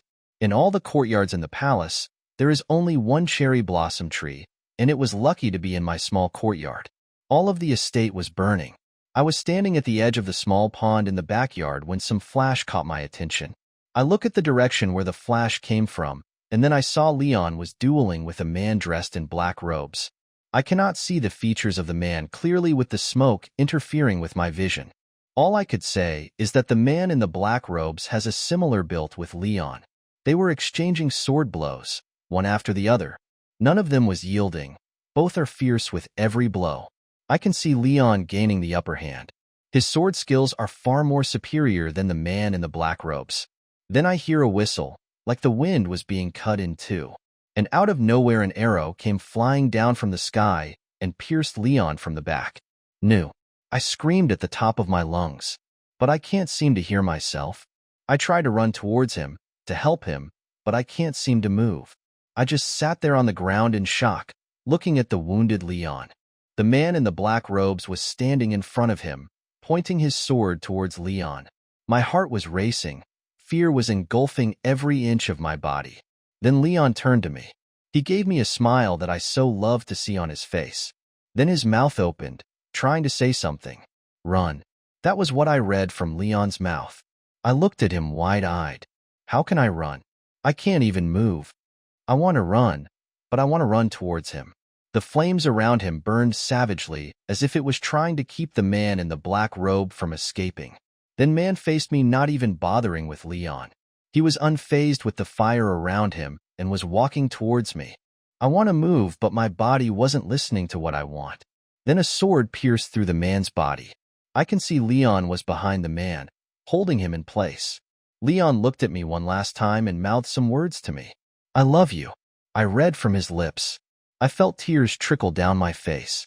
Then the raging fire engulfed them. All I can see now are the flames around me, burning everything in their way. Alicia, Alicia. A voice was calling me. Then I snapped back to where I was. I can see that I was still in my room and Leon was still holding my hand. Alicia? Leon asked worriedly. Are you all right? Do you feel any pain? If you feel uncomfortable, then I will tell Trisha to send your food here in your room. Huh.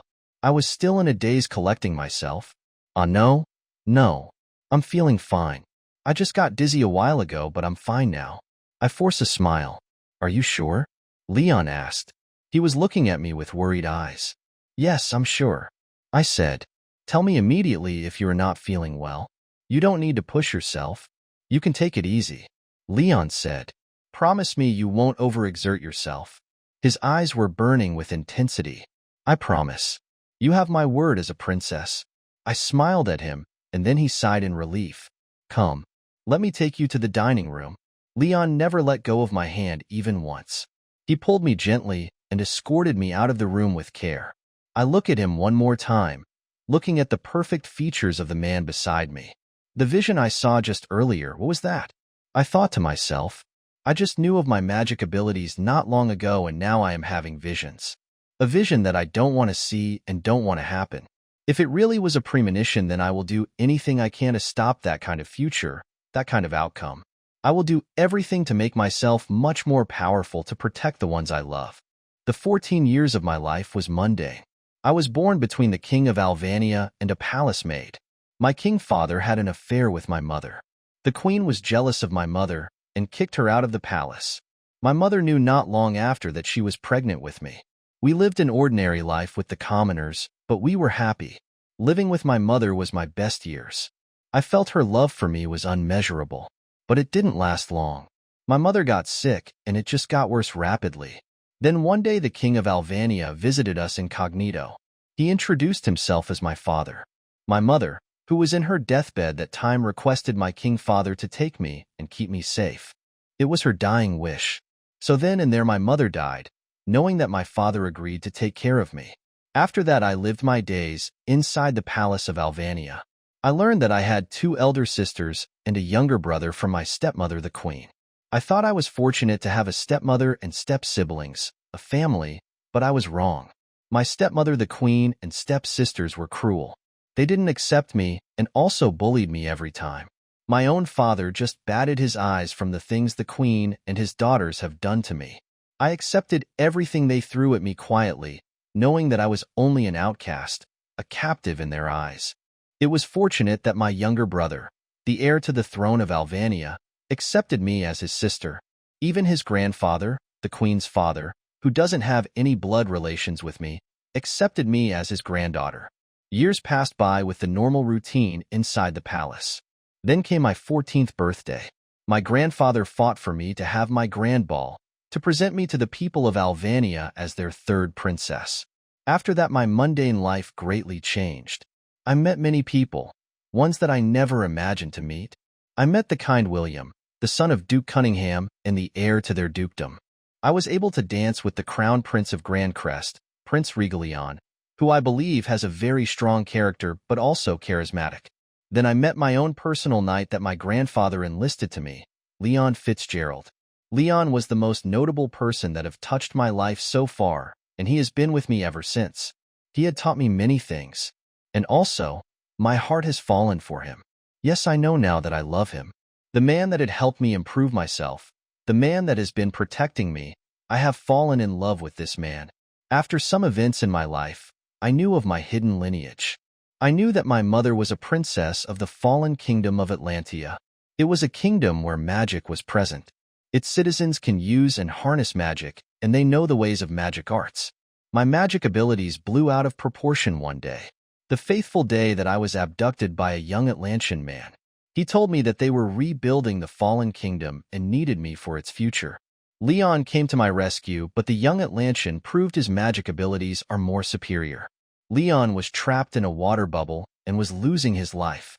The thought of losing him was the key to awaken my slumbering magic abilities. I didn't really remember what happened, but with Leon's story, he said that my magic was out of control and nearly cost me my own life. Not long after the abduction incident, I saw a vision.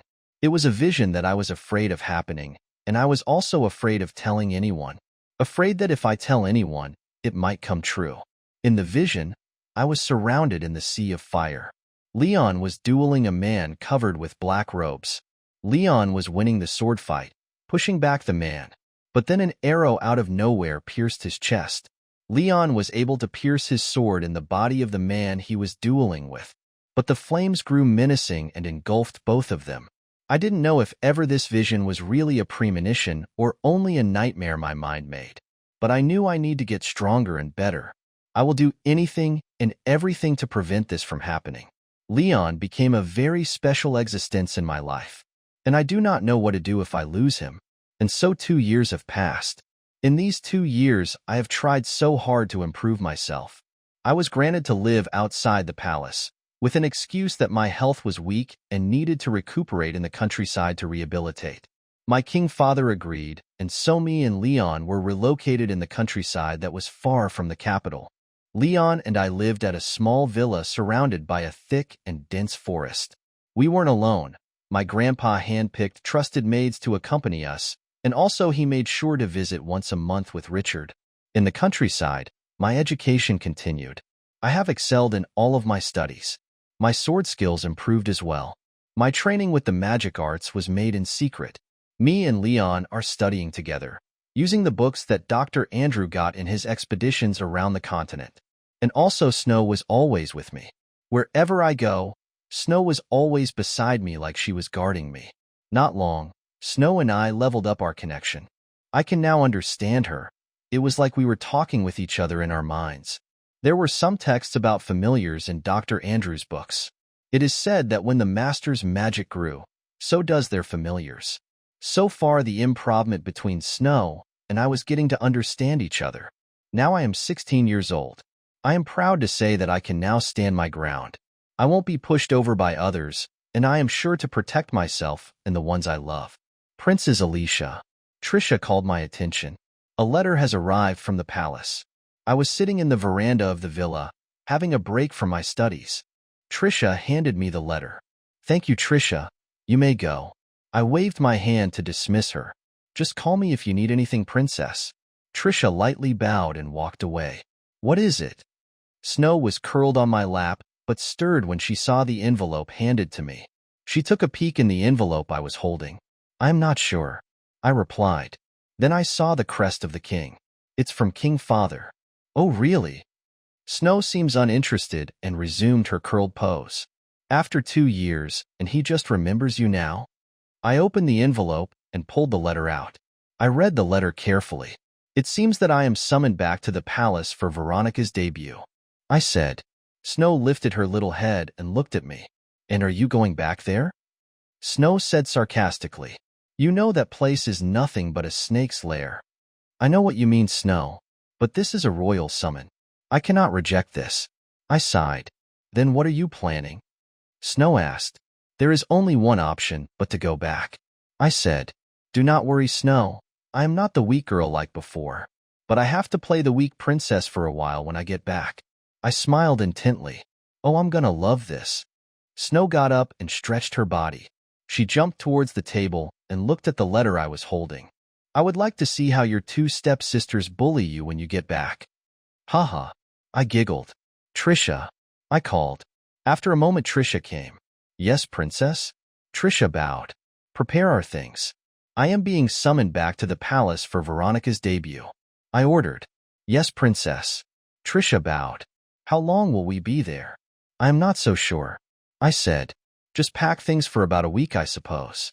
Trisha bowed and was about to walk away when she stopped and looked back at me.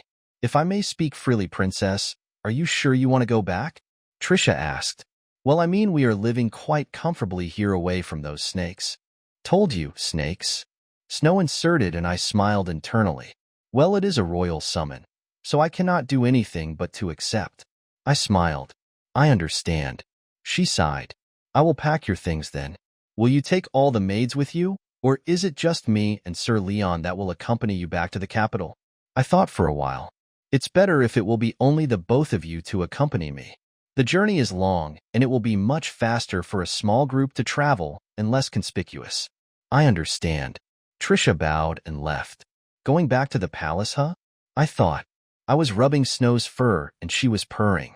What will await me after 2 years away from the capital and the palace? The journey back to the capital and to the palace will take at least a week at most. The mansion we have stayed for these last 2 years was found at the edge of the country, by the boundary of Alvania and Grand Crest. We are now at day 4 of our journey, and by the looks of it, we will arrive in the capital by tomorrow night. Because our party was small, containing only 3 people, 1 coachman and my cat, we used a small carriage in our journey. It was nearing evening when we arrive in a small town. The carriage came into a halt. We will spend the night here, Leon said while peeking at the carriage window from the outside. It is best to stay indoors at night because there are thieves and bandits lurking around in the woods. Okay, I nodded. I will find a suitable inn for us to stay in. Leon said. Stay inside the carriage until I get back. Then Leon left. Trisha closed the window curtains of the carriage once Leon had left. We made our journey incognito to make it safer for us. But Leon was really strict pertaining our safety that I was cooped up in this small carriage the whole time. I really want to stretch a bit, I said after a while. We were still waiting for Leon to come back. Patience is a virtue, Snow said. She was curled up on my lap for a while now. Princess, Sir Leon specifically said to not leave the carriage. It is not safe outside, Trisha said. But I'm not dressed as a princess now, I said. But still, having a carriage means you are from a wealthy family. Bandits and thieves always eye those who are rich, Trisha explained. Your knight and maid are doing their best to keep you safe, princess. Best if you just sit back and wait for the handsome fella, Snow said. She stood up and stretched her body. I sighed. I know that they are being strict for my own safety. Not long we hear a knock at the carriage door. I have found a suitable inn, Leon said from outside the carriage. Get the princess ready.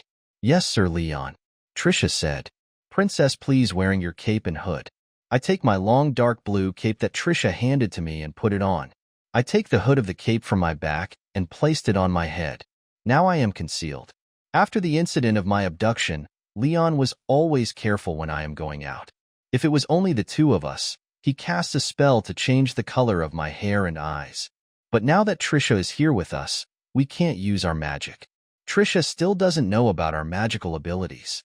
I have debated if I will tell her about it or not, and I opted that I will tell her about my secret once the event in the palace is over. I have known Trisha for a long time and I trust her. Leon also gave his approval, saying that he also trusts Trisha with my safety. Leon opened the carriage door and extended his hand to me. I take it with my hand, and on the other hand I carry Snow in my arms. Leon helped me out of the carriage, and we walked in the dark streets of the town lit only by street lamps. It was difficult to find an inn where pets are allowed, Leon said, answering my inner question why he was so long finding an inn. This made me giggle. Are you laughing at me, princess? Leon asked sarcastically with one eyebrow arched up. It's just that you know what to answer before I even ask you the question. It's like you can read my thoughts, I said. Well, can you? As much as I want to read your thoughts, know that is something even magic can't do. The mind is a very complex thing, and going inside another's head can be very dangerous, Leon said. As to me knowing your questions before you ask them, well, I might just guess it because of our connection. We are meant to be. Leon chuckled. Ha ha ha, how cheesy of you, kind sir. I teased. But thinking about it, what he said might be true.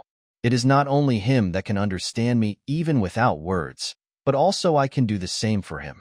There may really be a connection between us that can't be explained. After a while of walking, we come to a small but beautiful inn. Good evening, sir. A middle-aged man that was standing in the reception area said, Glad to have you back with your sister. 2 rooms have been prepared for you. The coachman can take the service rooms here in the inn. Thank you, Leon said while getting some gold coins in his pouch and giving it to the receptionist. Happy to be of service. The receptionist said, Here are the keys to your rooms. Dinner will be prepared at the pantry at 8 sharp. Hot bath is available upon request. Good. Please prepare a hot bath for my sister. Leon said. Very well, sir. The receptionist replied. Anything else? None for the time being. Leon said. Then please enjoy your stay. The receptionist gave us a wide smile. Trisha, you can take Alicia to her room now. The 2 of you will occupy one room, while I will take the other one. Leon instructed. Yes, sir. Trisha said. The hot bath will be ready after 30 minutes, so you can relax while waiting. The receptionist said. Thank you. I said. Oh my, you have a beautiful voice, miss. The receptionist said. Then Leon looked at him with sharp eyes like daggers flying. The receptionist felt awkward instantly. Well, then I will be off to prepare the hot bath. Ho ho ho. We will be going upstairs now, sir. Trisha said. Okay. Leon said. Have a rest first. I'm sure you had a tiring day. Leon caressed my face gently under my hood and smiled sweetly. His gesture made me blush. Good thing my face is covered under the hood. We will be going then. I stuttered with my sentence because of embarrassment. I caught Trisha's hand and pulled her with me going upstairs. Come, let's go to our room. I walked hastily. Princess, slow down. You might trip. And just as Trisha said that, I really tripped. But fortunately I caught myself before falling. My reflex have improved so much after training these past 2 years, and thanks to that it lessened my embarrassment tonight. Snow jumped out of my arms before I was about to fall. Sheesh, just tell that beautiful young man you love him. You can save yourself from this embarrassment. She gracefully jumped up the stairs. It was early in the morning as we were preparing to depart. Miss, I bought these buns from a bakery nearby. They are newly baked and still hot, Trisha said, presenting to me a bag full of buns. They smell delicious. I said, why smelling the steam? I know. You can snack on them in the carriage later. Trisha said. Thank you, Trisha. I smiled. You are most welcome, miss. Trisha replied. Are you ready? Leon asked. Yes, I answered. Spending the night in the inn was refreshing. I had a hot bath and was able to sleep on a bed. In the journey these past few nights, we were camping out in safe places. So having a nice bed to sleep in last night was heaven.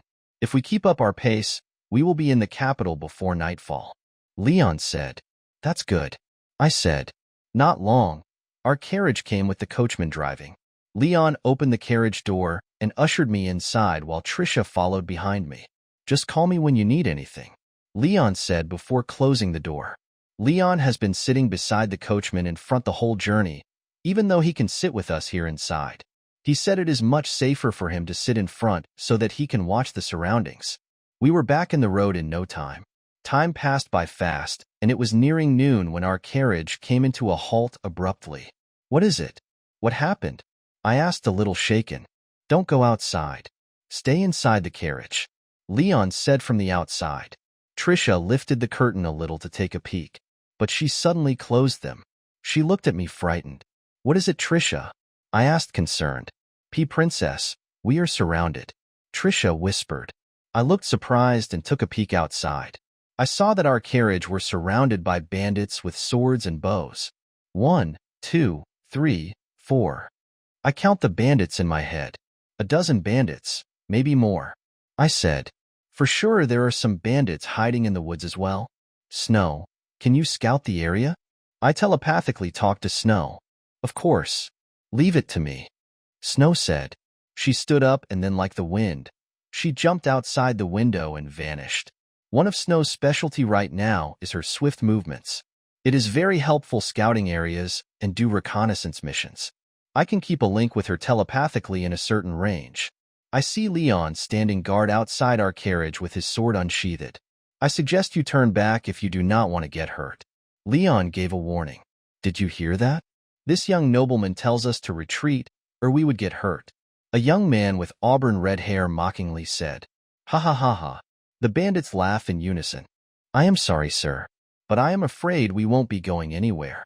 You are the one that entered our territory, so you must pay a suitable amount of travel tax to continue on this road, the red-haired guy said. Looking at it, it looks like the red-haired man is their leader. I scanned the bandits one by one. They seem to be old and middle-aged. They only have a few young men. This seems a little off. I wondered, if that is what you only need, then here. Leon took his pouch full of gold coins and tossed it to the red-haired guy's face. The red-haired guy caught the pouch before it hit his face. He opened it and looked at its contents. You are very generous, sir. The red hair smiled mockingly. Then I will leave you to your journey. I wish you safe travels. The guy bowed like a jester. I saw Leon sheath his sword, but he was still holding it tight with his one hand. When he was about to walk back to the carriage, one of the bandits whispered something to the red-haired guy. Wait a minute, the red-haired guy said. I heard you are traveling with your beautiful sister. Leon's muscles tensed up. Anger was traced on his face. It was like he was about to kill someone. You can leave her here, the red-haired guy said. Don't worry, we will take care of her. Princess, how did they know you were beautiful? Trisha said. No, that's not important. Trisha was rummaging my bag looking for something. What are you doing? I asked her, but I have a guess on what she was thinking. I'm sure someone from the inn saw us. But you were covered the whole time, so for sure they don't know what you look like. They just guessed you were beautiful because Sir Leon is good looking, Trisha said. Then she found what she was looking for, my long cape with a hood. She hastily put it on. I will take your place, princess. I won't let you be in danger. If they will let you leave here safely with me as hostage, then I would risk my life for you. Trisha said. My heart squeezed with Trisha's actions. She would face danger just to keep me safe. I wouldn't want her to be in danger as well. I held her hand and looked right into her eyes. I shook my head, sending her a message that I wouldn't want her to risk her own life for me. Be but princess. Trisha tried to reason out, but I hold her lips with my fingers. I wouldn't want you to risk your life for me, Trisha. I said. You are like a family to me. You are the most near to a sister for me. I wouldn't want any harm to befall you.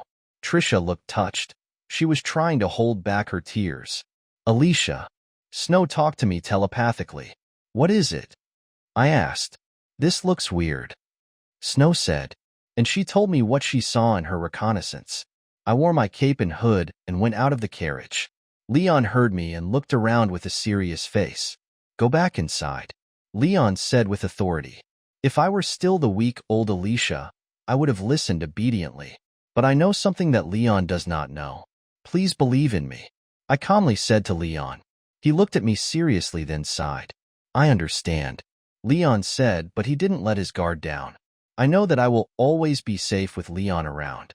He might not know, but I already knew about the men in the shadows working for him, thanks to Snow. The men working for him are strong, and I am sure they are not far from us. I haven't told Leon of my knowledge about his men. I am sure he has his reasons for not telling me. I just wish that he will explain it to me soon. Oh, is this the beautiful sister? The young man with red hair said. Let us see your beautiful face. I am not here to fulfill your wish, mister. I said. I am here to negotiate. What will you negotiate about?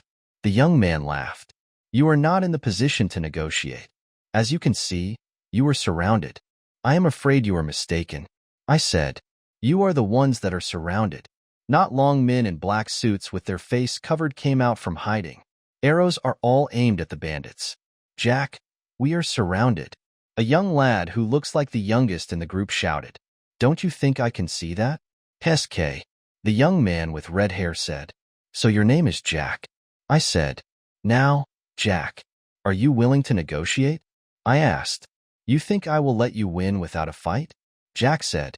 Oh, I am sure you and the young men here are capable of fighting. But what about the old ones? They are not fighters as I look at it. I have deduced this information the time I saw the bandits. Half of the bandits are old and look like farmers rather than bandits. And Snow has confirmed my suspicion. Not far from here is a small village. As Snow has described, the village was of farmers, but it was in a poor condition. Only women and children are on the village now, meaning all the men they have are now here. How did you? Jack was surprised with my deduction. It is not important how I knew. The important thing now is for you to hear me out. I said. I suspect that the old ones here came from a farming village nearby. I am not sure why you are resorting to thievery, but I would like to help. So please hear me out. I am sure these men would also want to go back to their families. I guess we have no other choice. Jack said in defeat. Put your weapons down first, Leon ordered. TSK. Jack gestured to his men to put down their weapons. Let's meet at the center, Leon said. Jack brought the young lad with him and Leon accompanied me. When we were face to face, I took my hood off to reveal my face. The two men in front of us were looking at me in awe. James, she's really beautiful, I heard the young lad whisper to Jack. Shoo, Jack whispered to him. I am Alicia and this here is Leon. I gestured. I am Jack and this here is Brad. Jack introduced. Then let us begin our negotiations. I started. I know that these people are in a dire situation for them to engage in thievery. But as I can see, you young people here are not farmers. You have good perception for a girl. Jack praised, but with a sarcastic tone. We are really bandits in these part of the forest, the Crimson Bandits to be precise. The old ones with us here are farmers raising crops and vegetables. They have been good to us Crimson Bandits, giving us food every after harvest. But then 2 years ago the dry season started. It has gone to be a minor drought that can still be remedied if the officials did the proper action. We don't know what has happened these past 2 years that led them to forget the people who are waiting for their help. The farmers had poor harvests these past 2 years that led them to get hungry and starve. Without crops and vegetables to sell or eat, there will be no income for them, and they can starve to death. So these farmers asked you for help? I asked.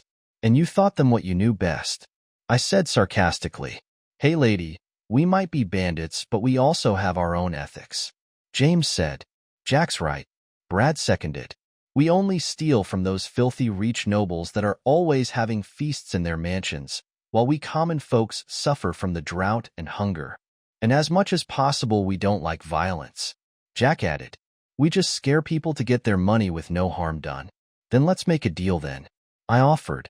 I will help the villagers so that they can get what they need from the officials. I will see to it that they can make it throughout this drought. You sure you can do that, lady? Jack asked. I mean, no offense, but you are just a young girl.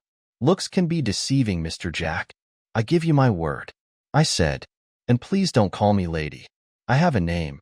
Okay, if you say so, Alicia. But what do you want in return? Jack asked. As I can see, we are the ones with the short straw here. He gestured to the men in black that are still aiming their arrows at his men. I would like to form a partnership, or rather a friendship with you. I smiled wittingly. Huh? Jack looked confused and Brad surprised. What? Leon was looking at me questioningly. I would like to form a partnership, or rather a friendship with you. I smiled wittingly. Huh? Jack looked confused and Brad surprised. What? Leon was looking at me questioningly. Don't worry, Leon. I know what I am doing, please trust me. I said. I held his hand and squeezed it gently. He looked tense at first, but became calm after. He nodded slightly. I have heard about your Crimson Bandits from my grandfather. I said. You are not just a small group of bandits like you just said.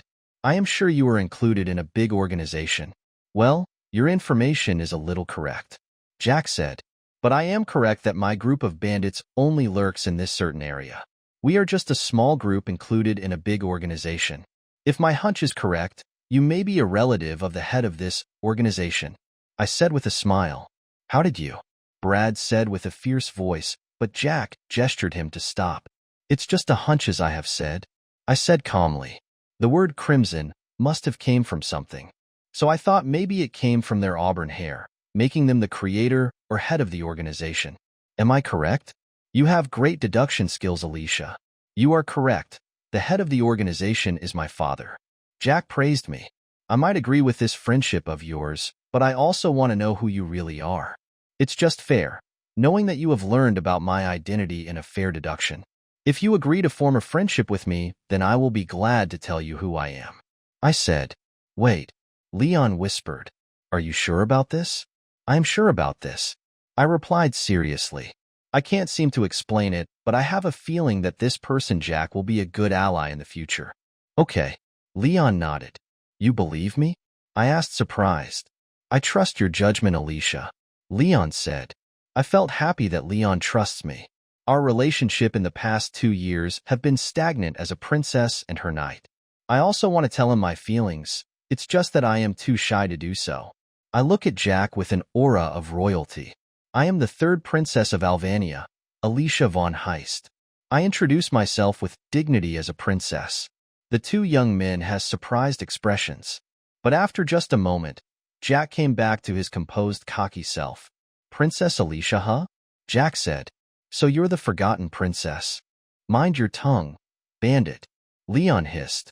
He was still holding the hilt of his sword. Relax, sheesh. Jack said jokingly. I just said the things the common folks talks about.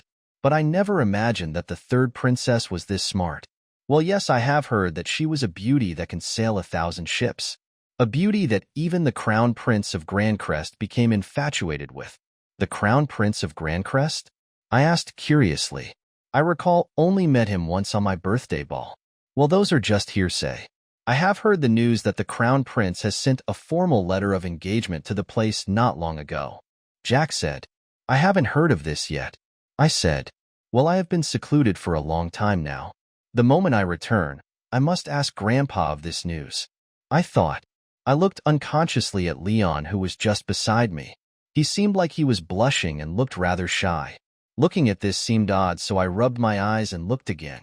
I saw his serious expression from a while ago. Maybe I was only seeing things.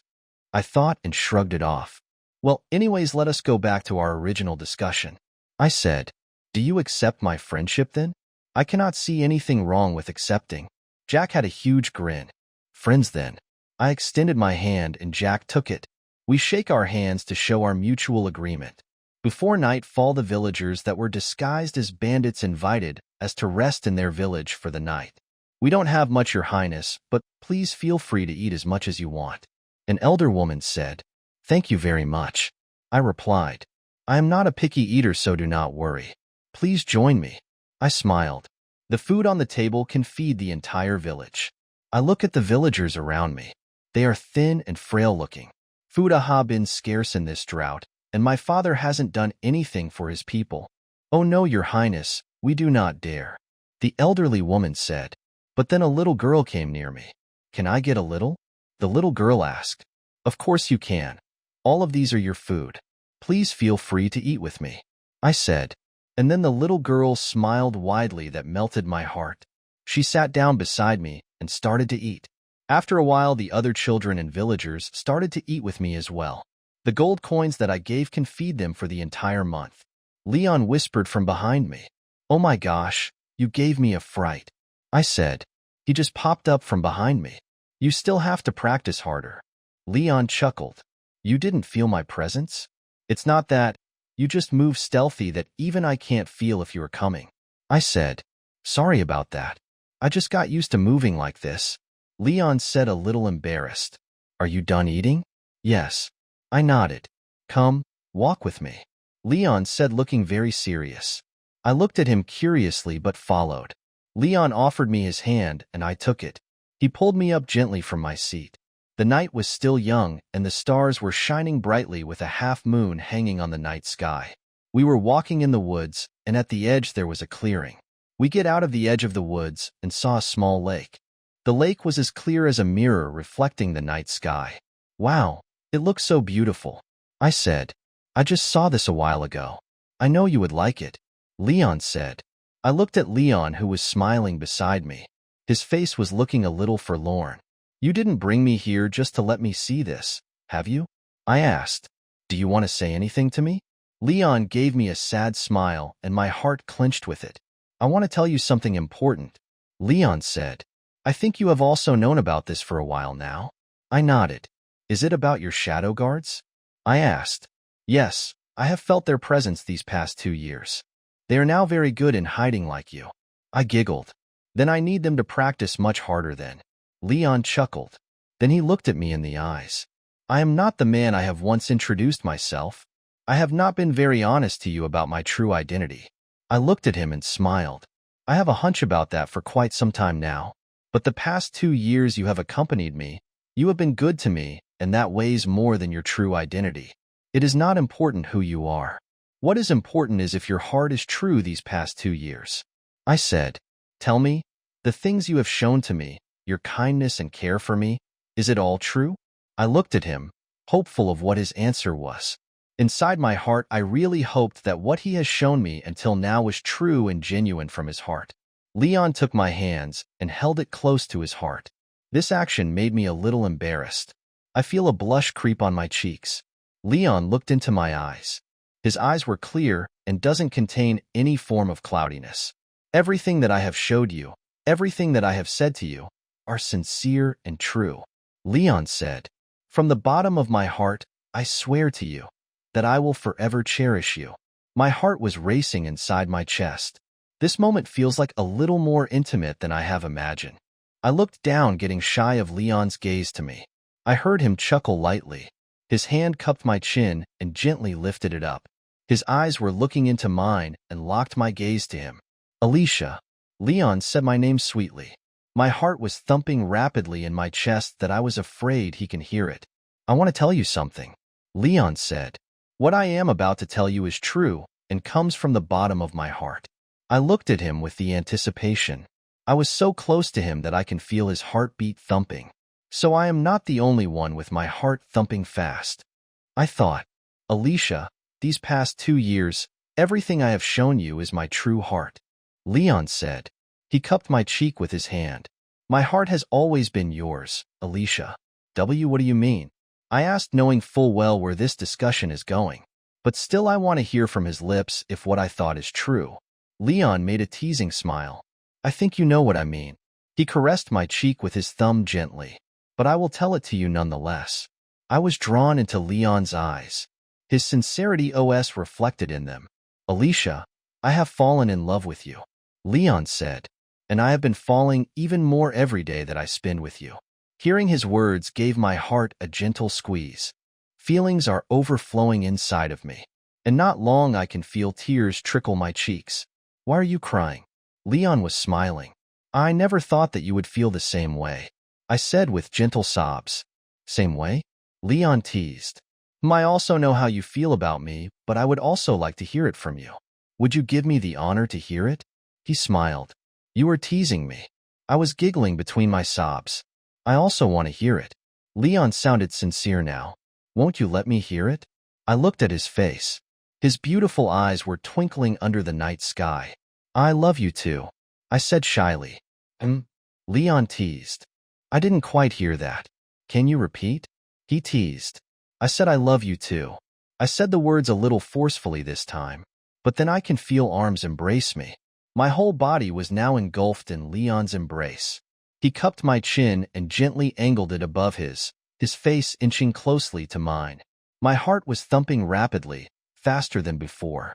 Then his lips found mine. I can feel his soft, wet lips embrace my thin ones. I close my eyes and feel the sensation of this moment. We depart from the village the next day. Jack and his group of men escorted us until the end of the forest. Once we were back on the road. All was safe again, Princess. Are you feeling well? Trisha asked worriedly. What do you mean? I asked Trisha, a little confused. Well, your face is a little red, Princess. Trisha said. Maybe you have a slight fever. No, I am perfectly fine. Haha. I smiled awkwardly. It's just a little stuffy in here, that's all. Is that so? Trisha asked. She got a fan from my bag and started to fan me. Don't worry, Princess. It's just a few hours away from the capital. You just have to endure for a while. Oh, okay. I said. Is it really hot? Or are you just feeling hot because of certain someone outside? Snow, who was curled up on my lap, said. I won't hear the end of it, will I? I asked Snow. Nope. I will surely enjoy teasing you these coming days. Snow said while yawning. I sighed internally. Snow is a kind and loyal familiar, but she likes to bully me sometimes, especially regarding Leon. I remember what happened the night before, when Leon and I were at the edge of the small lake. We were both lying down on the grass, looking up at the stars. My head was rested in his arms. So, I said, does this mean we are officially lovers now? I asked shyly. Of course, what else could we be? Leon chuckled. I mean, well, I don't know exactly what will happen next. I said, we don't need to do anything. Leon said, let's just take our own pace and enjoy the moment. Really? I asked. Of course, this is a little different from the romance novels I have read. Novels are fast-paced, unlike in real life where we can take our time and enjoy each other's company. I am just happy to be here with you now. Leon said.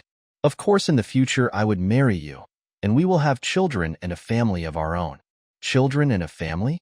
I thought of what he said and felt a blush creep on my cheeks. I hear Leon chuckle. Are you thinking of how we will make babies? You little pervert. Leon teased.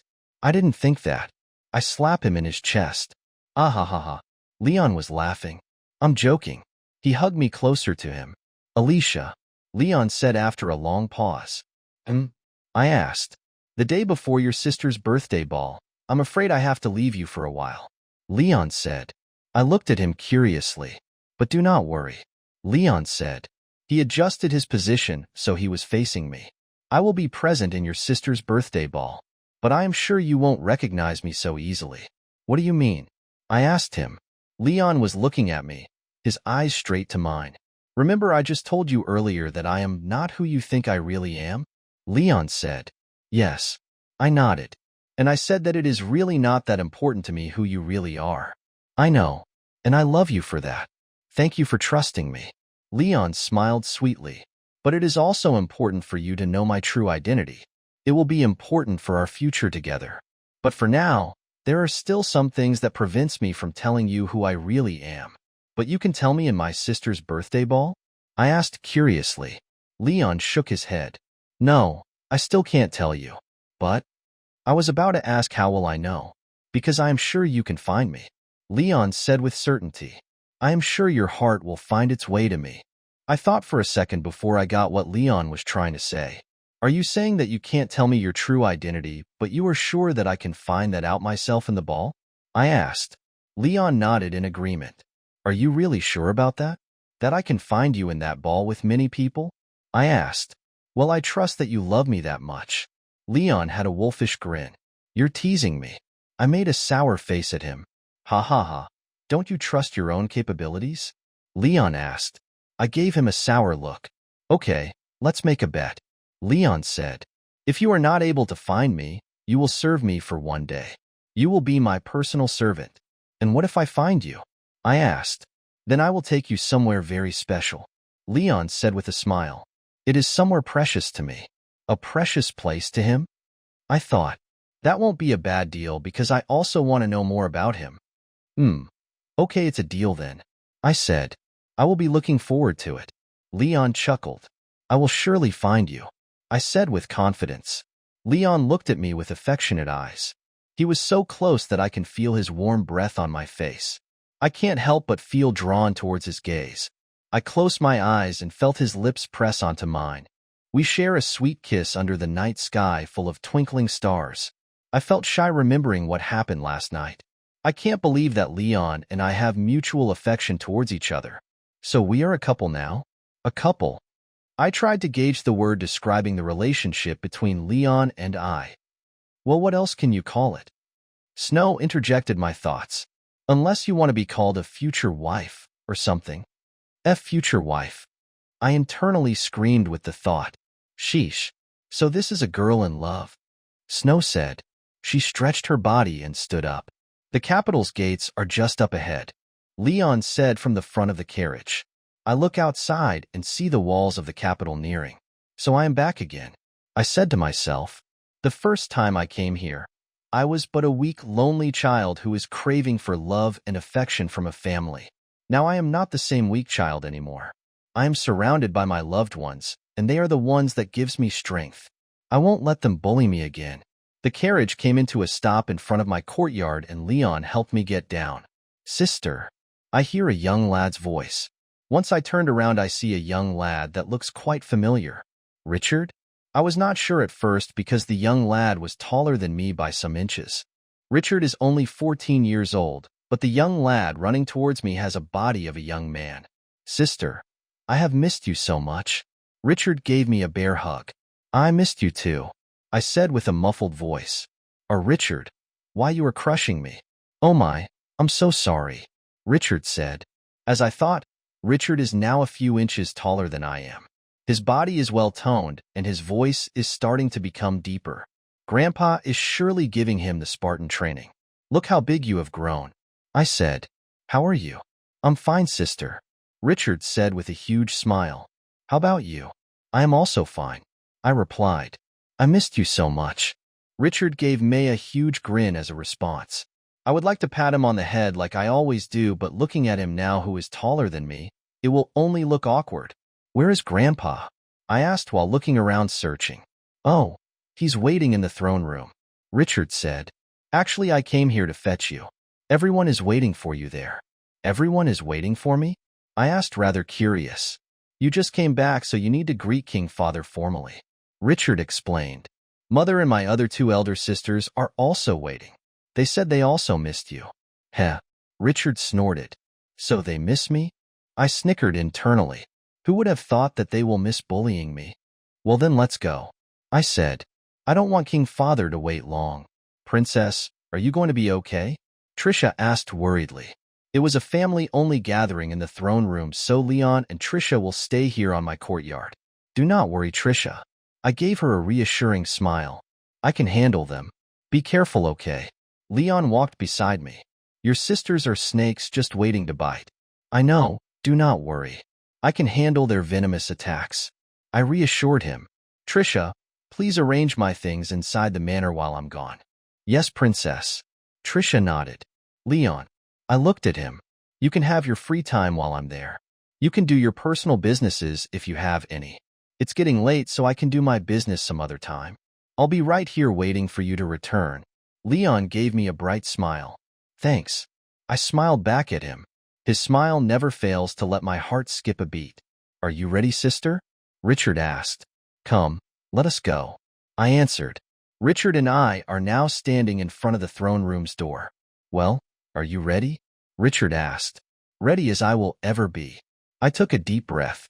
"I'll just warn you," Richard said. "Elizabeth's hatred for you didn't subside these past 2 years, and her face has evident scars of that day. I at least expected that much." I said, "I am sure that she harbors deep hatred against me." The steward opens the doors and announces our arrival. "Crown Prince Richard and Third Princess Alicia has arrived," the steward announced. Richard lends me his arm, and I took it for support. We walked towards the throne area.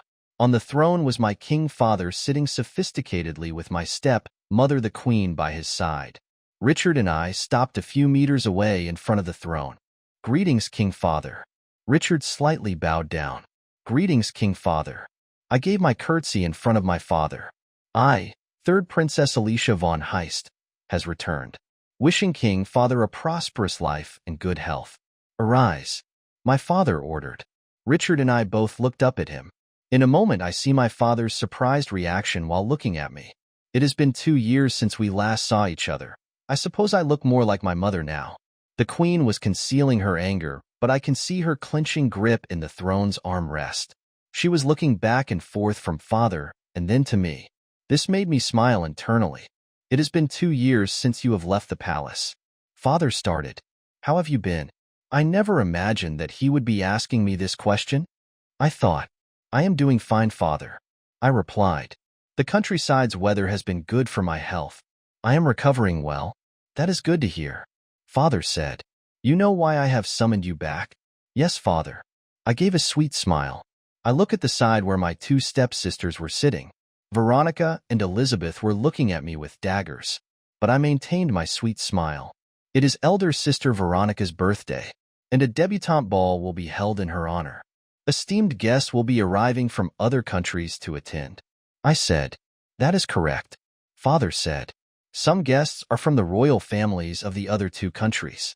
I want them to see that our family is strong and complete. I would also like to take this opportunity to let you and your sister Elizabeth to make amends from the past mistakes. Let's be a happy family and show the other countries that we are strongly bonded." Strongly bonded? As if the queen and her daughters will accept me as their family. I sneered internally. I am willing to make amends if Elizabeth is willing as well. I smiled. "Elizabeth?" Father looked towards her. Elizabeth's sour expression flipped into a smiling face in no time. "Of course, father. I am willing to make amends with my little sister Alicia," Elizabeth said with a fake smile. "That is good," father said.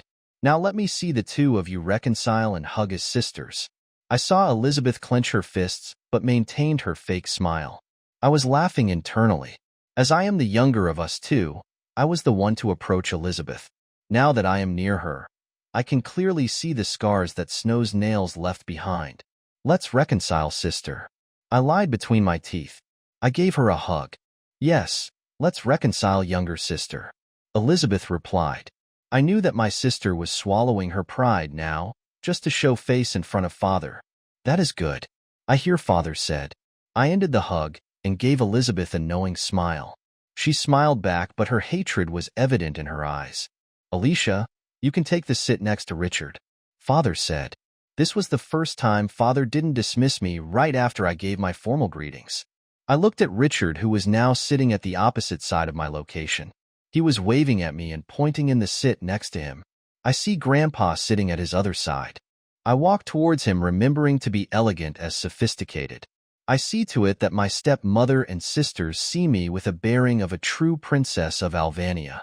I know why my stepmother never gave me princess lessons, and that is to make her own daughters shine and leave me as a laughing stock for noble guests. I will not give you that satisfaction, I thought. I take my sit carefully beside Richard. The witches were looking at me with discontent. "You have grown to be a proper lady." Grandpa complimented me and smiled. "Thank you, Grandpa." I smiled. Looks like my mother and sisters are not happy with your performance. Richard whispered. I just gave him a knowing smile as a reply. This is just the beginning, I said with a smile. I have gathered you all here today because of a matter regarding the Crown Prince of Grandcrest, Prince Regalion. Father said. My stepsisters all have a confused expression. I am also curious of what Father is about to say. A letter has come from Grandcrest about a proposal of marriage from the Crown Prince for one of the princesses of Alvania. Father continued. The letter states that he would come here to visit for a week in Veronica's debut ball, so I also invited him to attend. King Father, did he say who he would take as his bride? Veronica asked with twinkling eyes. It is stated in the letter that all 3 princesses should be present in his visit. I guess he would be choosing one of you when he is here. Father said. Because my sister Veronica is the eldest, I am willing to forfeit the selection, Father. Elizabeth said with a smile. I am also sure that Mother has arranged my marriage. I understand, Elizabeth. Father nodded. Then the selection would be between Veronica and Alicia. Both my stepsisters looked at me with such fierce eyes, and I just smiled back at them. If looks could kill, I am afraid you have been dead, sister. Richard whispered to me. I know. I giggled. As you know, Prince Regalion is the crown prince of Grandcrest that succeeded the selection process. He is not a simple prince. Father said. If he chooses one of you, then that means you would be selected as one of his many wives. As you know, the royal family of Grandcrest follows concubinage. If you ask me, I wouldn't want to give any of my daughters to be just one of his wives. I will not settle on anything but for Mu daughter to be the crown princess and the future queen. Do not worry, Father. I will not disappoint you. Veronica said with a bright smile. I saw Father frown. As I look at it, he doesn't want any or his daughters to be affiliated with Grandcrest. Maybe because of their concubinage system. Being a wife of the crown prince can give you high status, but it will not give you safety. I heard that the selection process for the heir is rather bloody, and there are chances a normal wife or concubine can die in the fight for the heir. Looking at Veronica, she is just being amused with the fact that she can marry the crown prince of the biggest and most powerful country in the continent. She is just being naive and selfish. I thought to myself, I am sure that Veronica would be suitable to be the crown prince's wife. I said with a smile. She is after all the eldest of us 3 sisters. And as I can see, she is very willing to take the part, King Father. Father looked at me with fierce eyes. As I have thought, he really doesn't want to give Veronica as the prospect bride-to-be. Would you rather it was me selected then? I thought. Alicia is right, Father. Veronica said. I will surely get the crown prince's heart and will give you glory, King Father. I will fight my way to become the crown princess. Veronica is correct, King Father. I said. I am just but a daughter of a maid. Prince Regalion is the crown prince of Grandcrest. It is just fitting that Veronica would be his bride-to-be. I said respectfully. Father clenched the arm rest of the throne so hard with anger. I am willing to be his bride, King Father. Veronica said happily. Silence. Father roared and stood up. All of us inside the hall become silent. Veronica looked puzzled as to why Father became angry. She is really clueless. I sneered. My husband, please quell your anger. The queen who was beside King Father said. Father took a deep breath to calm down. The crown prince specifically said he would be the one to choose from the 3 of you. Father said while trying to calm down. I will be expecting the 3 of you to be ready by the start of next week when he arrives. Father looked at all of us present inside the hall. All of us bowed our heads with his order. This meeting is over. You can go back to your courtyards. Father said. Richard and I were walking together back to my courtyard. It was a little dark, so he escorted me back. We were getting near my courtyard when someone shouted my name. Alicia, a familiar voice shouted. When I looked around, I saw Elizabeth fuming in anger walking towards me. She lifted her hand and was about to slap me when I caught her hand midway. You witch! Elizabeth screamed. How dare you come back? She was struggling to get free. I have just come back after 2 years, and you welcome me like this, sister. I said with a cold tone. What have I done to you now to receive your anger? I threw away her hand, and she stumbled on the ground. How dare you? Veronica came just in time to see Elizabeth stumble. She was the first one to attack me. I just defended myself. I said. She is right, sister. Elizabeth is the one that attacked us out of nowhere. Richard defended me. How dare you take her side? Elizabeth said. She was the one that scarred my beautiful face. Scarred your beautiful face? I asked sarcastically. As I remember, it was a cat that scarred your face, not me. Well, technically, it was really your will that made me scratch her. But I really do wanted to ruin that beautiful face of hers even without your will. I heard Snow's voice. She was just around the area hiding. It was you who tampered with the medicine that was given to me by the doctor. I know it, Elizabeth said. Because of that, my face rotted away. It was ruined. Elizabeth took of a thin layer of skin like a mask from her face. Then I saw how horrible the scars that was left from the wound she got. The scars go so deep on that it contorted her face. It made me shudder in fright. You did this to me, Elizabeth yelled. How absurd.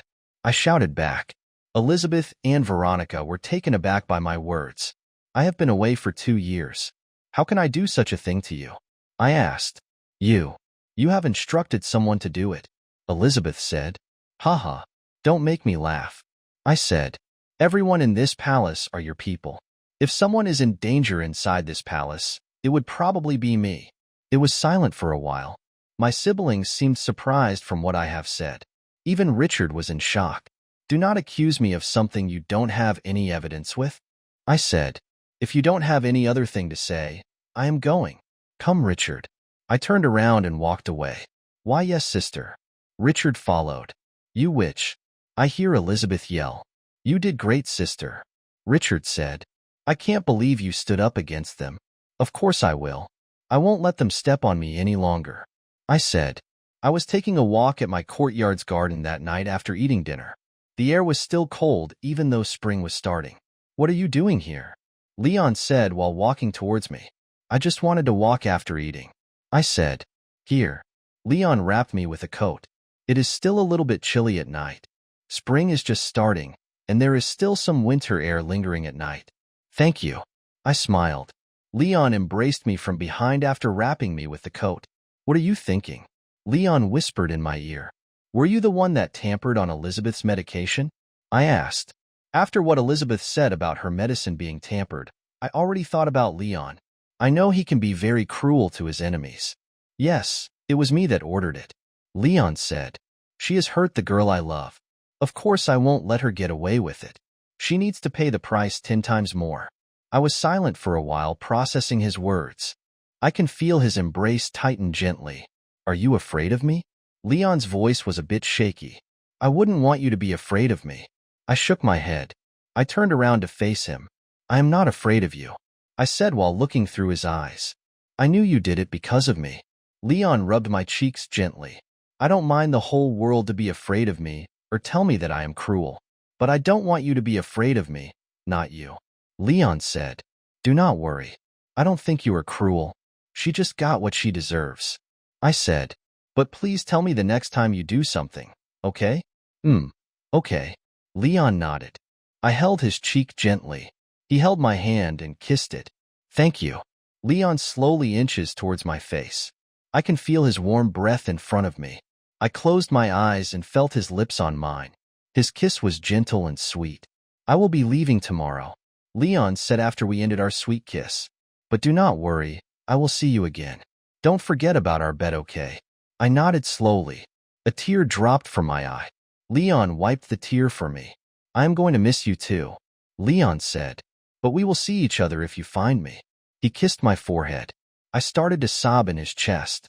I am starting to feel lonely now, just by thinking he will be away from me. SHHHH. Leon was consoling me while I was sobbing. I have to win our bet.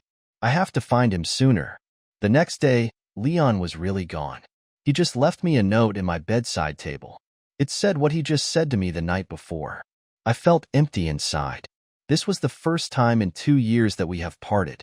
Leon has always been by my side since the first time I met him. Knock knock, yes? Come in, I said. Trisha came inside my room. Princess, Leon left early this morning for his vacation leave. Trisha said. I know. I showed her the letter I was holding. I forced a smile on my face. Do not worry, Princess. I am sure he will be back in no time. Trisha said. Oh, and I have to remind you that today your highness and your sisters will be greeting the Crown Prince Regalion of Grandcrest on his arrival. Oh, is that today? I had a lazy expression. I am not really into meeting the Crown Prince again, but I remember the day when we danced in my birthday ball. It was a magical moment, if I describe it. But that is all, just a moment. Let's prepare you now, your highness. Trisha said, I do not want you to be inferior to your sisters. I will make sure you are the most beautiful princess the Crown Prince has ever seen. She made an excited expression. I giggled. You know that I am not really trying to get the Crown Prince's affection, right? Yes, I know. Because you have met the love of your life. Trisha winked. But still, I don't want you to be inferior to your sisters. Haha, I understand. I said. But as I know, we only brought normal-looking clothes and not the beautiful ones. I remember before coming here that I don't want to catch so much attention. That's why I just let Trisha bring normal dresses. Oh, do not worry, princess. Your highness, Prince Richard has gifted you beautiful clothes. Trisha said. Richard did? I asked. I can't remember he told me about this. The clothes just arrived early this morning. Trisha replied with a smile. Here is a letter from Prince Richard. Trisha handed me the letter, and I read it. The letter goes, Dear sister, I can't help that much with your fight with our sisters. I am sorry. But at least I can help you with this beautiful dresses. You are beautiful in any dress you wear. But I am sure if you wear beautiful dresses, your beauty will outshine any noble lady or princess there is. Knock them out, sister. I am rooting for you. Your little brother. Richard the First giggled after reading Richard's letter. Well, I don't want to disappoint my little brother. I said, Come, Trisha, let's start preparing. I smiled. After breakfast, we were called at the palace's hall. I was the first one to arrive. My sisters are not here yet. I look around to see the empty hall, but at a corner I see a young man standing, looking at some paintings hanging along the walls. He was wearing a regal attire, a black long-sleeve suit and pants. He had hair as black as night. I remember him. I said, Crown Prince Regalion. I greeted. The young man turned around. He was wearing a silver mask over the upper half of his face. His dark blue eyes met mine. By that time my heart skipped a beat. Third Princess Alicia. Prince Regalion smiled. It's nice to see you again. His voice rang into my ears. It felt familiar, yet it was the first time I heard his voice after 2 years. Why, yes, your highness. It has been a while. I stuttered. Oh, I have something for you. Prince Regalion said. He get the blue rose placed in his coat's chest pocket. This is for you, my lady. Thank you, Prince Regalion. I feel a blush creep in my cheeks. I know that the blue rose is Grandcrest's national flower and the symbol of their royal family. As a prince, presenting a blue rose is a symbol of affection. The pleasure is all mine. Prince Regalion reached for my hand and gently planted a kiss on it. I felt my cheeks heated even more. I am looking forward to spending this week with you, princess. Prince Regalion gave me a very familiar smile that I so much love. My eyes went wide. The smile that Prince Regalion just gave me was so similar to Leon's bright smile I so much love. Can it be? I thought to myself. Prince Regalion's deep blue eyes are looking at me with such passion. It was like he was sending me a message with them. El Leon? Regalion? I murmured.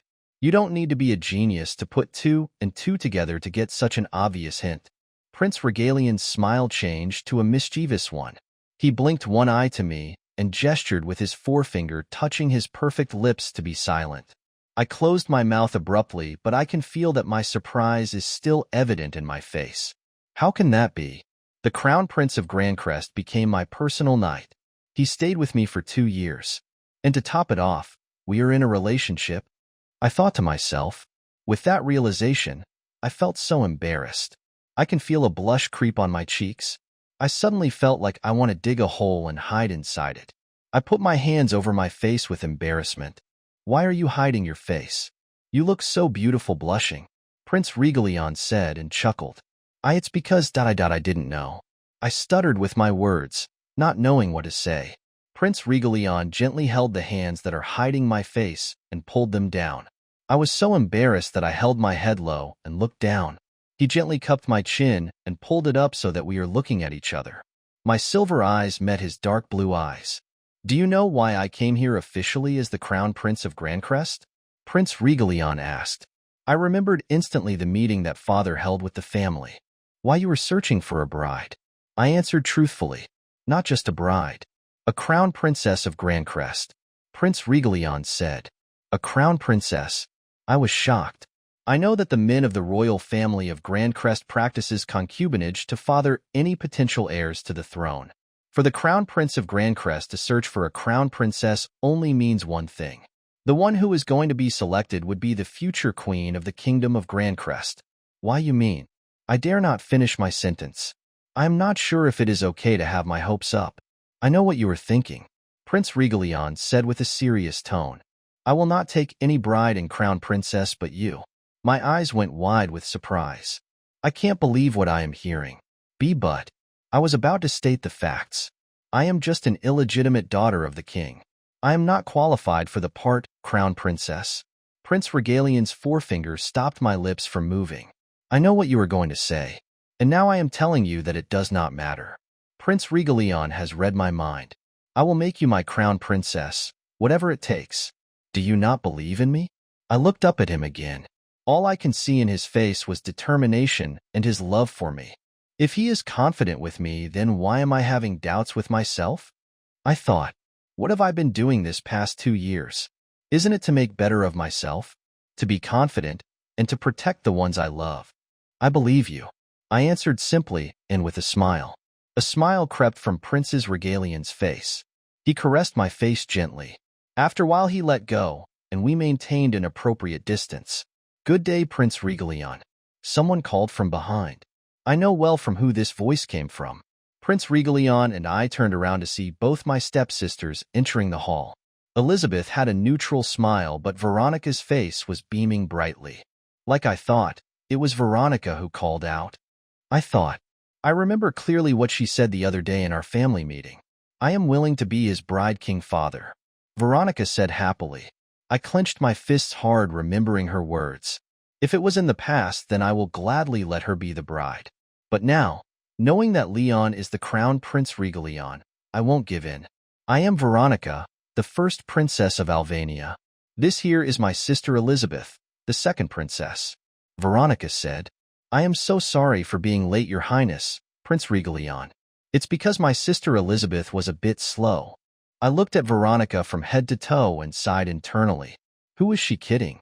She is wearing such beautiful clothes just for the morning greeting with the crown prince. For sure she was late for dressing up to impress the crown prince. I thought, good morning. Prince Regalion gave them a formal curtsy. Prince Regalion, King Father has instructed us sisters to tour you around the palace. Veronica said with much enthusiasm. If you just please follow me in. Veronica's sentence was interrupted by Prince Regalion. Thank you for the offer, Prince Regalion replied. But Princess Alicia had offered to show me around first. I did? I was taken by surprise with Regalion's words. I looked at him curiously, and he blinked rapidly before anyone could notice. Oh yes, I said, going with Regalion's words. I mean, yes, I did. Veronica was shooting me daggers with her stare. It looks like I foiled one of her plans. Well, actually, it was Prince Regalion that foiled her plans. I muttered. Regalion noticed how my stepsister Veronica was looking at me. It would be best not to be late the next time if you had plans, Regalion said with a regal and cold voice. Veronica was startled with Regalion's words that she cringed with fright. His words were polite, but it was a scolding to her for being late. I'm sorry, Your Highness. Veronica slightly bowed towards Regalion. Next time, I would definitely come early. Not that you coming early would make a difference anyway. Regalion scoffed. I would still be the one to choose who I would like to be with. No one can dictate me what to do. I can see Veronica clenched her fists hard. She was trembling with anger and maybe regret. Now come Princess Alicia. Regalion turned around gracefully.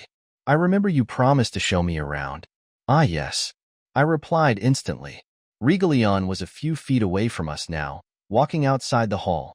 I walked faster to catch up with him. Do not worry, sister, Elizabeth said. Let's go to father and tell him what happened. You are right, Veronica said, seething her anger. I won't let Alicia get the crown prince. We were at the palace grounds by the time I caught up with him. Your Highness, please wait. I called up to him while panting. Can you please walk a little slower? I wasn't used to running after him. It was always him picking up my pace whenever we were walking together. Now that I realize, this was the first time I was looking at his back. In the past, it was always him that is assisting me from the back whenever we were walking. His back was broad. The past 2 years have made his body much more lean and muscular. His legs are long. No wonder I can't keep up with him. As the crown prince, I can't wait for anyone. Regalion replied with a princely tone that caught me by surprise. But by the time you become my crown princess, you can walk beside me. Crown princess? I thought to myself, I am sure that the title will also come with great responsibilities. Is that why he was teaching me many things these past 2 years? While we are walking, I realized that Regalion's pace become much slower. He just scolded me a while ago, saying that as a crown prince he can't wait for anyone. But look who's walking a little slower now. I thought to myself and giggled. Regalion may look cold in the outside, but I know he is kind in the inside. My heart squeezed with affection. After the tour inside the palace, a steward came to inform us that we are being called by my father the king in the throne room. And so we head back and made our way to the throne room. When we arrived, I saw the whole family with some royal ministers and advisors present. If I am not mistaken, it was the time for the official presence of Regalion to my father the king. Greetings to you, King Edward von Heist of Alvania. Regalion greeted with pride and dignity. Crown Prince Regalion Joseph Astley of Grandcrest. Welcome to our humble palace.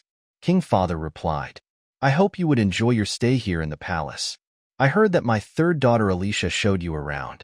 Yes, Regalion said with a smile. I saw her first in the hall, and when we started chatting I asked her to show me around. Is that so? King Father shot a look at my stepsisters that were in one side of the room. I can see Veronica seething in anger. Luckily, I was standing behind Regalion. If I have been at the center, I am sure that their stares at me could kill. Regalion was shielding me from their death stares. I heard you came here with an official business, Your Highness. Prime Minister Mudok said. Prime Minister Mudok was one of the highest officials running our country. He is already past his prime but still a strong fellow. As I remember Grandpa Robert said, he is one that is loyal to the country and its people and not to the king alone. As I see him, he is an honorable man. Yes, Prime Minister Mudok. Regalion replied. I am here to take a wife. Officials started to murmur around us. Having a crown prince of the strongest country in the continent take a wife from the king's family is already an honor and great opportunity. Even if she is only taken as a high-ranking concubine, the ties with Grandcrest will be without a doubt beneficial. Then do you have someone in mind? Prime Minister Mudok asked. If I may suggest, the eldest daughter of our king would become a suitable wife for a crown prince. It was Left Minister Stanley that talked. As one of the rising politicians, Left Minister Stanley is one that thirsts for power. Grandpa said that he is one of the ambitious ministers that has brains and also one of my father's lackeys. The first Princess Veronica is of marrying age. She is smart, beautiful, and talented. A suitable wife for a crown prince. Left Minister Stanley praised. Veronica was smiling while hearing the words from the Left Minister. Left Minister Stanley was still about to shower Veronica with praises when Father shot him a look.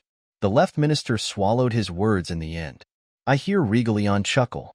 Thank you, Left Minister, for your suggestion. I am sure that Princess Veronica would make a fine wife. Regalion said. Veronica's face beamed brightly with Regalion's words. Maybe she has expected that the Left Minister's praises made up Regalion's mind. Answering the Prime Minister's question earlier, yes, I have someone in mind to take as my future wife and crown princess of Grandcrest, Regalion said with pride. Everyone in the throne room gasped in surprise. A crown princess, you say? My king father asked in disbelief. Yes, your majesty. Prince Regalion answered without any hesitation. Ha ha ha. Then all the more the eldest princess is the most suitable for the role. Left Prime Minister Stanley was beaming with joy. Isn't that right, your majesty? He asked King Father. Well, that is correct. King Father replied. King Father had a smile drawn in his face. Rather than a happy smile, it seemed to me that it was a malicious smile. It was as if there was a hidden meaning to it. What are you thinking, father?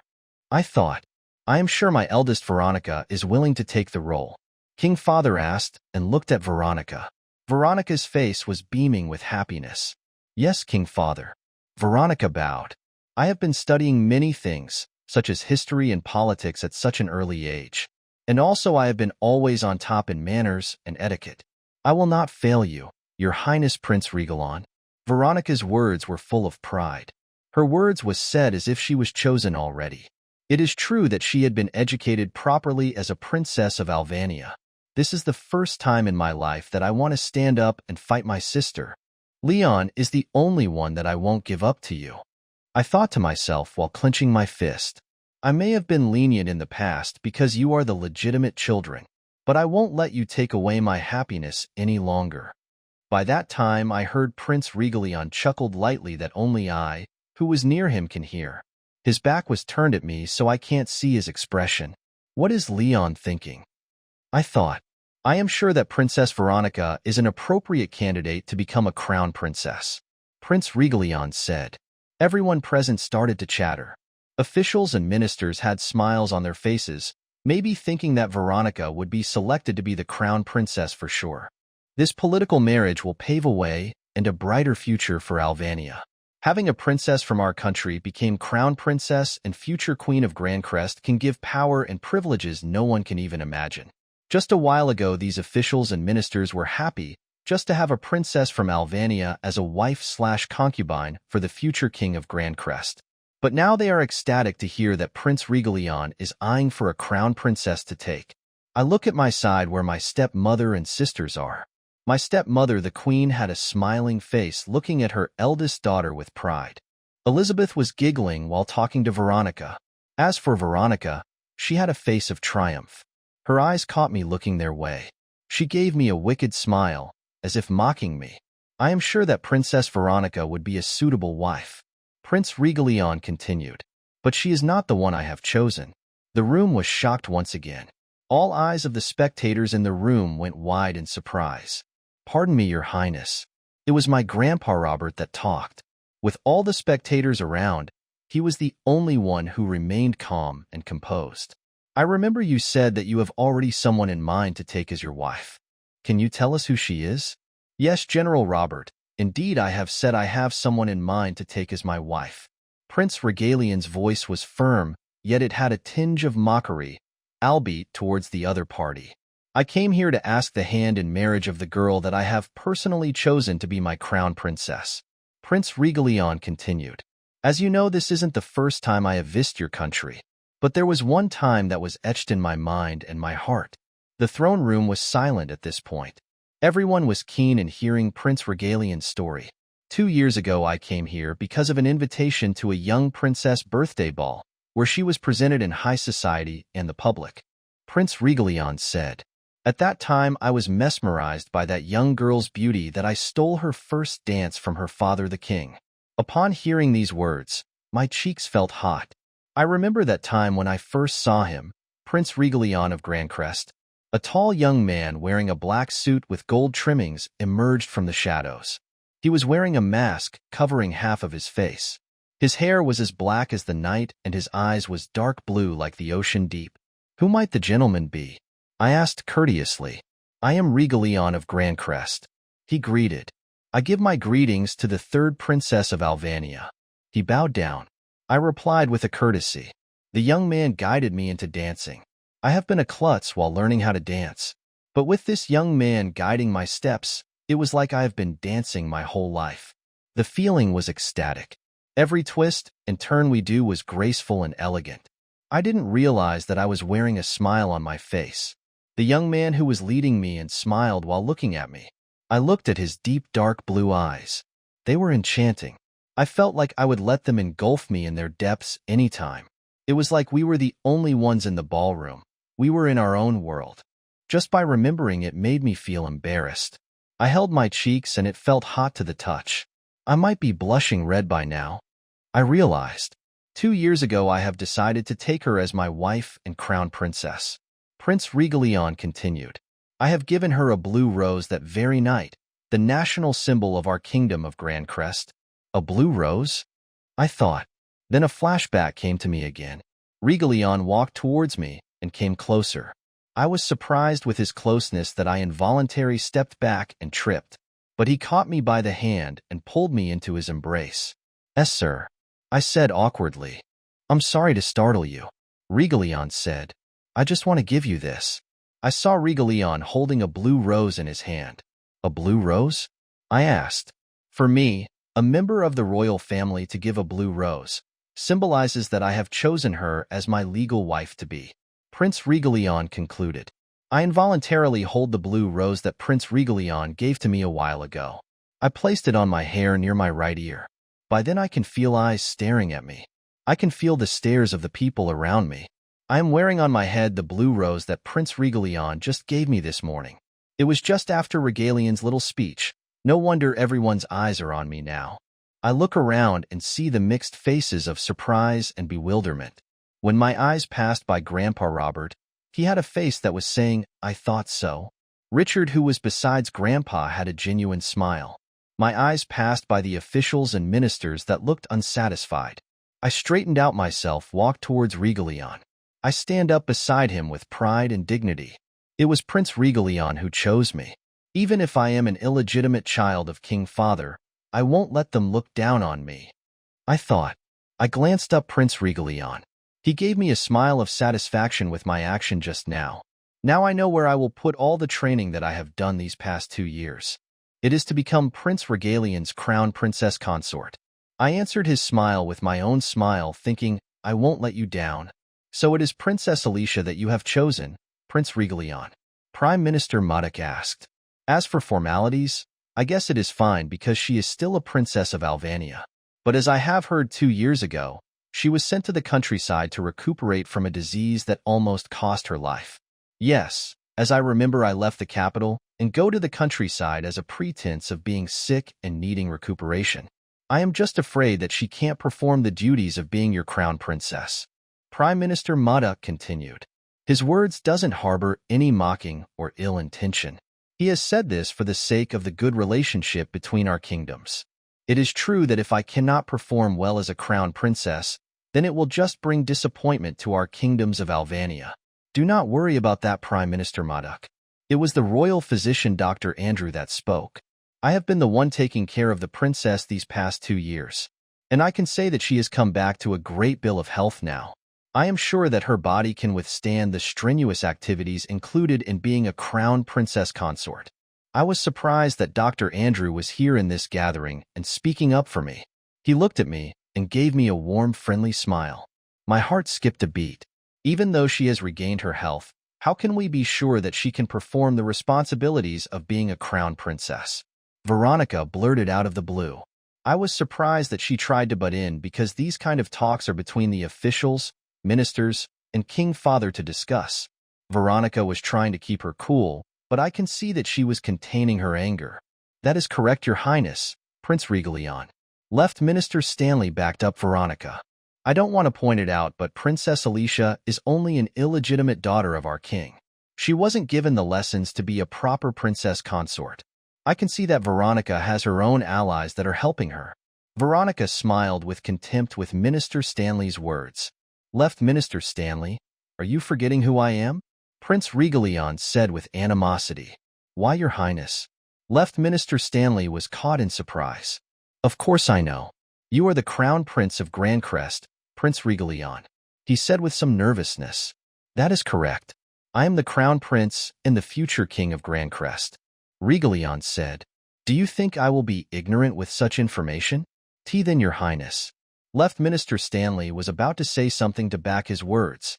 I don't care about such formalities, Prince Regalion said with such voice, letting everybody know that he is the highest person in authority in this room, even higher to my father, the King of Alvania. If I say I want to take Alicia as my wife, then no one in this country or in this continent can stop me, Prince Regalion said with such conviction. Everyone in the room was silent. No one can still object with Prince Regalion's words. Veronica's face was red with anger. It was only stepmother who was holding her back from making a scene. King Father was also reigning in his anger. I guess being belittled by Prince Regalion, who is still young, stroked one of his strings. I understand your concern, Prince Regalion, King Father said. I won't object if that is what you wish, and also what my daughter Princess Alicia wishes. Father's voice was firm and resolute. Father, Veronica said in protest. King Father shot her a look that made her silence. But there is just one problem, I'm afraid, King Father said, looking at Prince Regalion mockingly. And what is it, Your Majesty? Prince Regalion replied. Just before Alicia came back here in the capital, Duke Cunningham and his son and heir William came to me with a proposal of marriage, King Father said, and I am afraid that I have approved of their proposal. So Alicia is now engaged with the future Duke William Cunningham. What is King Father saying? I was also puzzled with what I just heard. How can I get engaged without myself knowing of the engagement? No, Elizabeth's voice roared inside the throne room. How can she be engaged with Sir William? Father, you have promised me an engagement with Sir William. Dear, calm down. My stepmother was trying to calm Elizabeth down. I am sure that your King Father is doing this for a good reason. No, I won't let you do this. Elizabeth was starting to get hysterical. Father promised me marriage to Sir William Cunningham. You promised me that I would become the future Duchess Cunningham. Please explain, Father. Silence, King Father roared. He looked at Elizabeth with burning fury. When have I, the king, needed to explain to anyone? Elizabeth was shocked in silence. She cowered back in fright. King husband, please quell your anger. Stepmother said. Our daughter was just shocked with the news. She didn't mean to say such things. If she doesn't have anything better to say, then help her out. Now, King Father yelled. Stepmother helped Elizabeth out of the room, who was shivering in fear. After my stepmother and Elizabeth left, the officials and ministers resumed their gazes between me and Crown Prince Regalion. I glanced at Regalion, who was just standing beside me. His demeanor didn't change one bit. I was a bit curious what he is thinking right now. Oh yes, it was just 2 weeks ago that Duke Cunningham and his son and heir William came to the palace. Left Minister Stanley said. As I recall, the Duke has already given betrothal gifts, and it is quite a fortune. My eyes darted towards the left Prime Minister with intensity. He was pouring oil with this little fire. And because Princess Alicia is already engaged, I am sure that the next candidate to be the Crown Prince's fiancée is none other than Princess Veronica. Left Prime Minister Stanley said. Veronica was now smirking. I am sure she is looking at this as a victory. I have never been informed of this engagement. I said firmly. How can I be engaged without me being informed prior? The officials and ministers' eyes were shocked with my words. They may be surprised that I have talked for the very first time, and in such a gathering. I have not consented of the engagement with Sir William. I said at ease. What is your reason, Princess Alicia? Prime Minister Muddock asked. Do you have any bad blood with Sir William to not consent the marriage made by your King Father to him? I shook my head. No, Prime Minister. I don't have any bad relationship with Sir William. In fact, we are good friends. Then why are you rejecting this marriage? Left Minister Stanley. When did I say reject? I thought. Left Minister Stanley is deliberately twisting my words. As I have said, I had no prior knowledge to this engagement, and so I am not giving my consent. I gave emphasis to the word consent, but I am afraid you have no say with your engagement, Princess. Left Minister Stanley said with a grin. Here in our country, those who are noble-born will always have an arranged marriage chosen by their parents. I am afraid Left Minister is correct, Princess Alicia. Prime Minister Muddock said. As a princess, your marriage will be decided by the king and queen. Thank you, ministers, for your explanation, King Father said. He looked at me with fatherly eyes. I have accepted the Duke Cunningham's proposal, thinking of your best interest, my daughter. William is a good man, and I know you will be in good hands. After Father's words, I heard Regalion scoffed lightly. So, is it true that Duke Cunningham gave quite a fortune in his betrothal gifts? Regalion asked. Yes. Left Prime Minister Stanley said enthusiastically. I have heard he has also given quite a few lands in his dukedom to the princess. I look at Regalion and see him smirk. What is he planning? I thought curiously. Do you remember the 5 towns between the borders of Alvania and Grandcrest? Regalion said. Yes, of course we remember, Prince Regalion. Prime Minister Muddock was the one to answer. What of it? As I remember, Alvania's lands were infertile after the war, because Grandcrest and Alvania were allies in the war against Atlantia. And so Grandcrest lent the 5 towns in the border so that Alvania can start anew. Regalion said, "Those towns' lands are very fertile, so Alvania never starved, and was able to last until the lands in Alvania started to flourish again." The officials and ministers were shocked in silence. I also have a brief knowledge with those 5 towns. I remember reading them in one of the books when I was studying. It was true that Grandcrest lent those 5 towns after the war so that Alvania can start anew after the war. But I guess town is an understatement. One town is as big as a city, and the lands those towns are in are Alvania's primary source of food and crops. If ever Grandcrest take away even one town, Alvania will have a hard time producing crops that can feed the whole country. What are you trying to say, Prince Regalion? King Father broke the silence.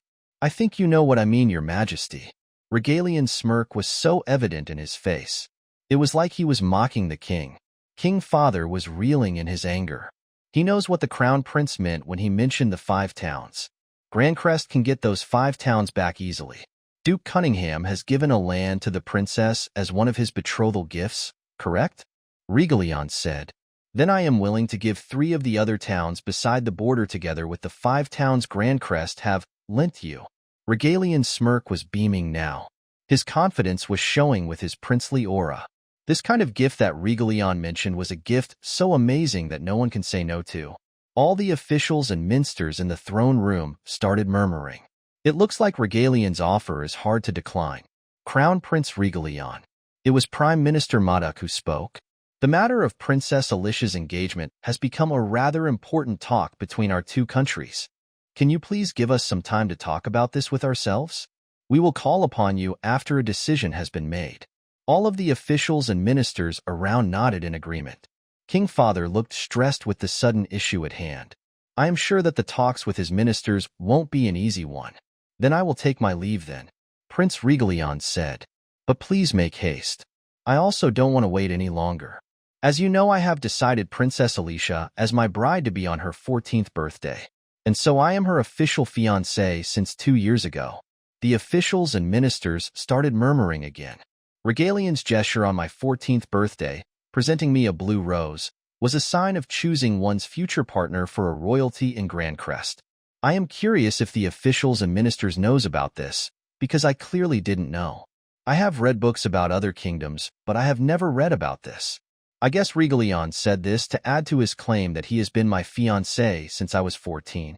This realization made me blush. Then I will take my leave, gentlemen. Prince Regalion slightly bowed his head as courtesy. And I will take Princess Alicia with me. With one graceful turn, Regalion put his arms around my waist and ushered me outside the throne room. I was left speechless with his sudden action. The eyes of everyone inside the throne room was focused on us. But King Father hasn't dismissed me yet, I said while Regalion ushered me. That does not matter anymore, Regalion said with a smile. Whatever they say, you are now my bride-to-be, my fiancé. Your rank is much more higher than them now, not to mention you are now higher than your father. My eyes went wide with Regalion's words. Me having a much higher rank than my king father, I have never even imagined. Come, I want to show you something beautiful, Regalion said with a sparkle in his eyes and a hint of playfulness. What just happened inside the throne room now was a pressing matter. But with Regalion by my side, I feel that these matters are inferior now. I feel the safe in his arms. Where are we going? I asked curiously. It's a secret. Regalion looked at me mischievously. But I am sure you will love it once you see it. As I see his mischievous and carefree smile, I can see my personal knight Leon. Regalion may be wearing a regal attire right now as a crown prince, but still I can see the man I fell in love with behind the mask. Regalion took my hand and pulled me away the throne room that had a heavy aura. Don't mind those old men talking about politics, Regalion said, but it is about our future. I said worriedly.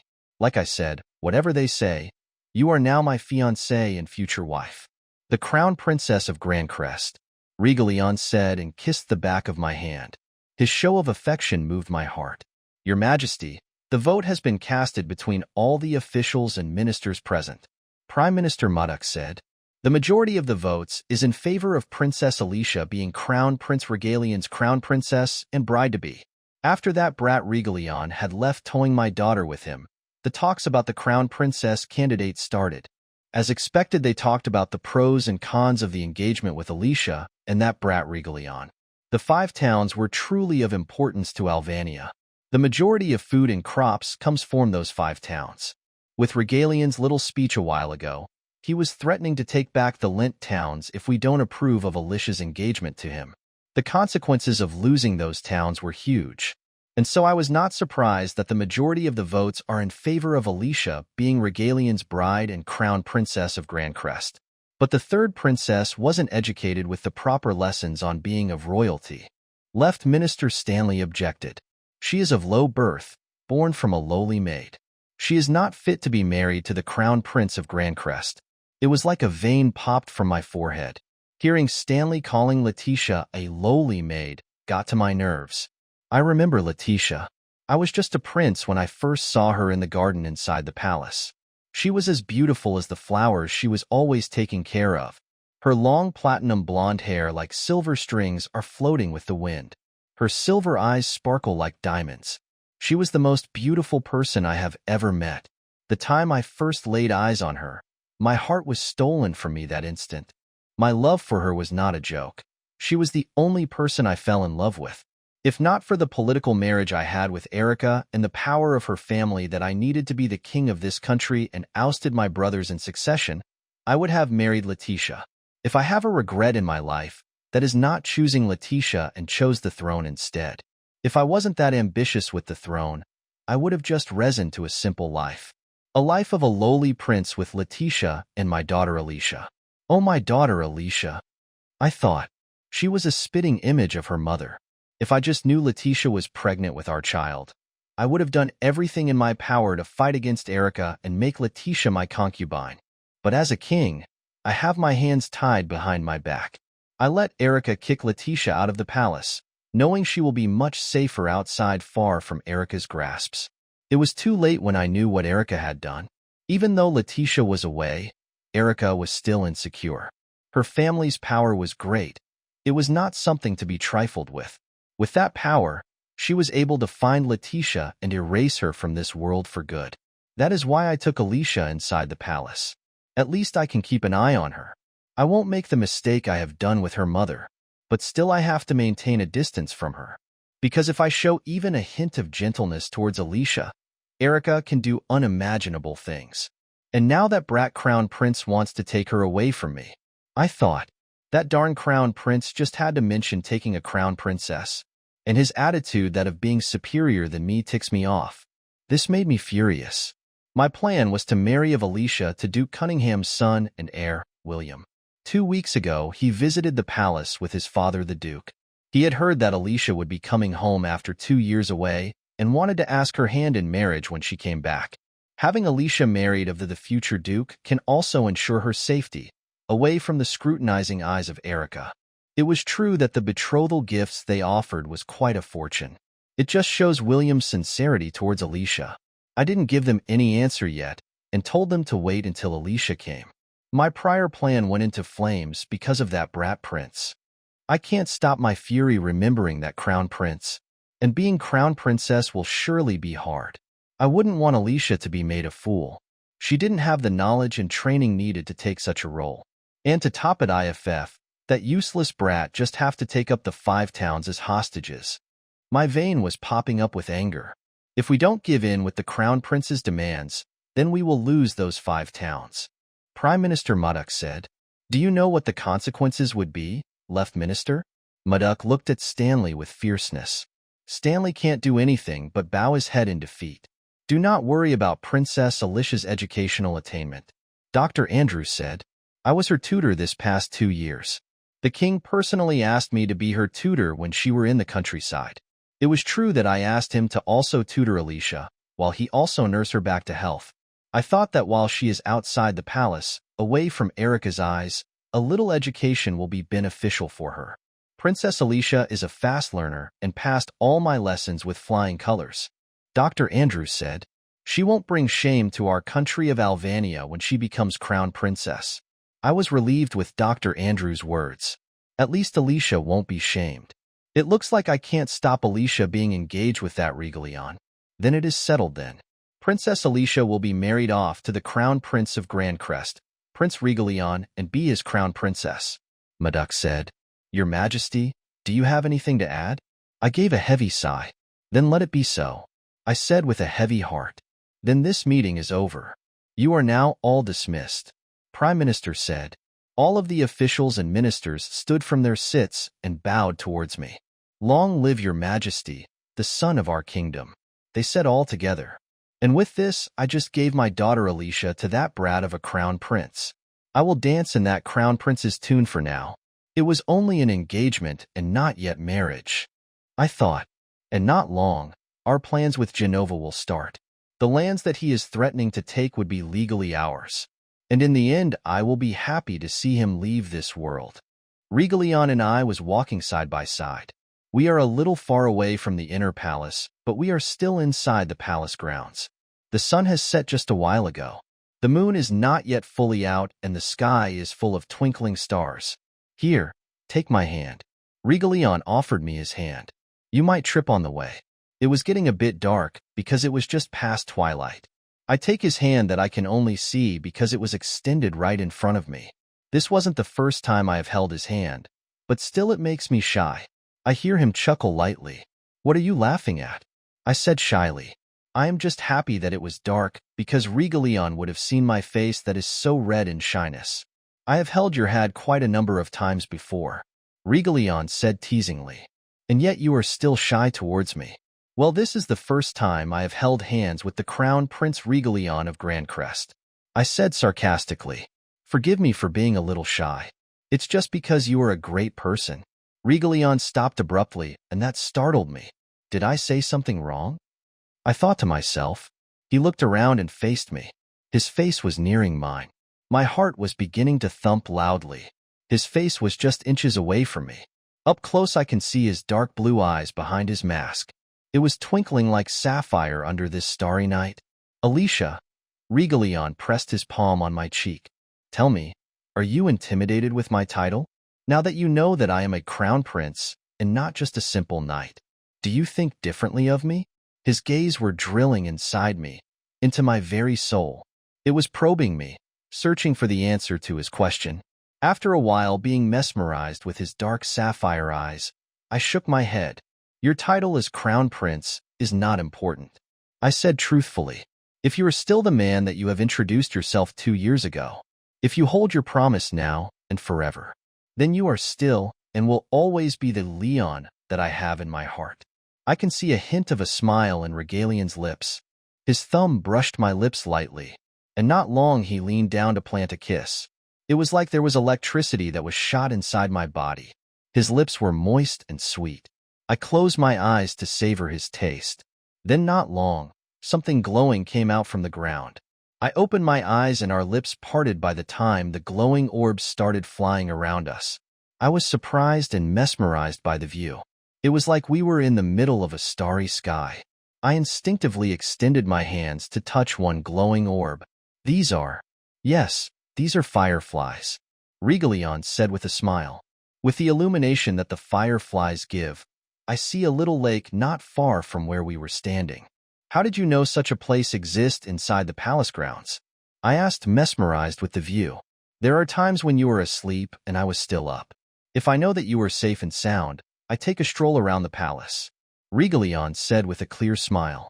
I looked at him with a curious stare. I am sure that there is more to his explanation. I have a feeling that there is more to it than taking a stroll, I said. Regalion looked at me seriously and sighed lightly. As expected, my Alicia is really observant, Regalion said while patting my head. His smile shifted into a generic one. I can't tell you the details yet as it is top secret. But by the time you become crown princess, I can share these secrets to you. I held his hand gently and shook my head. Please don't misunderstand me. I didn't mean to suspect you about hiding things from me. I know your position as crown prince. And if this issue is top secret, then I will not question you any further, I said wholeheartedly. Thank you, Alicia. Regalion said with a warm smile that is so familiar to me. As the fireflies surround us, the atmosphere between Regalion and I change. Our bodies were so close together that we can feel the warmth of each other. His breath was brushing my face. His arm encircled my waist, and his other hand brushes my cheeks lightly. Thump, thump, thump. I can feel our heart beating in unison. It was getting faster and faster. We can't stop the attraction that is bringing us together. And then our lips touch once again. But now it was more deep, intense, hot, and wanting. The next day, Regalion and I were called to the king's office.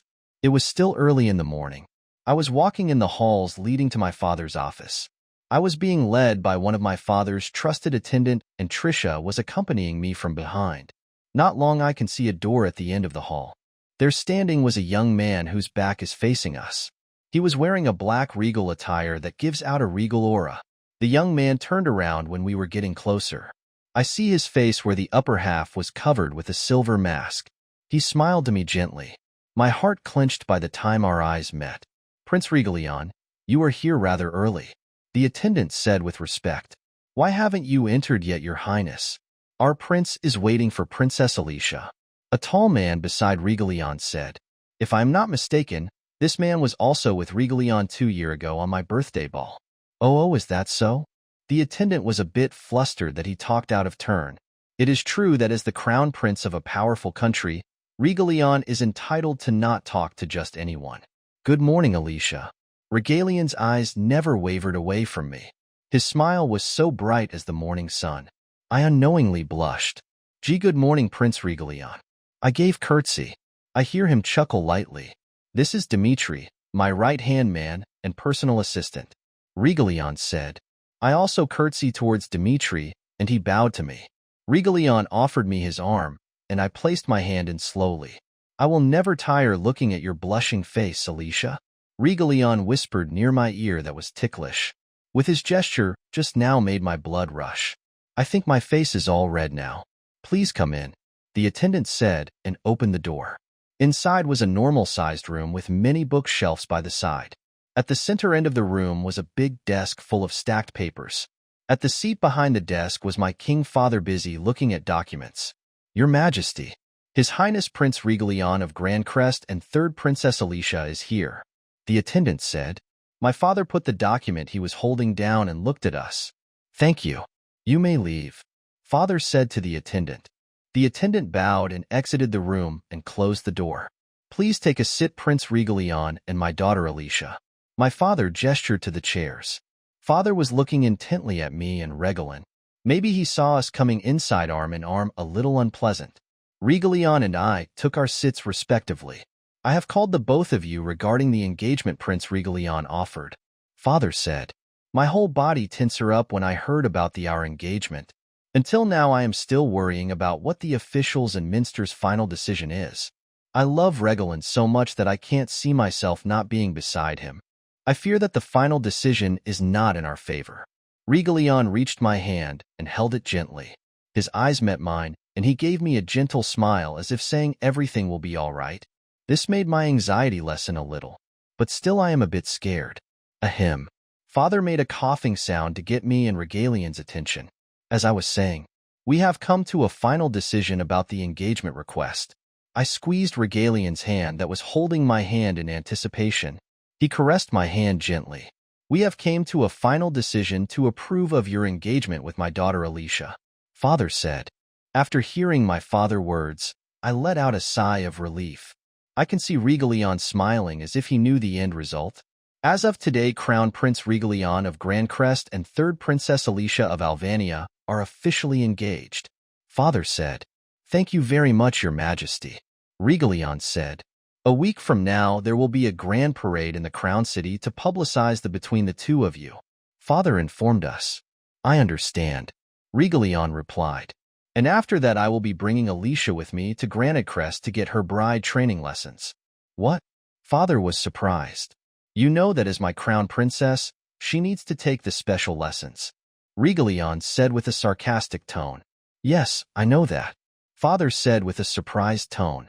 "But she can take that lessons here in Alvania." "I am afraid I can't approve of that, King Edward," Regalion said. I can't be apart from her any longer. Regalion faced me and gave me a loving look and smiled. He took my hand he was holding near his lips and kissed it. But she is still 16 years old, my father said with a bit of anger in his voice. She is still young to be away from her homeland. 16 is of marrying age, King Richard, Regalion said with authority. Now she is my official fiancée, and as her fiancée I want her to be by my side. I can see father clenching his fists. Father, if I may speak, I said softly. Father turned his attention to me. I know that I am still lacking in some areas. I would like to learn those things before I become crown princess, and I am sure that I can get that education faster in Grand Crest. Father looked at me knowingly and sighed. I understand. I smiled with my father's words, but with some conditions. Father said, first, your former knight has resigned from his post, so I will assign a personal knight I trust to go with you. I nodded in agreement. That explains things. Now that Regalion has regained his original identity, his former identity as Leon the Knight would be erased. I thought. Second, you will work hard in your studies as to not taint the Alvanian name. Father said. I nodded again. I really intended to learn everything that is needed. And third, this is for you, Prince Regalion. Father looked at him. Please have a healthy relationship with my daughter until the wedding night. A healthy relationship, meaning that Regalion and I have to keep a proper distance from each other. We can't engage in intimate acts. Regalion was smiling. I will try, but I cannot promise. My eyes went wide with Regalion's answer. My mouth was in an O shape. Even Dmitri has a face saying, can't you at least be less honest and lie about these things? Well, at least that is my request. Father said. If there is nothing else you want to ask, you are dismissed. Thank you, Father. I curtsied to him. Thank you, Your Majesty. Regalion bowed his head. Veronica's room was in such a mess. Many things are broken and lying on the floor. No. Veronica was shouting hysterically. Sister, please calm down. Elizabeth said. How do you think will I calm down? Veronica said, knowing that Alicia snatched what was meant to be mine. Veronica. Their mother came in Veronica's room with anger. Is that how a princess should be acting? Veronica's cries turned into sobs. But, mother, come here. The queen opened her arms for an embrace. Veronica willingly came into her arms. Mother, I should have been Prince Regalion's wife. I should have been the crown princess, Veronica said between sobs. Hush now, Veronica, the queen said. Do you think I would let that captive to get what is rightfully yours? What do you mean, mother? Elizabeth asked. I have a plan that will make Prince Regalion won't want to marry her. The queen said wickedly. What is it, mother? Veronica has stopped crying. What if the prince learns that Alicia is not a prime anymore? The queen said with a wicked smile. You mean? Veronica's eyes opened wide and listened intently to her mother. The queen reached from her pocket and took a vial. What is that, mother? Elizabeth asked. This is very potent aphrodisiac. The queen said. Just a few drops from this vial, and they will be craving the touch of the opposite love intensely. Veronica's face brightened in excitement. 3 days from now, there will be a royal ball that will announce the official engagement of Prince Regalion and Alicia in the noble society. The queen said. There we will set the stage of her downfall. Yes, mother. That will be her payment for trying to steal what is rightfully mine. Veronica said. She will become the laughingstock of the noble society and to the public as well. I will leave it to you to find the person that will give her downfall. The queen said. Don't worry, mother. I will make sure to find a lowly commoner that would further disgrace her. Veronica was grinning wickedly. Do not worry, my daughters. I will make sure to give you the best there is. I won't let that captive get what is rightfully yours. The queen said. Thank you, mother. Veronica was now beaming with happiness. The news about Regalion and Alicia's engagement has arrived the dukedom of the Cunninghams. William was in the study room holding and looking at a book, but seems to be not focusing on reading it. Son, Duke Cunningham called William with a sad face. Since the news arrived, William has been stuck inside the mansion, not wanting to go out. Yes, father? William looked up to his father with blank eyes, as if his very life was sucked out of him. My boy, I know how hard you have fallen for Princess Alicia, Duke Cunningham said, before she was sent to the countryside. You have visited her nearly every day in her courtyard. I know how infatuated you are to her. Father, I am not infatuated. I was in love with her, until now. William sighed sadly. I understand, Will. We tried our best. We asked for an engagement before she came back, and we also gave them a great fortune for the dowry. Duke Cunningham said, How could we know that your rival is the Crown Prince of Grandcrest, Regalion? William looked outside the window with such sadness. The Duke cannot bear to see his son so heartbroken. Son, it is not the end of the world. The Duke said, A broken heart can be healed by a new love. Why not go outside and meet some noble maidens? I am sure you may have fancy from one of those beautiful young noble ladies. I am sorry, Father. I just don't feel going out of meeting anyone as of now, William said. Duke Cunningham sighed. I understand. Knock, knock. The door to the study room opened, and the Cunningham's butler came in. Master, young master. The butler bowed. What is it? Duke Cunningham asked. A letter came from the palace addressed to young Master William. The butler answered. A letter from the palace? Duke Cunningham was curious. Quick, give Will the letter. Yes. The butler gave the letter to William and left the room. William looked at the envelope, and for sure the royal seal was placed on it. He opened it right away and read the contents. After reading, William wore a genuine smile. What is it? What did the letter say? Who is it from? The Duke was so curious. Father, I will be leaving immediately, William said enthusiastically. Huh, what do you mean? Where are you going? The Duke looked at his son puzzled. To the royal capital. I am called to go to the palace, William said with a hopeful smile. The next few days were hectic. The engagement party was scheduled at the end of this week. The engagement party is held for the reason to announce my engagement to Regalion in the noble society.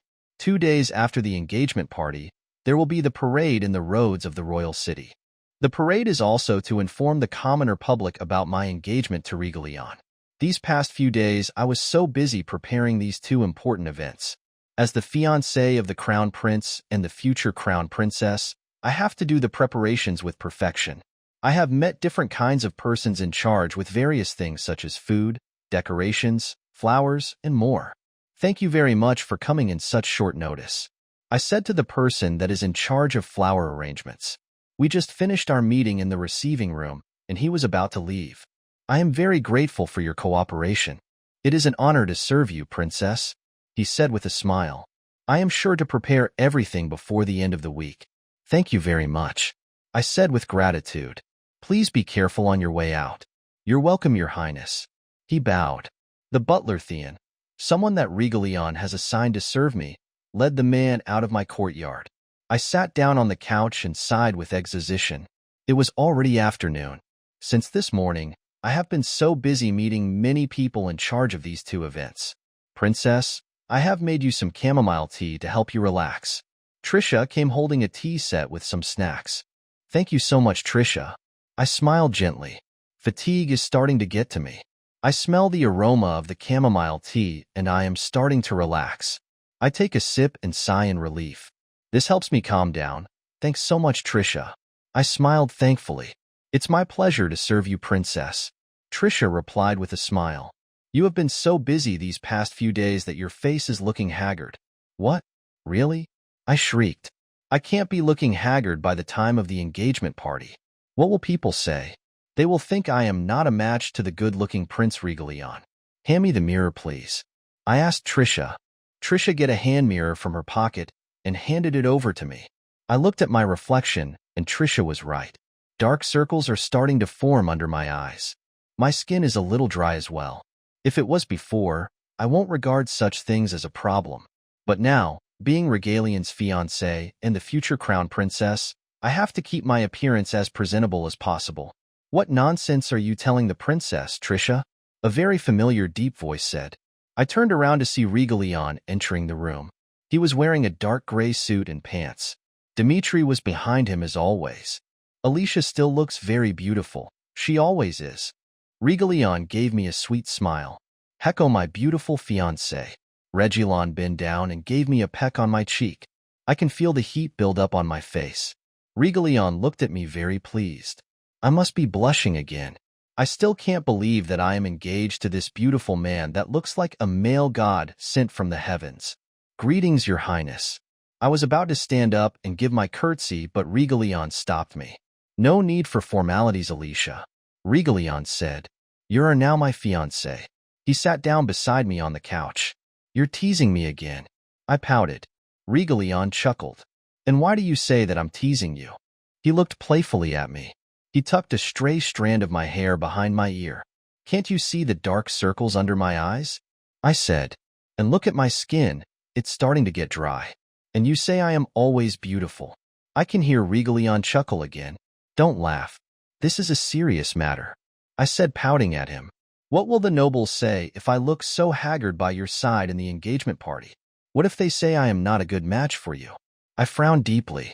I can feel a pinch in my heart. Regalion's hand reached out to me and cupped my chin. He gently pushed my chin up to look at him, and our eyes met. His was looking at me full of affection. He gently caressed my face. Don't think of whatever other people say. Regalion said with a voice full of affection. You are the one I chose, and that is enough to say that you are my true match, no other. His words touched my heart. It felt so warm that my love for him is starting to overflow. Thank you. I smiled happily. But if you are still stressing about your appearance, then I have a solution for that.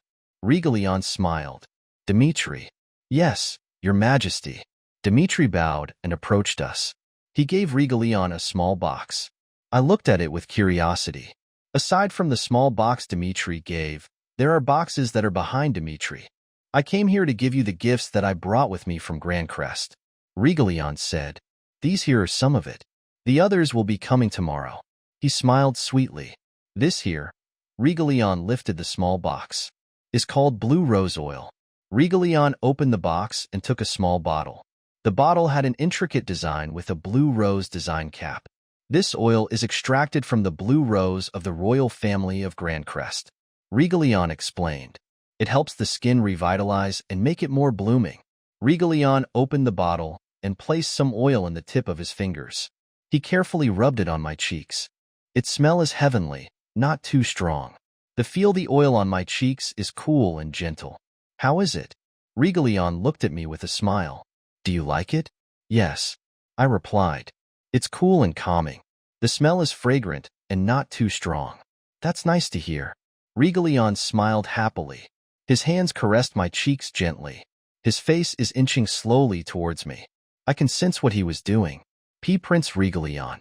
I said, startled. There are people around. What people are you talking about? Regalion smiled teasingly. I looked around and there was no one around. It was just the two of us inside the closed receiving room. But when? I can't finish my question. Shoo. Regalion put his finger between my lips. I missed you these past few days. The both of us had been so busy that we weren't able to see each other. I want to monopolize you, Alicia. Prince Regalion. My heart was beating fast. Call me like what you used to call me. Regalion's face resumed getting near me. Leon. My voice had a strange sound to it, almost like a seductive one. Alicia. Regalion's face was inches from me. I missed you so much. I want to touch you. My heart skipped a beat. This male god is yearning for me. His lips gently pressed to mine. After a few minutes of knocking loudly, the door was opened by Theon, the new butler Regalion has assigned to me. My father the king stormed inside like there was some emergency. Alicia, father said loudly. Father? What a surprise. I said in a calm tone. Father looked at Regalion and I sitting across each other, with the center table between us. I was in the action of refilling Regalion's cup of tea. King Edward, Regalion said with an innocent smile. What a pleasant surprise to see you here. Knowing that you don't come in this part of the palace often. King Father frowned deeply. Father, please join us for a cup of tea. I said with a pleasant smile. Regalion just arrived to visit me this afternoon. Yes. I have been busy in the preparations for the engagement party and the parade. Regalion said. Ahem. King Father cleared his throat. I didn't know you would be here, Prince Regalion. But why was the door locked? It was locked? I sounded surprised. Pardon me, Your Majesty, Your Highness. Theon interjected. I am afraid it was my fault. The lock of the door was jammed this morning. I forgot to tell them don't close the door because someone could be locked inside. I haven't replaced the door lock yet. My apologies once again. Theon bowed sincerely and sounded apologetic. This person Regalion has given me is really capable. He knows what to do even before given instructions by his master. Regalion's men are really something. I thought to myself. I glanced at Regalion and saw him smirk behind his cup before taking a sip. Is that so? Kingfather said. You, get someone to get this door lock done as soon as possible. He said to one of his stewards that was just outside the door. Understood. The steward bowed and left at once. Well, I won't be long, so I won't be joining you for a cup of tea. Kingfather told us. I just came to say that I have brought your gown for the engagement party. A gown? I was surprised. Actually, it was the first time that father came here in my courtyard. And to think he came here to bring my gown personally. My heart was moved by this. Yes, it was your mother's back then. I gave it to her as a gift. Father said. I have sent it to the tailor for some alterations, and to make it more up-to-date a few days ago. I personally sent it here so it won't get into any trouble. It was my mother's? I asked enthusiastically. I was grinning happily. Thank you, Father. Mother didn't have many things that she left. Knowing that the gown I would be wearing was Mother's, I was so thrilled. I happily approached him and hugged him. Father became stiff at first, maybe surprised that I hugged him suddenly. But after a while, he patted my head soothingly. Well, I won't be long. I need to head back. Father said. I understand. I smiled at him. Thank you for visiting me, Father, and bringing the gown. It really made me happy. I am glad. Father smiled gently and slowly extended his hand to stroke my cheek. But after a few seconds, he withdrew it. Well, I will be taking my leave. Prince Regalion, Alicia. Father said. Be careful on your way back, King Edward. Regalion acknowledged. Be careful, Father. I smiled sweetly. Yes, Father said and left. After there was no sign of Father anymore, I sighed and sat down in relief. I thought that Father would find out what just happened to Regalion and I. You did a good job, Theon. Regalion complimented Theon. Thank you, Your Highness. I was just doing my job as I know you will see fit. Theon bowed respectfully. Then I will take my leave. Your Highness, Princess. You can resume what you were doing without any interruptions. I felt embarrassed. So Theon knew what we were doing? I hid my flushed face in a pillow. Theon bowed again and exited the room. He closed the doors before going out. That really frightened me. I said after Regalion and I were alone inside the room. What if Father found out about our intimate actions a while ago? Are you afraid that your father would find out? Regalion was smiling mischievously. Of course I am. I said. What if he revokes our engagement? Don't worry, he won't know. And definitely he can't stop me from taking you as my wife. Regalion said and smiled. But having magic is really handy. I said. I was able to fix my dress and also my disheveled hair. Just before the doors were opened from the other side. Regalion and I used magic to help us better our appearances, like nothing happened at all. Magic is really great, Regalion said. He was looking at me with such predator eyes again. Magic can be used in so many ways. He had a mischievous grin. Why don't we take a stroll outside for a while? I panicked. I think I can't take any more of Regalion's intimacy for now. It's getting a little stuffy here. Let's get some fresh air outside. Regalion chuckled. He must be finding me amusing. All right, let's go outside for a walk. Regalion smiled his smile I so much love. Regalion and I took a stroll outside, and the sun was about to set. Dimitri came to relay a message to Regalion. He bowed to us and whispered to Regalion. Alicia, I am sorry that I have to cut short my visit. Regalion said with a sad smile. Something came up, and I need to go back to attend to it. It's okay, I replied. But deep down I was sad. Regalion and I haven't seen each other for a few days because of our busy schedules. I was looking forward to have dinner with him tonight. Alicia, Regalion caressed my face. Tell me what's on your mind. Regalion looked at me with soft eyes. He was able to read my inner feelings. I was looking forward to having dinner with you tonight. I was ashamed to be selfish. But I know you are busy. I have expected this and also in the future. I can't be selfish because the citizens of Grandcrest needs you. My Alicia. Regalion smiled sweetly at me. I know that you understand. I will try to settle the matters before dinner tonight. He kissed me on my forehead. Be careful on your way back, I said while looking at Regalian's retreating back. I sighed lightly. Princess, Trisha was by my side in an instant. Would you like to look at the gown His Majesty the King brought? Then I remembered the gown that father brought. It was supposed to be my mother's. Yes, I would like to look at it. My spirit lightened up. It was dusk when I entered my room. Inside was a mannequin wearing a royal blue ball gown. The ball gown was adorned with light blue jewels and silver beads. I was mesmerized with it. It was like a gown that came out straight from a fairy tale. It's so beautiful, I said. Yes, princess, it is indeed very beautiful. I am sure it will look good on you. You would be the most beautiful woman in the party. Trisha, who was just behind me, said. Wasn't this your mother's? I remembered what my father just said this afternoon. He said that he had given this as a gift to my mother. When had he given such a gift? I wondered.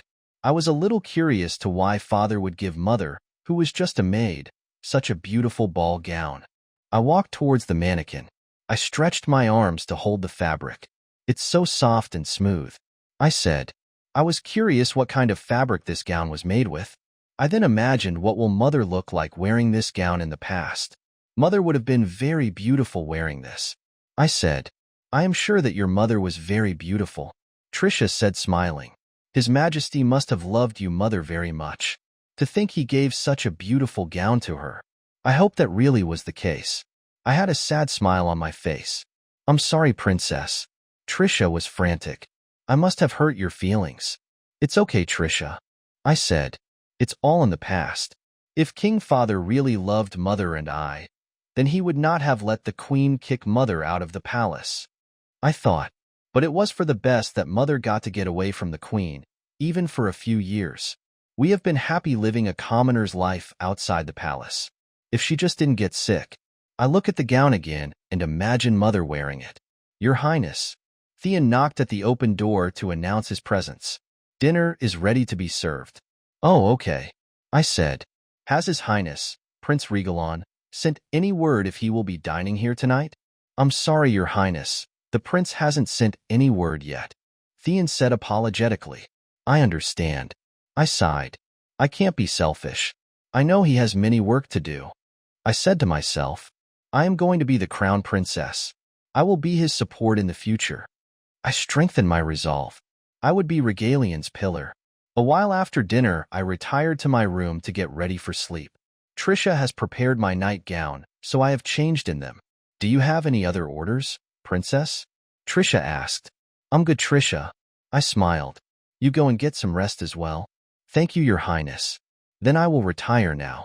Trisha bowed and left the room. She slowly closed the doors. I sat down on one side of my bed and took a book from my bedside table. I am not yet sleepy, so I continue to read the novel that I was reading before. After some time, I heard a light noise in my balcony. My heart raced a little. What if it is an intruder? I thought to myself. Luckily, I have a knife hidden under my pillow. After my kidnapping, I have always armed myself with small weapons that can be concealed. Don't worry, a familiar voice of a man said. It's me, Leon. My tense muscles relaxed after hearing his voice. A smile crept from my face. You've come. I quickly stood up and raced towards him. Regalian's arms was spread wide, waiting to welcome me into his embrace. Sorry, I wasn't able to join you for dinner, Regalian said with an apologetic voice. I shook my head. No need to worry. Your work is always important. I bury my face into his chest. I smell his familiar scent that it made me calm. It smelled like home. He was my home. You are more important to me, Regalian said. That's why I came here to visit you, even though it was late. I giggled. Father will scold you if he knew you visited me in the middle of the night, and not to mention in my balcony. Haha, forget the formalities. What's important is that I can spoil my bride-to-be, Regalian said with a chuckle. Regalian opened his huge cape and draped me in it. It was big that it can accommodate the both of us. Aren't you cold? Regalian asked. I shook my head. With him hugging me, how can I be cold? We were watching the stars while sitting on the ledge. Regalian's back was on the wall while he was hugging me in front, between his legs. We were like this for some time in the balcony. How did your work go? I asked. Good. Regalion answered neutrally. Is it something that I cannot ask about? I asked. Being the crown prince, I know he has some matters that he cannot discuss with me. For now, Regalion answered. But after we are officially engaged, I can tell you about it. Then I hope that I can help you in the future. I said. As the crown princess and Regalion's better half, I want to be of help to him in any ways possible. I have no doubt in your capabilities. Regalion said. After all, I was your tutor. Remember? My heart thumped.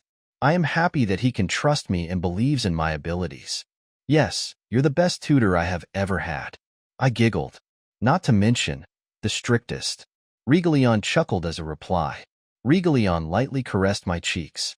I looked at his dark blue eyes, and it was twinkling like sapphire gems under the moonlight. Can I? I contemplated if I want to continue. What is it? Tell me. Regalion urged me with such a sweet voice. May I see your face? I asked. I gently touched the edge of his mask. I have seen his face as Leon the Knight, but I am sure that that face was charmed with his magic. I want to see his true face under the mask. Are you curious of what I look like? Regalion smiled. I lightly nodded my head. He carefully undid the ties of his mask from behind, and not long he took of his mask from his face. The moonlight shone over his beautiful face. His complexion was fair, and the angles of his face are manly. How should I put it? His face was beautiful, but it was a masculine beauty. I was in awe and speechless with his handsome face. What? Cat got your tongue? Regalion chuckled. Is it not what you expected? Do I not pass your standards? I shook my head violently. No, no, no.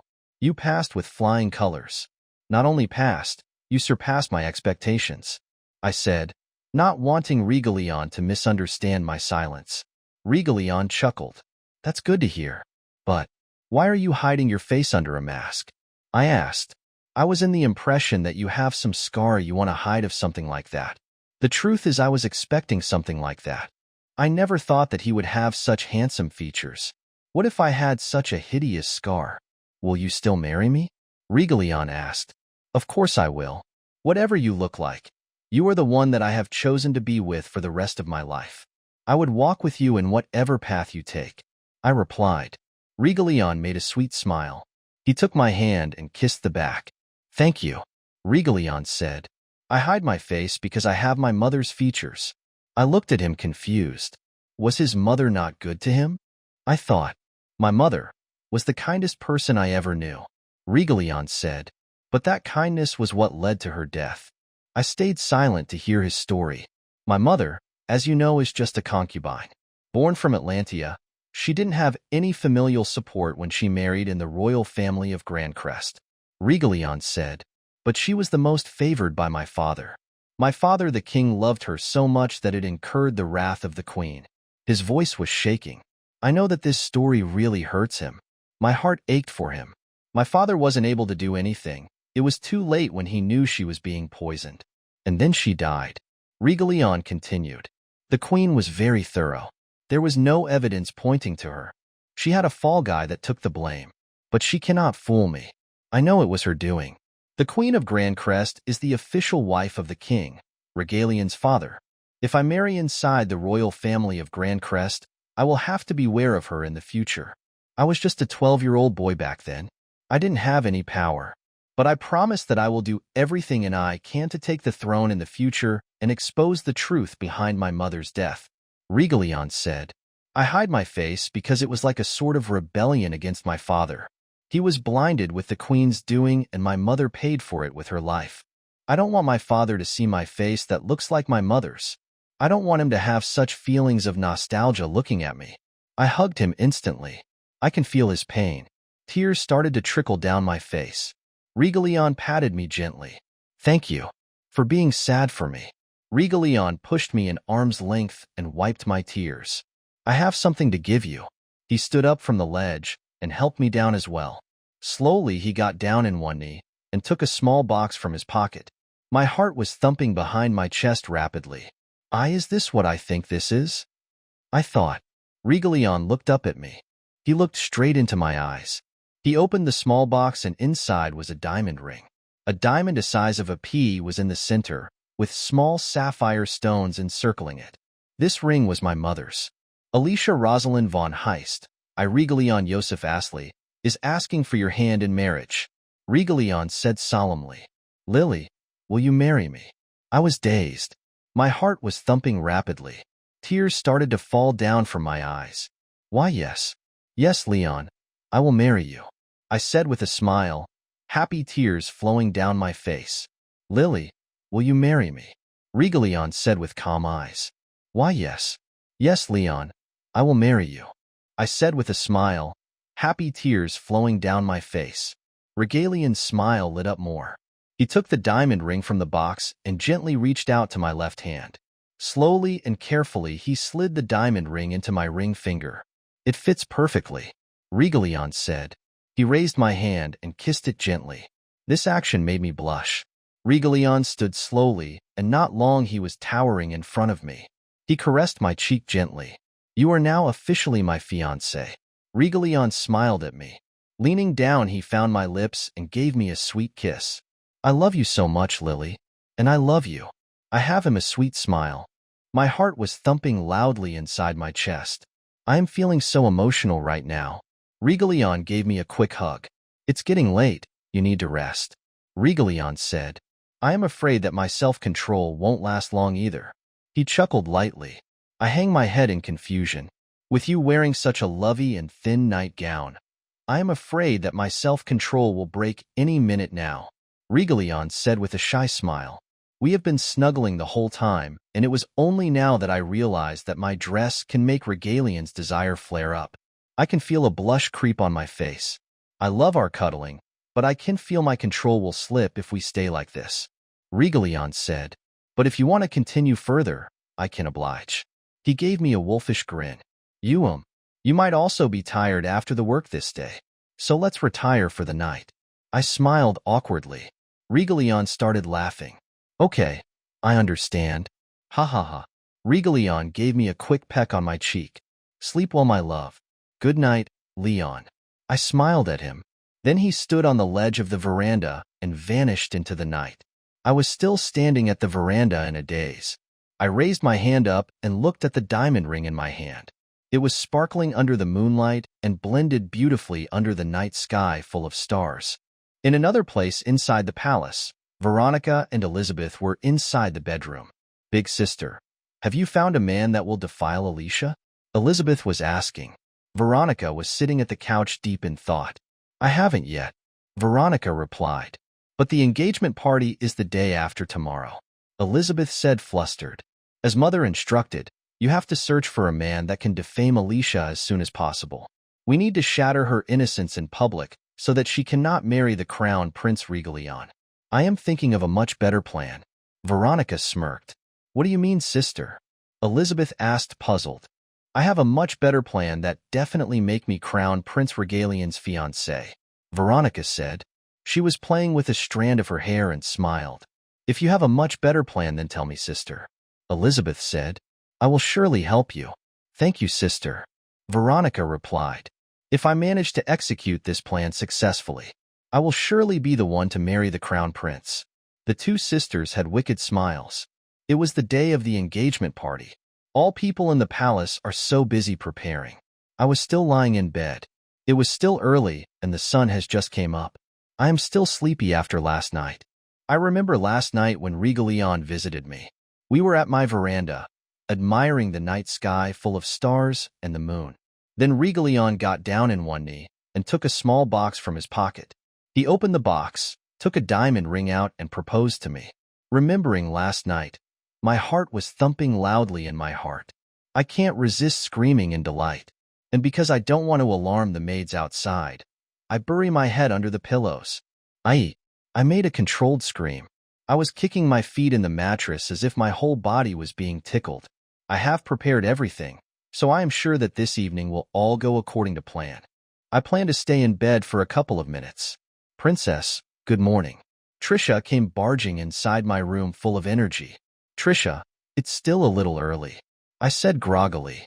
I don't have anything scheduled for this morning, so can I sleep another couple of minutes? Oh, no, no, no. Trisha lifted up my sheets that was over me. We have to prepare you for this evening. Ah, Trisha. I was surprised. It's still early to prepare. There are many things to prepare you for, Trisha said, and I am afraid that the whole days isn't enough. That's why come and stand up, princess. Trisha held her hand out to help me and I took it. Okay, I yawned. After eating breakfast, my day was busy preparing. I had a bath in the royal bath, which is as big as pool.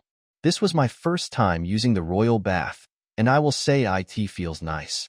The bath was full of bubbles, and my body was submerged in them. Nice scents were used in my bath. It was calm and soothing. It helped me relax my nerves that was stressed out the past few weeks. After bathing, Trisha sat me in front of a big three-way mirror. I can see myself that was still wearing a robe, and my hair was still wet. I can see that my face was having a healthy pink flush. My skin was so soft and smooth. What aroma did you put on the bath? I asked Trisha curiously. I used scents from the gifts Prince Regalon gave to you yesterday, Trisha replied, and I have put some blue rose oil in it. She smiled. Blue rose oil? No wonder. I thought. The blue rose oil that Regalion gave me was mainly used on the skin as a beauty product. It was extracted from the blue rose that was only found in Grand Crest and completely rare. It can be said that this oil is a treasure in itself. I took a sniff from my arm and a nice scent, not too strong, can be smelled. Knock, knock. There was a knock on the door. Trisha opened it, and a group of people came in. One man and two women. Greetings, Your Highness, third Princess Alicia. The man, Gustavo, greeted.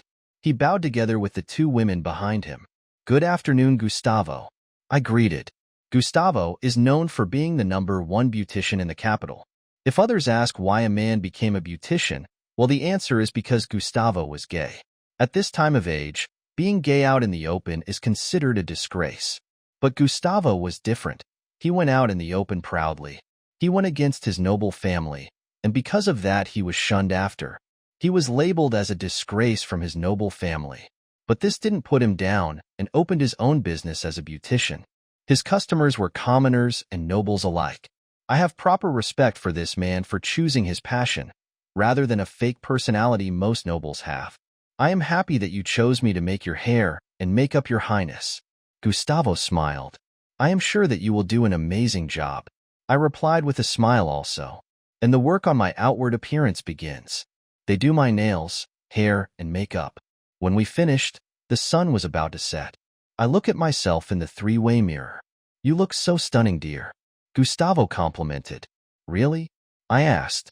I see Trisha reflected in the mirror wearing a wow face. You look so beautiful, princess. Trisha complimented. I am sure that Prince Regalion will fall head over heels with you. He won't be looking at anyone but you this evening. That's the point why I worked perfectly, honey. Gustavo replied. You have a natural beauty that I just enhanced. I am sure you are going to be the most beautiful tonight. He smiled. Thank you very much. I said with much appreciation. I look at my reflection again. I can see a very beautiful young lady that is worthy to be beside the crown prince of Grand Crest. I was glad that my plain face was beautified tonight. I can hold my head high beside my beloved. Princess, let's go to the other room. Trisha said. Your gown and accessories are waiting there. I nod. I look one last time at myself on the mirror. Tonight will be the most important night for the past 16 years of my life. I hope all will go well with no worries. Trisha and I entered the other room. Inside, my ball gown is worn by a mannequin. Until now I am in awe with the beauty of this gown. Its blue color is similar to Regalion's eyes, dark blue as the deep water of the ocean. Your Highness, Prince Regalion's assistant Dimitri came a while ago to give you these. Trisha took a jewelry box on the table. She slowly opened it, and inside were a set of sapphire and diamond jewels. They were sparkling magnificently. The set consists of a necklace, a pair of earrings, a bracelet, and a tiara. The sapphire jewels were a match with my gown. How did he? I didn't finish my question. It was Regalion I'm talking about. I am sure his information network is vast. Knowing the color of my dress tonight is a piece of cake. A letter was included with the jewels, princess. Trisha gave me the letter, and I read it silently. My dear Lily, I thought that these jewels will complement the ball gown you are wearing tonight, so I bought them for you. Please wear them tonight. I will be fetching you in your courtyard by 6 in the evening. Wait for me. Love you always, Regalion. Reading the letter made my heart squeeze in warmness and delight. I read that phrase in the end of the letter again, love you always. A smile crept on my lips. And I love you too, always. I whispered to myself, Princess, let's start dressing you up. Trisha said, Okay. I replied. 2 other maids and Trisha helped me dress up. Regalion's POV, it was 10 before 6 in the evening. I have arrived to fetch my beautiful fiancé. It's so evident in your face that you are very happy. It was the voice of General Robert. I look at the corner, and he was there walking towards me. Evident on my face? I asked curiously. Ha ha ha. You didn't notice the smile plastered on your face? Robert teased. I touched my face curiously. I can't believe that a smile has been plastered on my face for a while now. Well, I really am happy. I said, I am about to be engaged with the love of my life. Robert's smiling face turned solemn and gave a sigh. Prince Regalion, I am not going to question your true feelings for my granddaughter, because only a fool won't see your clear affections for her. Robert said, but I want to know, what are you planning for her? I look at Robert with a serious expression. Even though Alicia was not Robert's real granddaughter, he raised and loved her as his own. I know that you are worrying for her, General, but rest assured that my intentions towards her are sincere. I said solemnly, I will love her and only her. I promise you that I will not take any concubines or side consorts. She will be the only woman in my harem. I look at Robert to see what his reaction will be. I can see him relax and sigh in relief. I am happy to hear that, Robert said. But what about the other issue? The issue that Robert is talking about is the investigation that we have done these past 2 years. We have gathered enough evidence. I said, with these, we have the right to take action. Then, Robert looked at me, tensed once again. Do not worry. I am not such a black-hearted person. After I marry Alicia, he will become my father-in-law. If he is good and follow my conditions, then I will give him face as the king of Alvania. I understand. Robert nodded. You are not against my plans? I asked him. Robert shook his head. I know what he has done wrong. I am also part guilty for not advising him more strongly. You have no fault, General. He did his actions without your knowledge. He has to pay for it himself. I said, I will not condemn those who are innocent. Thank you. Robert bowed slightly. I know he was not thanking me for himself, but for his grandchildren, especially the heir to the throne, Richard. I am sure he will make a fine young king. I said and glanced at him. Robert looked at me with surprise. You raised him as the young man he is now. You should be proud. Robert understood what I was saying and smiled. His smile was gentle, like what a grandparent would have. Thank you, Prince Regalion, Robert said with the compassion of a parent. Sorry to keep you waiting. I heard Alicia's voice on top of the staircase. I looked up and I see a goddess in a blue dress. She was so beautiful that the surroundings looked pale with her just standing there. Did you wait long? The goddess spoke to me with a melody. My eyes were glued at her. She was wearing a navy blue dress, sparkling against the light. Her beautiful platinum blonde hair was braided into a fishtail with diamonds lining down. A tiara was seen on top of her head. The goddess was now going down the staircase. Her action was so graceful and elegant. I consciously walked towards the bottom of the staircase, my eyes not leaving her even a second. When she was at the last steps of the stairs, I extended my hand to help this goddess get down safely. She took my hand firmly and smiled. Her hand was soft and smooth, like silk. Her simple smile radiates her face, like it was the sun shining and giving me warmth. Prince Regalion. The goddess called my name and slightly bowed her head. My heart was simply feeling ecstatic. Grandfather. The goddess acknowledges Robert. You are beautiful, Alicia. I hear Robert say, but my eyes never left this goddess one bit. Thank you, grandfather. She smiled. You are so beautiful, my Alicia, I said with all my affection. I pressed my lips at the back of her hand that I am holding. I can feel her shiver a bit, and it made me smile. My goddess, this girl that was going to be my fiancée, is still shy with my simplest actions. To confirm my suspicions, I look up and see her cheeks blush with a beautiful pinkish glow. I can feel my heart became warm. The beautiful goddess in front of me, the third princess of Alvania, my fiancée. I love her so much. I am sorry for making you wait, Alicia said apologetically. Her blush was still there. The wait is worth it. I smiled, looking at this beautiful goddess in front of me.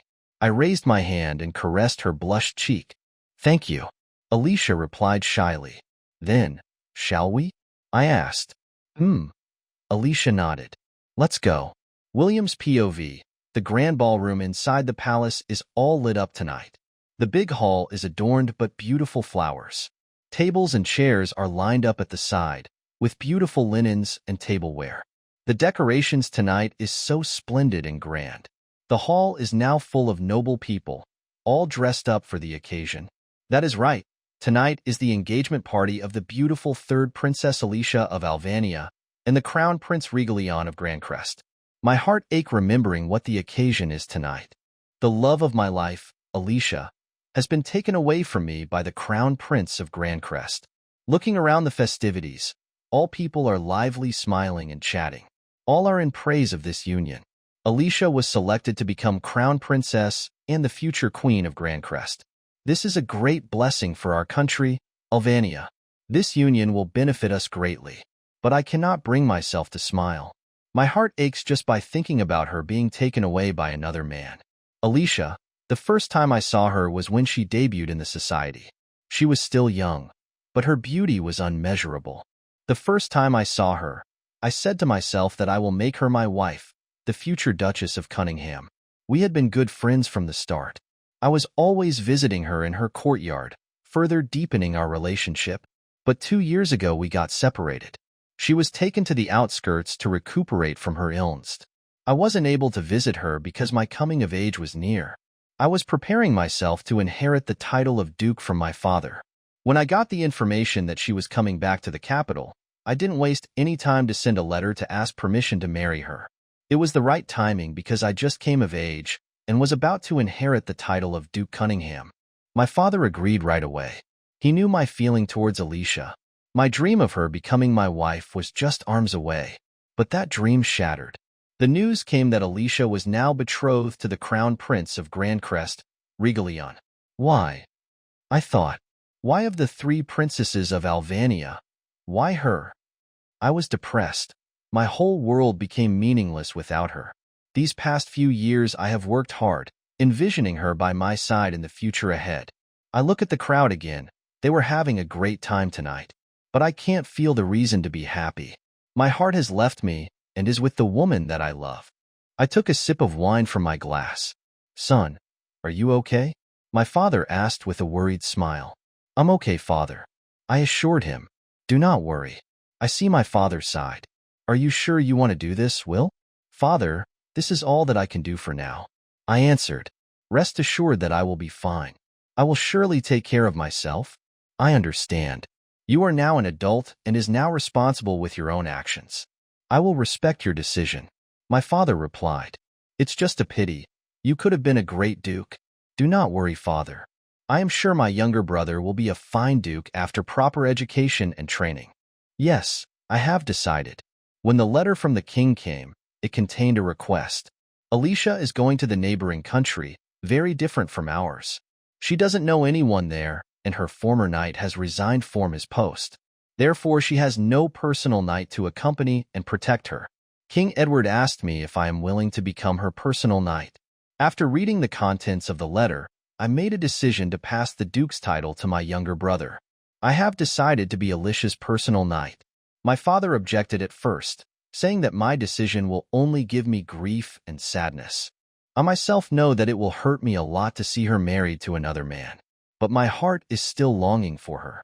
Even though it hurts, just by being beside her, caring for her, protecting her, I know my heart will be at ease. Call me a martyr or whatsoever, but I want to be beside her. Crown Prince Regalion Joseph Astley of Grandcrest and third Princess Alicia Rosalind von Heist of Alvania arrives. The herald announces their arrival. All of the guests looked at the entrance of the ballroom hall. Their eyes focused on the pair that entered. I wasn't able to get a clear look, So I walked towards their position. I squeezed through the crowd, and little by little I came close to their position. Then I saw her, a fairy wearing a dark blue gown. Her platinum blonde hair was braided to one side and adorned with sparkling jewels. She was shining at the center of the crowd. My breath was taken away with her beauty. Alicia was like a blue fairy, glowing and captivating everyone inside the ballroom. Alicia was smiling towards the other nobles that is greeting her. Her smile was enchanting that it made my heart skip a beat. Will. I hear her beautiful voice call my name. I was stunned because she noticed me in these pool of people. Will. William. She called again. Her eyes were sparkling, looking at me and waving her hand gently. My lips hooked up into a smile instantly. She still remembers me. I thought. Alicia walked towards me, but I felt a chill in my spine. Looking at her side was Crown Prince Regalion. Regalion had a smile, but not a smile. His gaze was giving me the chills. Did I offend him, or something? I thought. I was only acquainted to the Crown Prince in Alicia's debutante ball, and I never had any interactions with him after. So why is there hostility in the way he looks at me? William, it's been a while. Alicia was now in front of me. How have you been doing? Her smile was radiating. She was happy to see me. Crown Prince Regalion, Princess Alicia. I gave my greetings and bowed. If it was just Alicia, I can skip the greetings. But with the Crown Prince of Grandcrest with her, I can't be disrespectful. Sir William Cunningham. Regalion answered back with a nod. Answering the princess question, I have been well. I looked at Alicia with a warm smile. Seeing her tonight made my resolve more firm. I will accompany Alicia as her personal knight and protect her with all of my abilities. Regalion and I entered the ballroom hall together, arm in arm. After the herald announces our arrival, all the noble guests' eyes were upon us. I tensed up looking at so many guests. I squeezed Regalion's arm unknowingly. Nervous? Regalion asked. I nodded silently. Don't worry. I am right here by your side. There is nothing to be nervous about. Regalion held my hand and squeezed it to reassure me. I looked at him and smiled. Thank you, I said. I am sure that Regalion is always beside me to help. I inhale and exhale to calm myself. After this evening, I would be officially engaged to Regalion. I would be the crown princess of Grandcrest. Tonight, I have to hold my head high with confidence. Confidence that I am worthy to stand beside Regalion, the crown prince and the future king of Grandcrest. Ready? Regalion asked with encouragement. Yes, I replied with a smile, and we walked inside the ballroom. The nobles started to swarm around us one by one. People started to congratulate and compliment us from left to right. Your Highness, Crown Prince, congratulations in your engagement. You look dashing, Your Highness Crown Prince. Princess Alicia, you look so beautiful. Congratulations, Princess Alicia, with your engagement. The two of you look good together, Your Highnesses, Prince Regalion and Princess Alicia. All well wishes are being given around us. Thank you very much, Regalion said neutrally. It looks like he is used to dealing with nobles like these. Thank you. I follow Regalion's lead, thanking the nobles around us. After looking around, I see a familiar-looking face in the crowd. It's William, I thought. It has been 2 years since I last saw him. He has grown into a fine and handsome young man. Will, I called him. William was looking at me in a daze, so I call him again. William, I called, but he was just standing in his place looking at us. Leon, can we go there and greet Will? I asked. It's been a while since I last saw him. Regalion looked at me and at where William was standing and looked at me again. All right, let's greet him, Regalion said.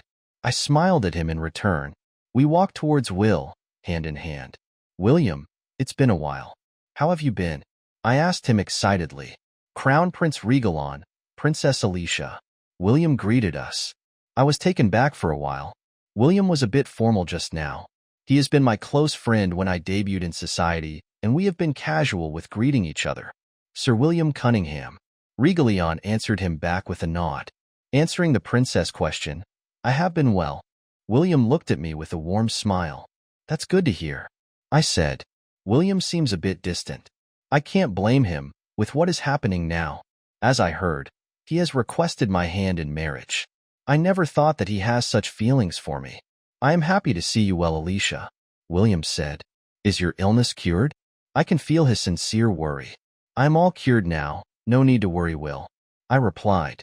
That's good to hear. William smiled. His gaze towards me has something that I never noticed before. But now I know his feelings. I can see it clearly. He really may have feelings for me. I thought. I was just an ignorant child back then, that I didn't notice. My heart aches for him because I cannot answer his feelings in return. William is a great man. It's just I only have Leon in my heart.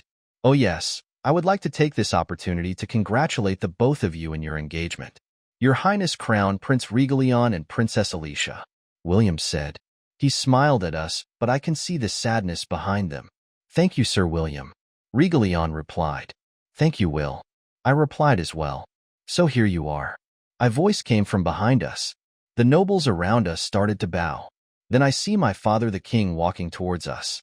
Your Majesty. Regalion nodded. Greetings, Your Majesty, King Edward. William bowed. King Father, greetings. I gave my curtsy. Rise. Father said. Let's resume the festivities. The nobles started to disperse. Let's talk first before the official announcement begins. Father said. King Father, lead us towards the royal lounge area. Please sit. Father said to the three of us, Regalion, and I took the seat in front of Father, and William took the single seat on the side. I was curious, what does Father need with the three of us? When I look at Regalion and William, they looked calm. Aren't they curious? I thought. Prince Regalion, you remember one of my conditions before marrying Alicia, correct? Father asked. Yes. Regalion nodded. I will be assigning a personal knight that I trust to Alicia. Father said. Alicia will be going to a country she isn't familiar with, and so I want someone that I can trust to personally guard her. Do you not trust my abilities to protect Alicia? Regalion said with a cold voice. I don't have any doubts, Prince Regalion. Father said with equal coldness. But I will be more at ease with someone I can trust to be with her. I understand. Regalion sighed. Then I guess the one you selected is Sir William. William? I was surprised. I looked at Regalion, Father, and last William. Their faces all looked serious. But why? You are going to inherit the title of Duke from your father? I have thought about this long and hard, Alicia, and I have decided to give the Duke's title to my younger brother. William said.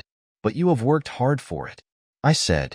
I know how hard William worked to be a good Duke for his dukedom. So why? This is my decision, Alicia, and I am happy with it. William said to assure me of his decision.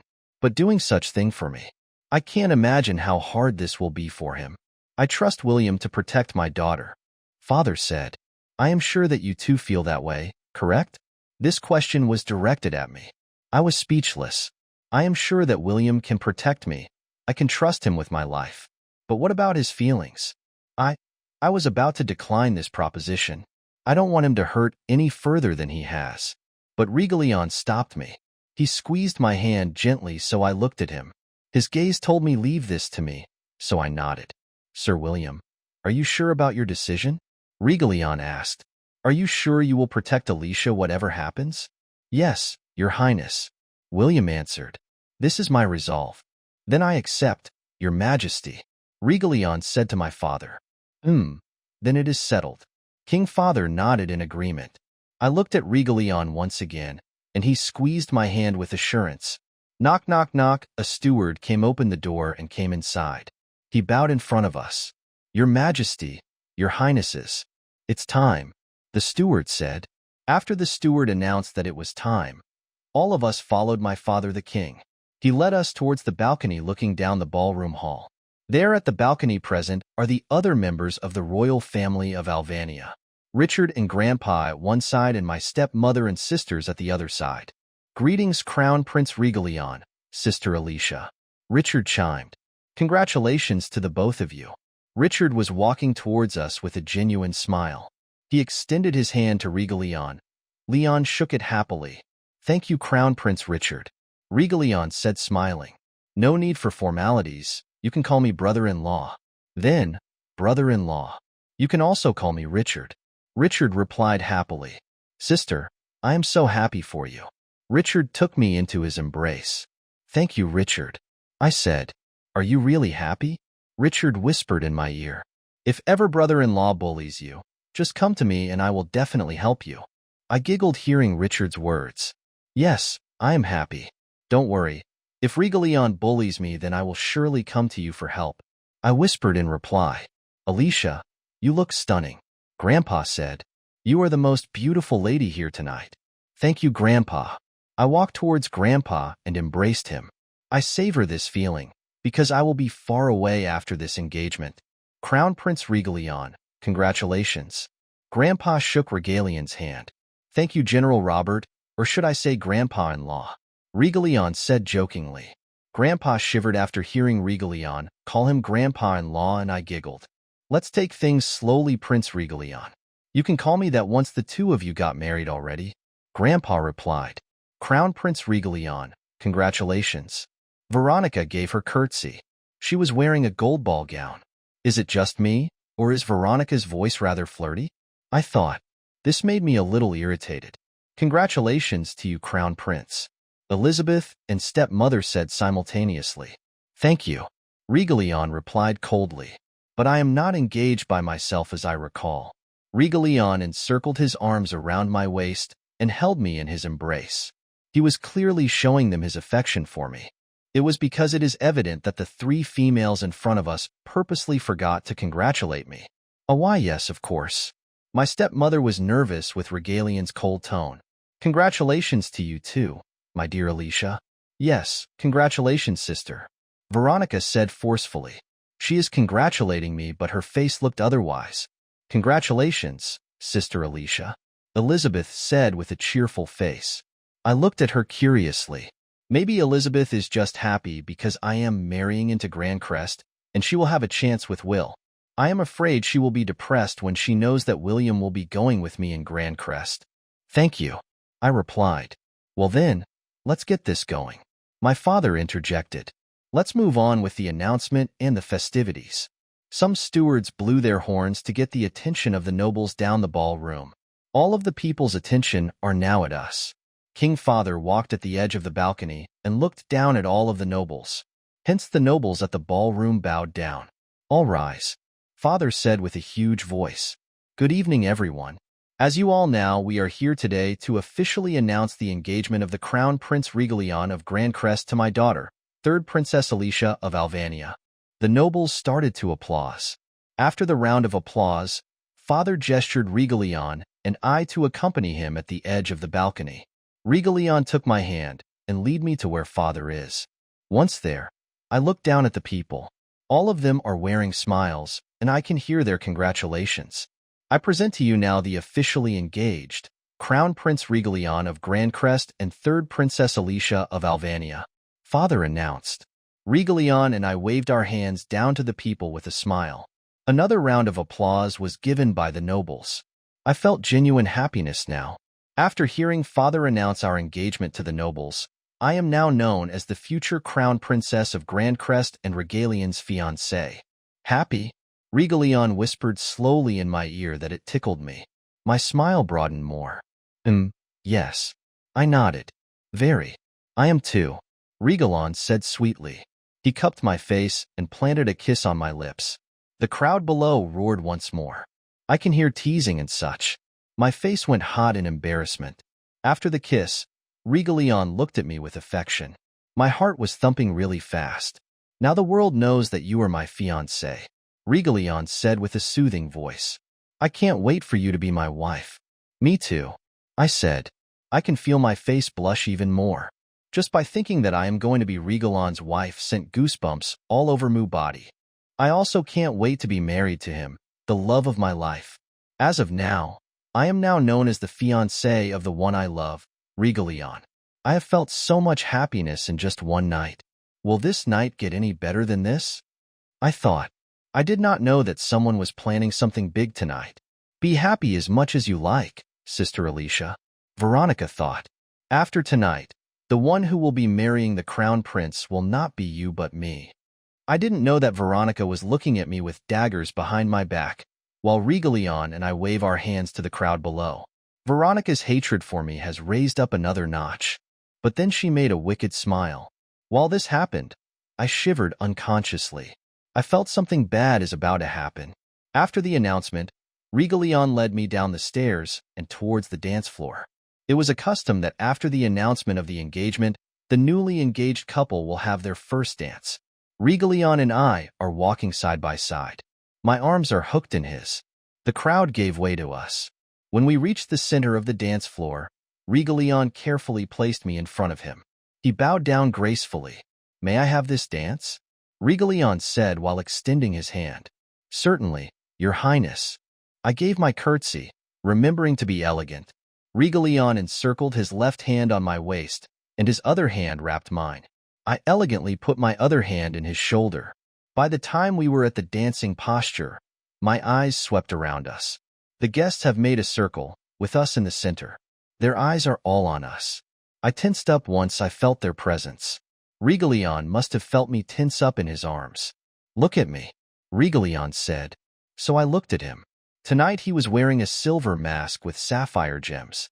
He was wearing his royal black suit with silver thread decorations. His aura was emitting that of a royalty, very well suited for a crown prince. His sapphire eyes were twinkling, with only me reflected on them. "Don't think about them," Regalion advised. "Look only at me, as if we are only the ones existing." Regalion was helping me to calm down. He knows that I am nervous, with all the gazes towards us. Only one mistake and I will be a laughingstock and be talked about in the noble society. I nodded at Regalion. I can't make a mistake. I make a resolve. I now carry the name as the future crown princess of Grandcrest and fiancée to Prince Regalion. My action will also reflect to him. I don't want to give shame to him. Just remember what I taught you. As your teacher, I know you can do it better than anyone else. Regalion gave me a reassuring smile. My heart squeezed after hearing his words. I am happy that he believes in my abilities. This man in front of me is my future husband. Starting tonight, we can lean on each other whenever one needs help. I know that Regalion will always have my back. Knowing this, my nervousness fades away, as if it was never there to begin with. Then the music started to play. Regalion started to lead the dance. I was matching Regalion step by step, and in no time I was twirling in his arms. And then I remember our first time dancing. Our first dance was when I debuted into society. It should have been my father the king who was my first dance, but Regalion stole it away from him. Our movements matched perfectly. I was having fun dancing. It was like Regalion and I were alone, moving accordingly to the music in the background. It was like our first time. I said, "Yes, I remember." Regalion smiled. "The first time I saw you, I decided that you were the one to be my wife. That is why I seized the chance to take your first dance." I giggled. "You stole it from my father." I said, "Haha, I think that is why he harbors bad feelings towards me." Regalion chuckled. "But it's all worth it. Now you are mine and mine alone." His words made me blush. "Yes, I am now his." I thought, "And you are mine." I replied, "Yes, I am all yours." Regalion confirmed. My heart squeezed in sweetness and delight. Regalion and I are only for each other.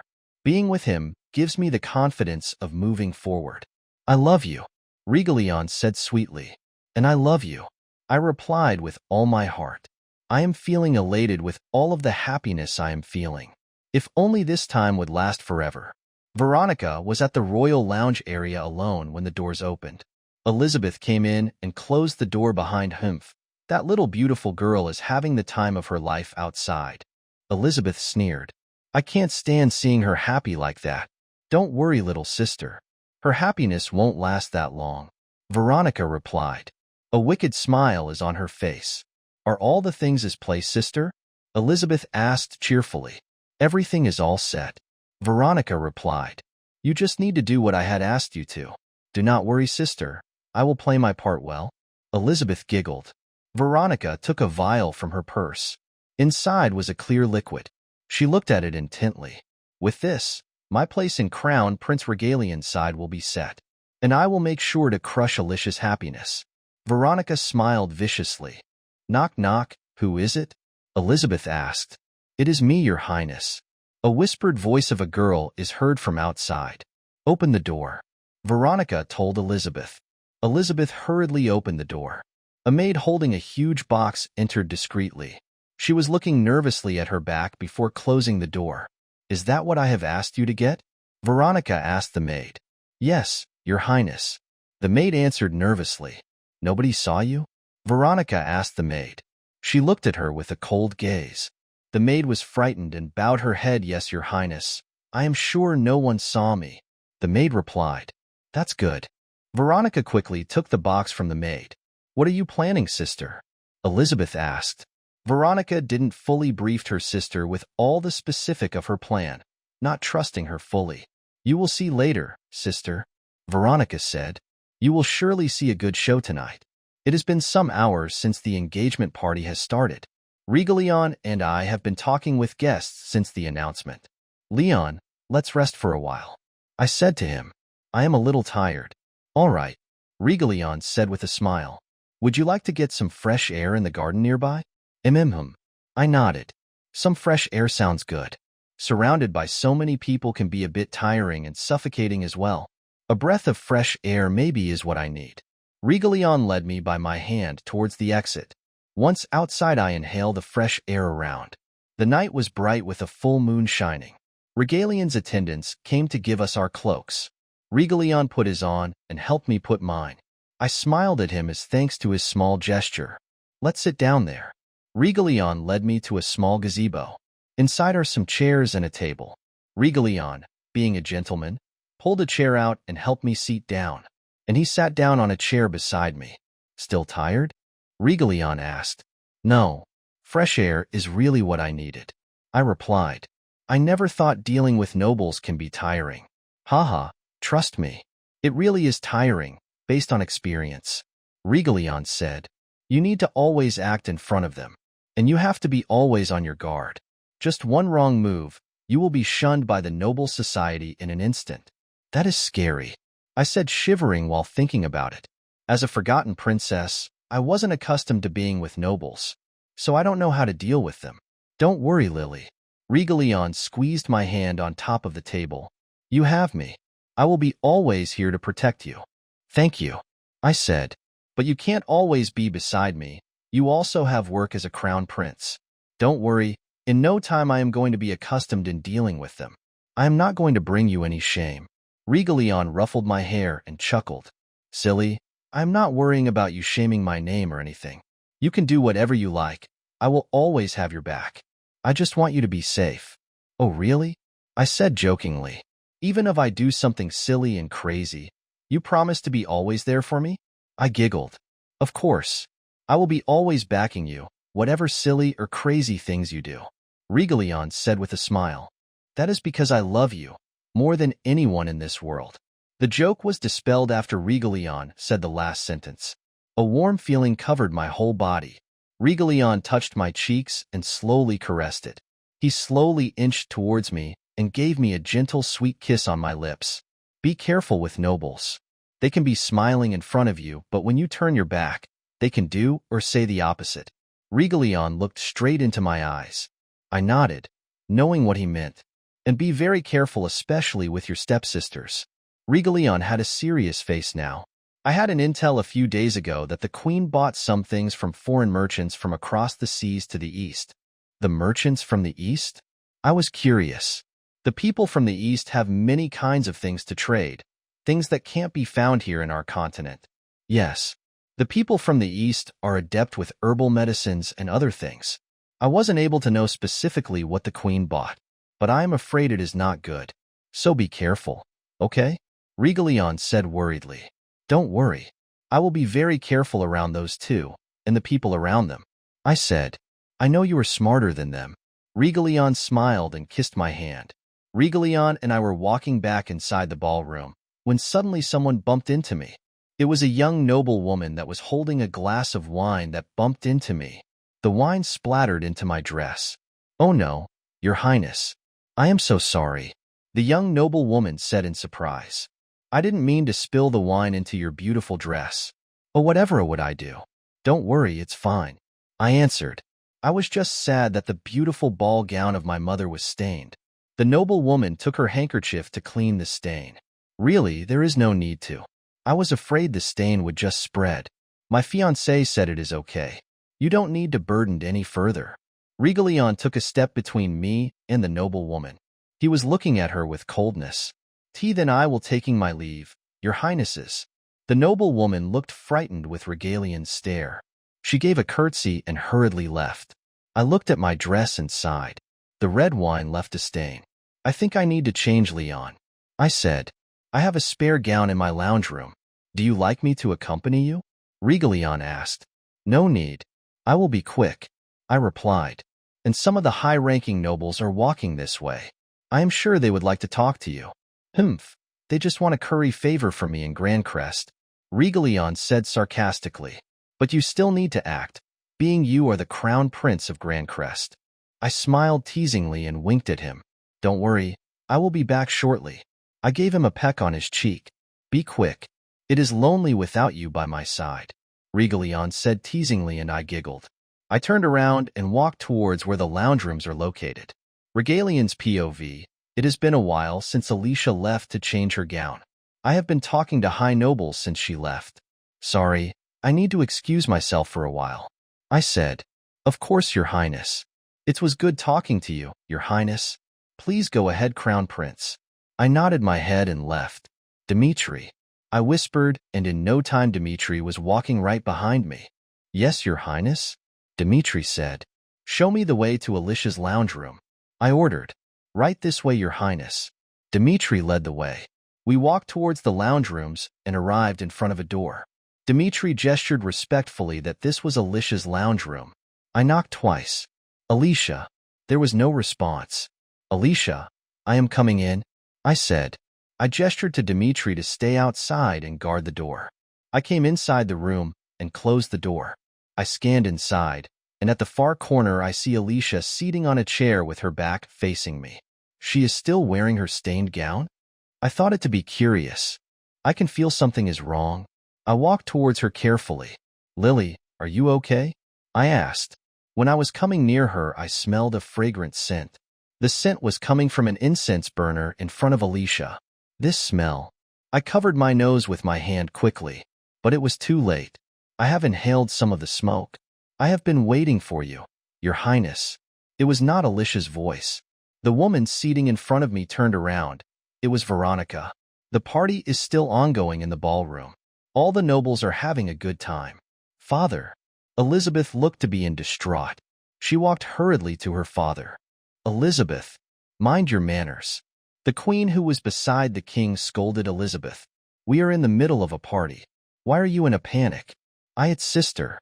Sister is being assaulted. Elizabeth's face was in panic. What? The queen acted accordingly. She looked around and see the high-rank nobles that heard Elizabeth. Before Elizabeth came running in a panic, the ones with the king was Prime Minister Muddock, Left Minister Stanley, and Duke Cunningham. Please, father. She needs help. Elizabeth was in a panic. King Edward's face contorted in an instant. Why has such a thing happened in this occasion? Looking around, it was good that only his trusted ministers and Duke Cunningham, who have heard such a thing. Quick, take me to where your sister is, King Edward said with anger. He doesn't want such a thing to be spread out in the noble society. Yes, father, this way.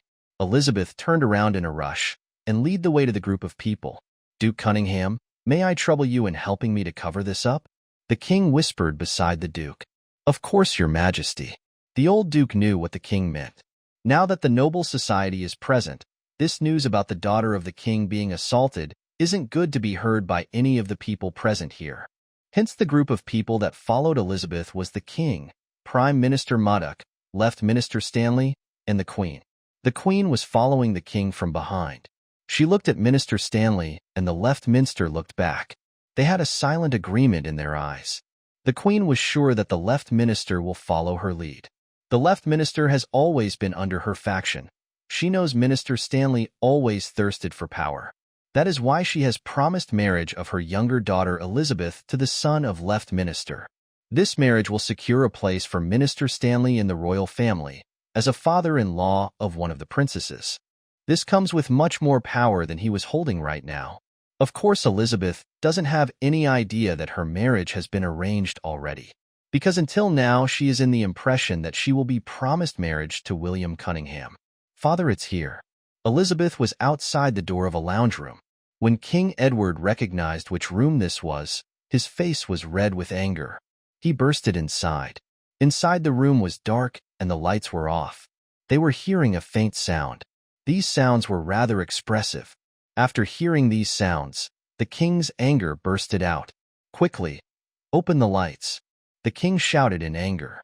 Quickly, Elizabeth opened the lights. At the far corner of the room, the couch's back was facing them. A glance of a hunched back was seen briefly. The expressive sounds came from there. With rage, the king strode inside the room. The group of people followed the king. Upon gazing at the couch, two people were on top of each other. Their clothes were disheveled and their bodies were entwined in an expressive manner. At such position, both of their faces cannot be seen. What is this?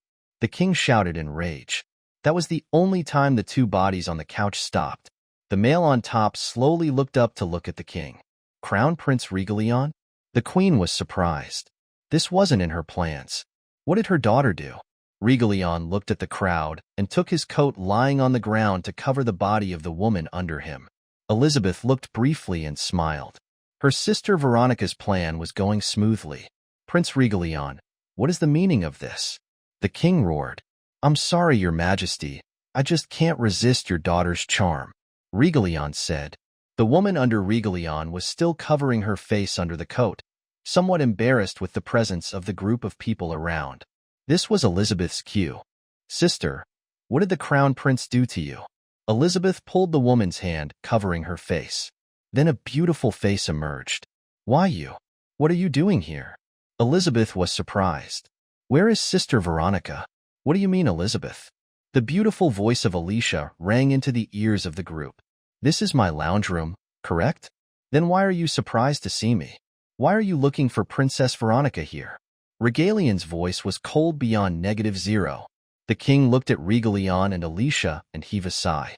Explain this, Prince Regalion. The king looked at him seriously.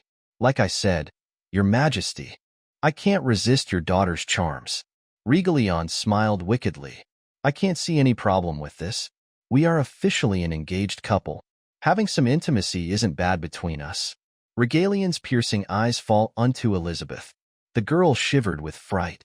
Your Majesty, this is a little bit awkward. Can you please leave first? Regalion looked at Alicia that was still covered with his coat. Alicia's bare shoulders and legs were peeking out of the cover. Her face was all red with embarrassment. Ha ha ha. Young people are hot-blooded indeed. Prime Minister Muddock's laugh broke the tension around the room. Your Majesty, let's give them some space. The situation is embarrassing, Princess Alicia. The king nodded. Let's give my fiancée some time to dress. Regalion said coolly. The group exited the room, leaving Alicia to dress. Regalion followed them outside. When the group of people came outside, Regalion closed the door. Then Dmitri walked towards them and bowed down. Prince Regalion, the first Princess Veronica is in her lounge room. Dmitri said. Is that so? Regalion looked at Elizabeth piercingly. Weren't you searching for your sister a while ago? Elizabeth was startled. Well, yes. She stuttered. The sister you were talking about being assaulted. Was it your sister Princess Veronica? Regalion asked coolly. Why ye? I mean no. Elizabeth was about to slip. I was just walking along the corridors when I heard expressive sounds coming from inside. I never thought. Expressive sound, you say? Regalion looked at Elizabeth with cold eyes again. Elizabeth shivered. She felt those eyes had a killing intent in them. Then maybe you walked inside the wrong room. What do you mean? The queen was the one that answered. She was afraid that her daughter will say things she shouldn't. I admit, we made some noise. Regalion smiled wickedly. But can't you hear that loud noise? All was silent, thinking what the prince was talking about. Then they heard strange sounds, just at the other door beside them. Isn't that Princess Veronica's room? Regalion mentioned. Isn't that Princess Veronica's room? Regalion mentioned. The king caught the prince's meaning in an instant. Much louder than in Alicia's room. Dear, dear. This must be a misunderstanding. The queen has grasped the situation. Knowing the crown prince's temperament, the queen knew what would happen. The queen cursed her eldest daughter. Why didn't she just follow my plan? Why did she implicate and included the crown prince? She thought deep inside. What misunderstanding? The king flared up again in anger. Can't you hear those lewd noises? Father, that may not be sister inside. Elizabeth said. She must be still in the ballroom. King Edward looked at Elizabeth and then the queen. Then he understood the situation in an instant. These mother and daughters, what were they up to again? Blood boiled inside King Edward. He clenched his fists hard. Then he looked at Prince Regalion. It was good that the prince was here to protect Alicia. Not looking at the group any longer, the king opened the door to Veronica's lounge room. After opening, they can smell an intoxicating scent. All of you cover your mouth and nose. The king said, leave the door open and open the lights. Similar to what happened in Alicia's lounge room, this room was also dark, and the lewd and wet noises of a man and woman was heard. In no time the light of the room turned on. At the center of the room were a couple doing the deed. Prime Minister Modoc saw the incense burner that emitted the intoxicating smell and closed it quickly. After a while the room was free of the scent, and the people around can breathe fresh air again. After the light opened, the couple stopped what they were doing. They felt the presence of people around them. A father? Veronica screamed. She looked at herself fully and started to cry. You harlot. The queen was furious. She walked fast and got a blanket from a couch nearby to cover her daughter. But after that she gave Veronica a slap on both of her cheeks. What have you done? The queen scolded. Mother, I didn't mean to. I was assaulted. Veronica was in tears. The crown prince came in and assaulted me. Father, you have to seek justice for me. My chastity was taken away. King Edward looked at his eldest daughter. Fury and sentiment was mixed in his feelings. He knew what this daughter was up to. The king looked behind him where Prince Regalion and his assistant were standing. Preposterous. Dmitri scolded.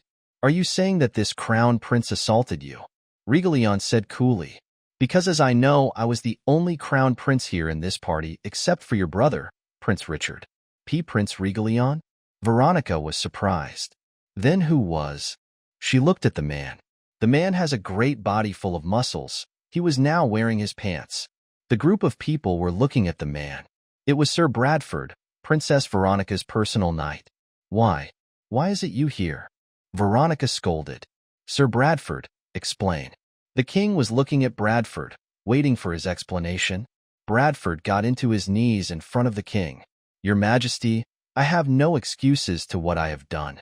Bradford said respectfully. But I am prepared to take responsibility, Your Majesty. I have taken Princess Veronica's chastity, therefore I will marry her and take her as my wife. No, Veronica shouted. I won't marry you. I won't marry anyone other than Crown Prince Regalion. Then a loud slap was heard. It was the king slapping Veronica very hard. This was nothing compared to the slap Veronica got from the queen. Her cheek instantly swelled and was red. Father? Veronica looked at the king in surprise. Silence. The king roared. You are still saying that while your chastity has been taken by another? The king knew what was going on. If Veronica still insisted to implicate Prince Regalion into this, then he was sure that Regalion will investigate thoroughly what has conspired tonight. King Edward knew that Prince Regalion knows what Veronica was up to, and what is in front of him now was the prince's payback to his daughter. This was considered still a light punishment. If Veronica still insists on marrying Prince Regalion, he was afraid that the prince will do something even more sinister. The king looked at Regalion. The prince gave him a wicked smile. He knew that the prince was observing him, waiting for his decision. King Edward knew that even though he doesn't want to dance in Prince Regalion's tune, he doesn't have a choice but follow. Veronica was still his daughter. Even if he was dissatisfied with her now, he doesn't want her to be killed or even worse than death. Then I will give you my blessing. King Edward looked at Sir Bradford. You will marry my daughter Veronica. Thank you for your blessings, Your Majesty. Sir Bradford's head was still bowed down. No. Veronica was crying silently. The queen was consoling her. The king turned around. Minister Stanley. Yes, Your Majesty. Stanley bowed his head. Make sure this incident won't leak out. The kind ordered. And prepare Veronica's wedding as soon as possible. Yes. Stanley walked out of the room in an instant. King Edward looked at Veronica one last time. She was crying on the floor. "You did that to yourself, you foolish girl," the king thought, and walked out. By the door the king saw Prince Regalion. He was wearing a wicked smile. "You made the right choice, your majesty," Regalion whispered when the king was right beside him. "I won't tolerate anyone that brings harm to me or my fiancée." The king understood and nodded. He walked away from the room. Regalion looked at the scene in front of him. The crying Veronica was being comforted by the queen and Elizabeth. "Is this enough, your highness?" Dmitri asked. "This is enough, for now," Regalion replied. "She is still my sister-in-law. This is me giving her face. But if she does things against us again, I will make her life a living heck. She will be wishing she would rather be dead." Regalion's face looked devilish. Dmitri knew that this was the face the crown prince wears when he is angered. No one has had a good ending when the prince wears such a face. I was walking towards the lounge area where the rooms are located. I looked at my dress that was stained with the red wine and sighed sadly. This was mother's gown, I thought. I hope the stain can be taken off. And then I thought, can magic help cleaning things? I better try it when I get back to my room tonight. When I was at the lounge area, there were many doors. I do not know which one is mine. "Excuse me.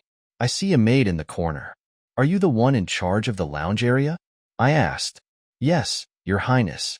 The maid bowed half her body. "Would you like me to lead you to your lounge room, Princess Alicia?" The maid respectfully asked. "Yes, please," I replied. "This way, your highness." The maid gestured the way and walked. I followed behind. We were walking along the corridors. The lounge area is rather big. There are many doors lined up. After a while, the maid stopped at a certain door. "Princess, this is your room." The maid gestured and opened the door. "Thank you," I said to the maid. I slowly walked inside the room. The inside was all lit up. It was a normal-sized lounge room. I looked around searching for my spare gown, but it was nowhere to be found. "I think this is the wrong room," I said and turned around to look at the maid. Slam! Click, the door was closed and I heard it locked.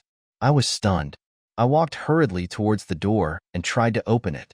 And like I thought, it really was locked from the outside. "Heko, please open the door." I was knocking on the door. My heart was thumping really fast. There was no answer from the outside. This isn't good. I thought to myself. Maybe it wasn't a coincidence that the noble woman bumped into me and spilled her wine onto me. Then I remembered Regalion's warning. And be very careful, especially with your stepsisters. Regalion had a serious face now. I had an intel a few days ago that the queen bought some things from foreign merchants from across the seas to the east. Remembering Regalion's warning, I thought that maybe this is one of my stepmother and sister's schemes. I have to get out of here, and fast, I told myself. I prepared to use my magic to open the door, when gas started to come into the room from the vents. What is this? I was alarmed. Then the smoke came into my nose. I started to cough. I covered my mouth and nose with my handkerchief, but it was useless, with smoke covering all the room. My body was starting to lose its strength. Knockout gas? I thought. No, I have to get out of here quickly. I concentrated my mind on the doorknob. The knob started to jerk, but my vision was getting blurred by the second. No, I am starting to lose consciousness. My body felt numb and I fell on the ground. Cough, cough, my consciousness is starting to fade. My vision is now all blurred. I can't lose consciousness, I said. I tried with all my might to pry the doorknob open. The knob was jerking, but the strength got weaker by the second. I was careless. I scolded myself. After Leon warned me, I should have been more careful. Leon. I call his name with my last breath. My vision went dark, but my consciousness was still clinging. Alicia. I can hear a voice from outside the door. Bang, bang, bang, the door was being hit hard from the outside. Alicia. The voice called again. I'm here. I yelled with what's still remaining from my voice. Alicia, wait for me. The voice said, I'll get you out. Cough, cough, my last remaining consciousness was now fading. I am also starting to suffocate. Breathing is starting to get harder. Maybe this wasn't just knockout gas? Bang, bang, bang. Then the door was pried open. Alicia. Alicia. The voice was now on top of me. It came from a man. I can feel the man's arms carefully hold my body and lifted me up. He carried me out of the room. I can feel that the man carried me out in a short distance and carefully laid me down. Alicia, how are you feeling? The man asked worriedly. Breath. Can't. Breath. I said with difficulty. This was the first time I felt this way, as if something so heavy was on my chest. I was trying to breath, but with such difficulty. Then I felt someone pinch my nose and open my lips carefully. After that, I can feel lips on mine. Air was blown through my mouth. Whoever this was, his action is helping me. I can feel my lungs being given fresh air. After some breaths in my mouth, that someone was pushing my chest. Come on, Alicia. Breath. Please, breath. The man said. I can't lose you. I can't live without you. Please, God, please. Don't take her away. I can hear the sweet words of the man. These words gave warmth to my heart. Cough, cough, cough. I coughed hard. Then I was breathing at ease slowly. At last I can breathe freely again. I can feel tears go down my cheeks. Oh God. Thank you. The man said with relief. Alicia, can you hear me? I was still disoriented and my body felt so much heavier. I opened my eyes slowly. My eyes were adjusting and I saw a man looking at me. On top of me I can see a blurred vision of the man, blonde hair, and wearing a white suit. I tried to look closely, letting my eyes adjust. Then I saw his pair of blue eyes, shining on top of me. Alicia, how are you feeling now?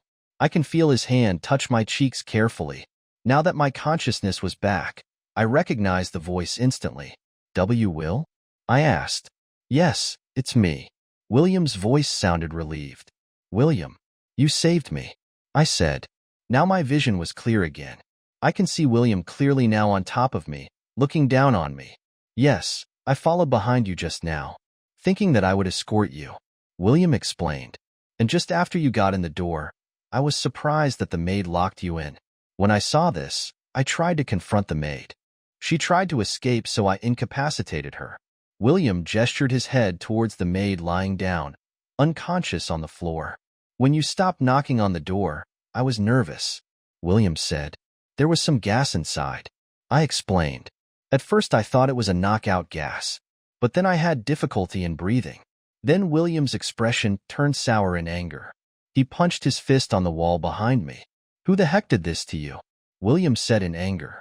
I looked at him carefully. I have an idea who had done this, but will William believe in me? You know, right, Alicia? William asked, looking at me straight into my eyes. I can see trust in his look. I have an idea, but I don't have any proof. I said, tell me, I will believe you.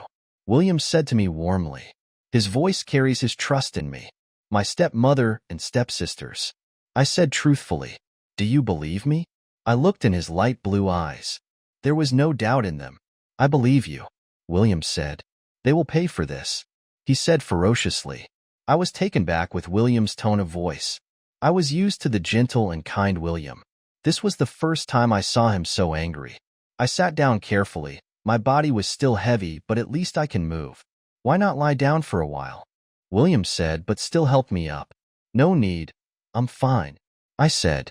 The truth is our position is a little awkward. I am embarrassed to tell William that. Meow. Then Snow came out of nowhere and jumped onto my lap. Snow? I was puzzled how Snow got here.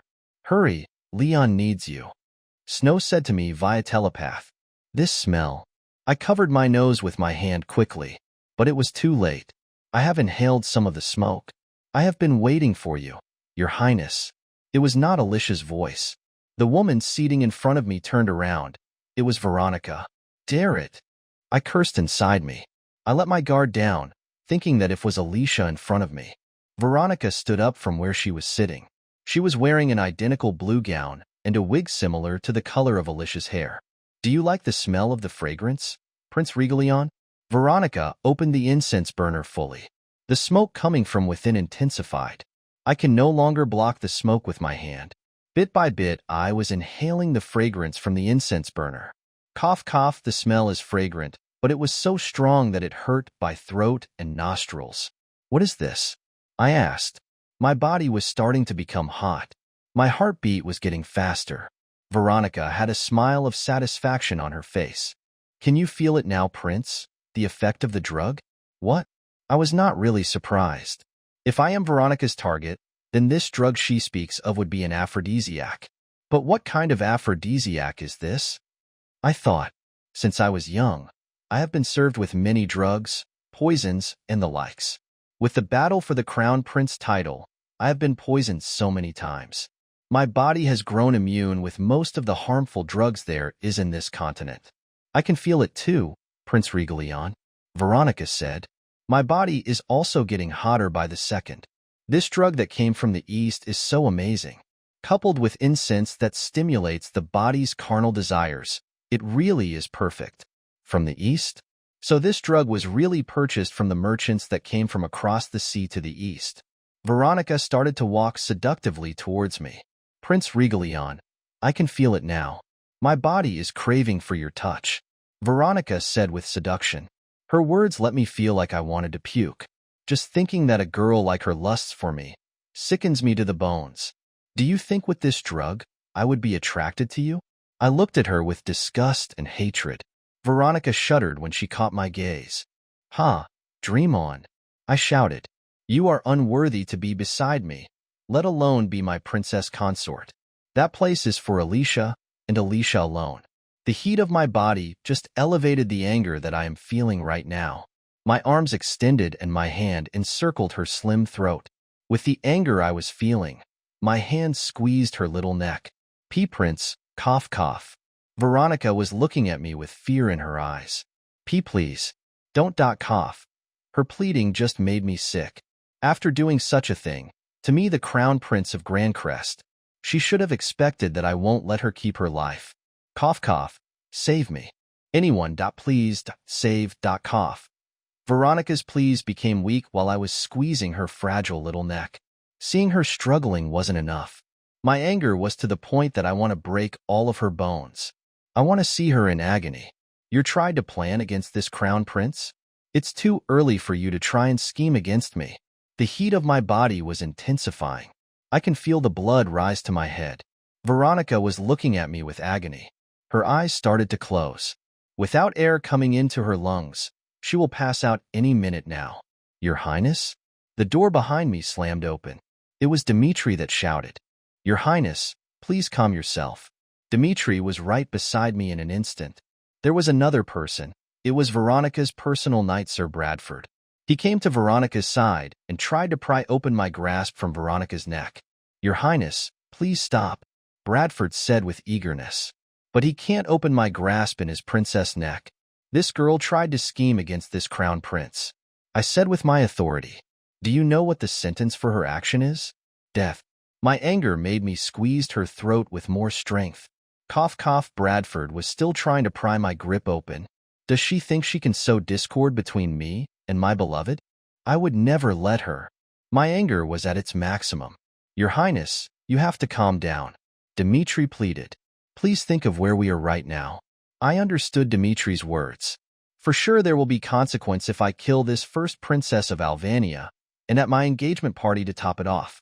This made me weigh the pros and cons of killing this scheming woman. I loosened my grip but didn't let go of her. This scheming which tried to pry me away from my beloved and take her place. Ha, she can dream, but I won't let her do as she wishes. She's better off dead. I thought. I will deal with the consequences after. Leon. Then I hear Alicia's voice. In no time she was beside me. Let go, okay? She's not worth it. After Alicia's words, I let go of this witch. Veronica's body went limp and fell on Bradford's arms. Alicia saw the incense burner that was still emitting smoke at the far corner. I can see her silently used her magic, making a force-field-like bubble around it so that the smoke won't reach us. How is she? Alicia asked Bradford. She is all right, princess. She lost consciousness. Bradford was on the floor nestling Veronica in his arms. Thank you, he said to Alicia with gratitude. Humph, she doesn't deserve to live. I looked at Veronica with resentment and hatred. What she did to this crown prince is only punishable by death. Bradford shivered while holding Veronica. I am sure he knows the consequences of his princess actions. Bradford laid Veronica down on the floor and kneeled in front of me. Your Highness, Please have mercy. Bradford pleaded. I know what she did was wrong, but she did it because of her love for you. Seeing such an honorable person kneel down because of this which just irritates me. Veronica doesn't deserve such a person beside her. Her offense is against the Crown Prince of Grandcrest. I said, if it was done to others, then it can be pardoned. But because she made the offense against me, don't expect her life to be spared. Please, Your Highness. I would do anything. Please just don't take her life. Bradford slammed his head on the floor. It made a bam sound. Leon, I think it is also not good to take her life now. Alicia said. I looked at her, curious to know what she is her meaning. If we take her life because of her offense against you now, then our marriage agreement can be put into a pause or be cancelled. Our two countries would have conflict, and it can also dissolve our marriage. I don't want that to happen. Alicia looked at me with sad eyes. She caressed my face with her soft hands. I held her hand and put a kiss on her palm. I looked at her with affection. I nod, understanding Alicia's explanation. I am happy to know that you are thinking about our future. My heart felt warmth. A smile crept on my face. We can make Veronica pay for her offense without taking her life. Alicia said with an innocent smile. She tried to covet my man. Of course I won't let her out of the hook. Seeing Alicia with an innocent smile but talking about punishment make me love this girl more. I hugged her inside my arms and whispered, then do what you want. I will support you. I said, just make it quick. I am at my limit. Seeing and hugging my love in front of me, the reaction of my body was getting hotter by the second. The effects of the drug was getting stronger with Alicia in my embrace. My body is now so hot that I am struggling with myself not to pounce on my beloved Alicia. Regalion was holding me tight in his embrace. His temperature is a little hot. His head rested in my shoulder. I can hear his breathing was heavy. It made me a bit worried. Regalion, are you feeling unwell? Is it because of the drug you inhaled? I said worriedly. Don't worry, I can still endure. Regalion looked at me and smiled. Anyways, what are you planning to do with her? Regalion gestured his head towards Veronica lying on the ground, unconscious. I looked at my stepsister with anger and hate. How dare she do this to my future husband? I said with seething anger. Whatever you are planning, I will support you. Regalion said, I am here to back you up. I smiled at him sweetly and nodded. I slowly inched away from Regalion's embrace and walked towards where my stepsister was laying. You. I looked at Sir Bradford, who is kneeling beside Veronica. You are Elizabeth's personal knight, correct? Why are you begging for mercy in behalf of my stepsister? Bradford was silent and didn't answer my question. Answer the princess, Dmitri said. No need, Dmitri. I gestured my hand to Dmitri, prompting him that I can manage this. Sir Bradford, I guess I know the answer to my own question. Bradford looked up at me with wide eyes. I guess he never thought that I would know. Actually, I am gambling. This was just my theory. You have feelings for my stepsister Veronica, right? I looked at Bradford's reaction after this sentence. Bradford was startled for a while, but resumed his blank face. Bingo. I grinned. I only realized some of your gestures in the past. I continued. I saw how you looked at Veronica when we gathered in the past. I never given any thought about it. But now seeing you kneel, begging for mercy for Veronica, even though you are not her personal knight. Now I know why. You love her. Bradford's facial expression grimaced.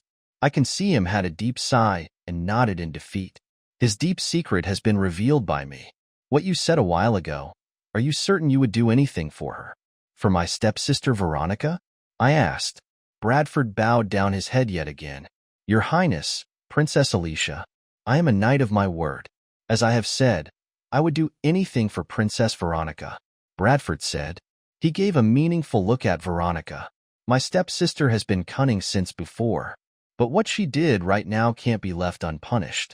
She had put the Crown Prince Regalion of Grindcrest in a love trap. I myself don't want her to go unpunished. But as I have said earlier, my marriage with Regalion may be in jeopardy if this comes to light. This has to be settled within this closer doors. Then an idea came up to me. A love trap. I thought. An eye for an eye, a tooth for a tooth. Sir Bradford, you know that what Veronica did was punishable by death. I said with a serious face. but deep down I was smiling wickedly. I know her fault is very grave, but still, Princess Alicia, I beseech you to show mercy. Bradford said, she is still your blood sister. Humph. I sneered. Mercy, you say? You know what she has done to me in the past, and you ask me to show mercy. Bradford grimaced and clenched his fists hard. Do you know that just now, my life was in danger because of her as well? I said with a flat tone. What? Regalion shouted in anger. This is unacceptable. Princess Veronica just tried to assassinate the future crown princess of Grandcrest. This is also an act against our royal family. Dimitri, what is the punishment of Grandcrest for such a crime? Answering, Your Highness. If found guilty, it is punishable by death, and not just any death. Her head and limbs would be cut off, and she will be buried without a whole body intact. Regalion's eyes were as cold as ice. I can feel the fury rising inside of him. He was so angry, hearing that my life was endangered because of Veronica's scheme. I have a witness. William's voice was just outside the door. He had just arrived to see the scene. The maid that led Alicia to the wrong lounge room is now in my custody. William's voice was also cold. If Regalion was flaming with fury, then William's rage is cold as the snowy mountains of Genova. Let me handle this. I looked at the two men. I know that they are angry on my behalf, but I want to be the one to sentence Veronica. I have let Veronica off the hook too many times. She has done me many wrongdoings. It is time to pay back all her debts. She cannot go unpunished. I said in a serious voice while I glanced at Bradford. I know that the first princess has done many wrongs against you. That is why I won't ask you to let her go unpunished. I just ask you to spare her life. Bradford bowed his head and knocked it on the floor once more. I beg of you. I made a wicked smile. I have caught Bradford in my grasp. As a knight, he must hold true to his words. Do not worry, Sir Bradford. I won't demand her life. I give you my word. I smiled wickedly. But she has to pay with the same price as what she has done. She tried to take my future husband away with a love trap. Then so shall I bestow to her own love trap. Bradford looked at me with shock, looking at him so surprised. Maybe he never thought that I would think of such a thing to my stepsister. Let me remind you, Sir Bradford, her wrongdoings are punishable by death. I am giving her an easy way out. Not to mention, you would also take home the beauty. I said, but she would be devastated. Bradford said reluctantly and looked at Regalion. She only dreamed of marrying the crown prince, even as a concubine. She really admires you, Your Highness. Bradford looked at Regalion. Then I just have to shatter her dreams, because I don't intend to take in any concubines. In this lifetime, my wife will be Princess Alicia and her alone. Regalion said with firmness. My heart squeezed with love after hearing Regalion's words. I looked at Bradford and he seemed to be at a loss. Well, I can't blame him. Who told him to fall in love with my wicked stepsister? Now that Veronica picked the wrong man that is my future husband to play with, she had to pay the price. I won't be asking again, Sir Bradford. I said with authority. Agree with me, or let the law of Grandcrest fall upon her. You choose. Bradford was debating, but I am sure of what his decision would be. I agree, Bradford said. I agree to your demands, Princess Alicia. Bradford seemed defeated. Then it is settled, I said with a smile. Take her to her lounge room. I ordered Bradford. Bradford picked Veronica up gently, like she was made of glass. He really loves her. I thought, Bradford is an honorable knight. I only pity him, falling for a wrong woman. Veronica really doesn't deserve such a good man. I will be watching you, Regalion said when Bradford passed by him. Remember that this crown prince can do anything. Regalion's words was a warning to Bradford. I know that what Regalion meant was if Bradford do something behind our back, then Regalion won't hesitate to kill. I see Dimitri walk towards the table where the incense burner was placed and picked it up. We will be needing this, Dimitri said. He followed Bradford out of the room. After Dimitri followed Bradford out of the room, Regalion, William and I are the only ones left. Well, this feels a bit awkward. I thought to myself. Regalion and William were staring at each other. They looked like they were fighting an inner battle that I cannot see. Leon. I tried to break the atmosphere. William was there to save me. Is that so? Regalion said with a sarcastic tone. Then I give you my sincere thanks for saving my future wife. I know that Regalion was sincere in giving his thanks. But why is there hostility in his sentence just now? No need to thank me, Your Highness. William gave a wry smile. It is my duty as Princess Alicia's knight.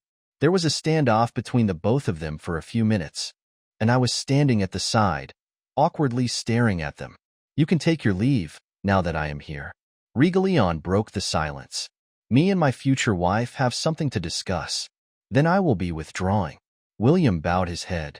Oh, before I go, do you still have difficulty breathing, Princess? He asked me. No, I am breathing fine now, I answered. Then that's a relief. Please forgive me for making a mouth-to-mouth resuscitation. You were lacking oxygen back then, William said apologetically, but his eyes darted to Regalion. And no need to ask for forgiveness. It was to save me, so it was inevitable, I replied. But then I just realized that to do mouth-to-mouth, then William's lips was pressed to mine. I silently felt embarrassed. That's a relief to hear. William smiled sweetly at me, and I blushed in embarrassment. William turned around and closed the door behind him. Mouth-to-mouth, eh? Regalion's voice was just right behind me. I had goosebumps behind my neck in an instant. Well, it was an emergency. I reasoned out. I can hear Regalion's breath behind my ear, and it slowly tickles me. My heart was beating faster and faster, as if there were horses running inside my chest. An emergency, you say? Regalion whispered behind my ear. My whole body cringed as in reaction. You let another man touch your sweet lips. Regalion's voice was dangerous yet seductive. I do not know if my heart racing was because I am being afraid of him, or being aroused by his actions. You know that you are mine, right? No one can ever touch what is mine, Regalion said with a dangerous tone. I am only yours, I said. My body was feeling weirder by the second. Regalion's voice had some kind of charm in them, letting my body feel this way. Lily, something dirty just touched your lips. You deserve some punishment, Regalion said. He talks about punishment, yet his voice sends sweet electricity around my body. Regalion's arms encircled my waist from behind. My back met his hot, broad chest. My body's reaction was to flee from danger, but my heart says to remain and accept my punishment. Regalion's hands started to caress my stomach and make its way up to my chest. I was breathing heavily. My heart was thumping more faster than earlier. Leon. I breathed out his name, but it came out strangely, as if I was trying to seduce and tame a raging beast. Lily, your lips need to be cleaned thoroughly, Regalion whispered behind my ear. He cupped my chin with his hand and gently pulled it towards him. Not long I felt his soft and sweet lips on mine. I let out a low moan. I closed my eyes to savor the sensation. Regalion deepened the kiss even further. His lips ravaged mine. His tongue evaded my mouth and claimed it. Our tongues intertwined inside my mouth, dancing with each other. After a while, Regalion let go of my lips. We are both catching our breath. I can see his face flushed with redness, and I bet mine is too. Lily, I can't hold it any longer, Regalion said. His eyes were looking at me like I was a prey to be feasted upon. What is it? I asked worriedly. He was trying to resist something inside of him, and he was clearly having trouble to resist. The drug. I never thought it to be so strong, Regalion said. I am at my limit now. Lily, if you don't want me to touch you, please leave while I still can control myself. I looked at Regalion and understood right away what he was trying to say. The drug. Was an aphrodisiac that strong? I asked, but the answer was evident in front of me. Regalion nodded gently. Looking at Regalion again, his face was flushed. His body that was embracing me felt hot as well. Veronica, that BTCH. I cursed her in my mind. How dare she harm my Leon? I slowly turned around to face Regalion, but I was still in his embrace. I lifted my hand and cupped his cheeks. It's hot, I murmured. Regalion took one of my hands and pressed his lips into my palm. His kiss was also hot to touch. You can leave now if you don't want to, Regalion said with closed eyes. I can see that he was resisting the effects of the aphrodisiac as best as he could. My heart squeezed in pain. It was clear that he was in pain as well. I won't leave you, I said with conviction. Regalian's eyes opened with shock and looked at me in wonder. I know that the only way to relieve Regalion from the pain was to give in to his body's carnal desires. And with me being here, only makes his desires even stronger. I won't leave you. I repeated. I am your fiancé now. It is my duty to serve you. Regalion gave me a sweet smile in return. I am happy to hear that, Regalion said. But I will be even happier if you don't think of it as a duty. My heart thumped with what he said. I shook my head to clear the misunderstanding. No, not only duty. I am willing to give myself to you. I said honestly. Seeing you in pain breaks my heart. If I can ease your suffering, I am willing to do anything for you. You are mine and I am yours. Today or in the future, I am only yours. I have decided whether it will be now or after we get married is not important. I was his and he was mine. Making love to him now or later doesn't make any difference. Regalion's smile broadened.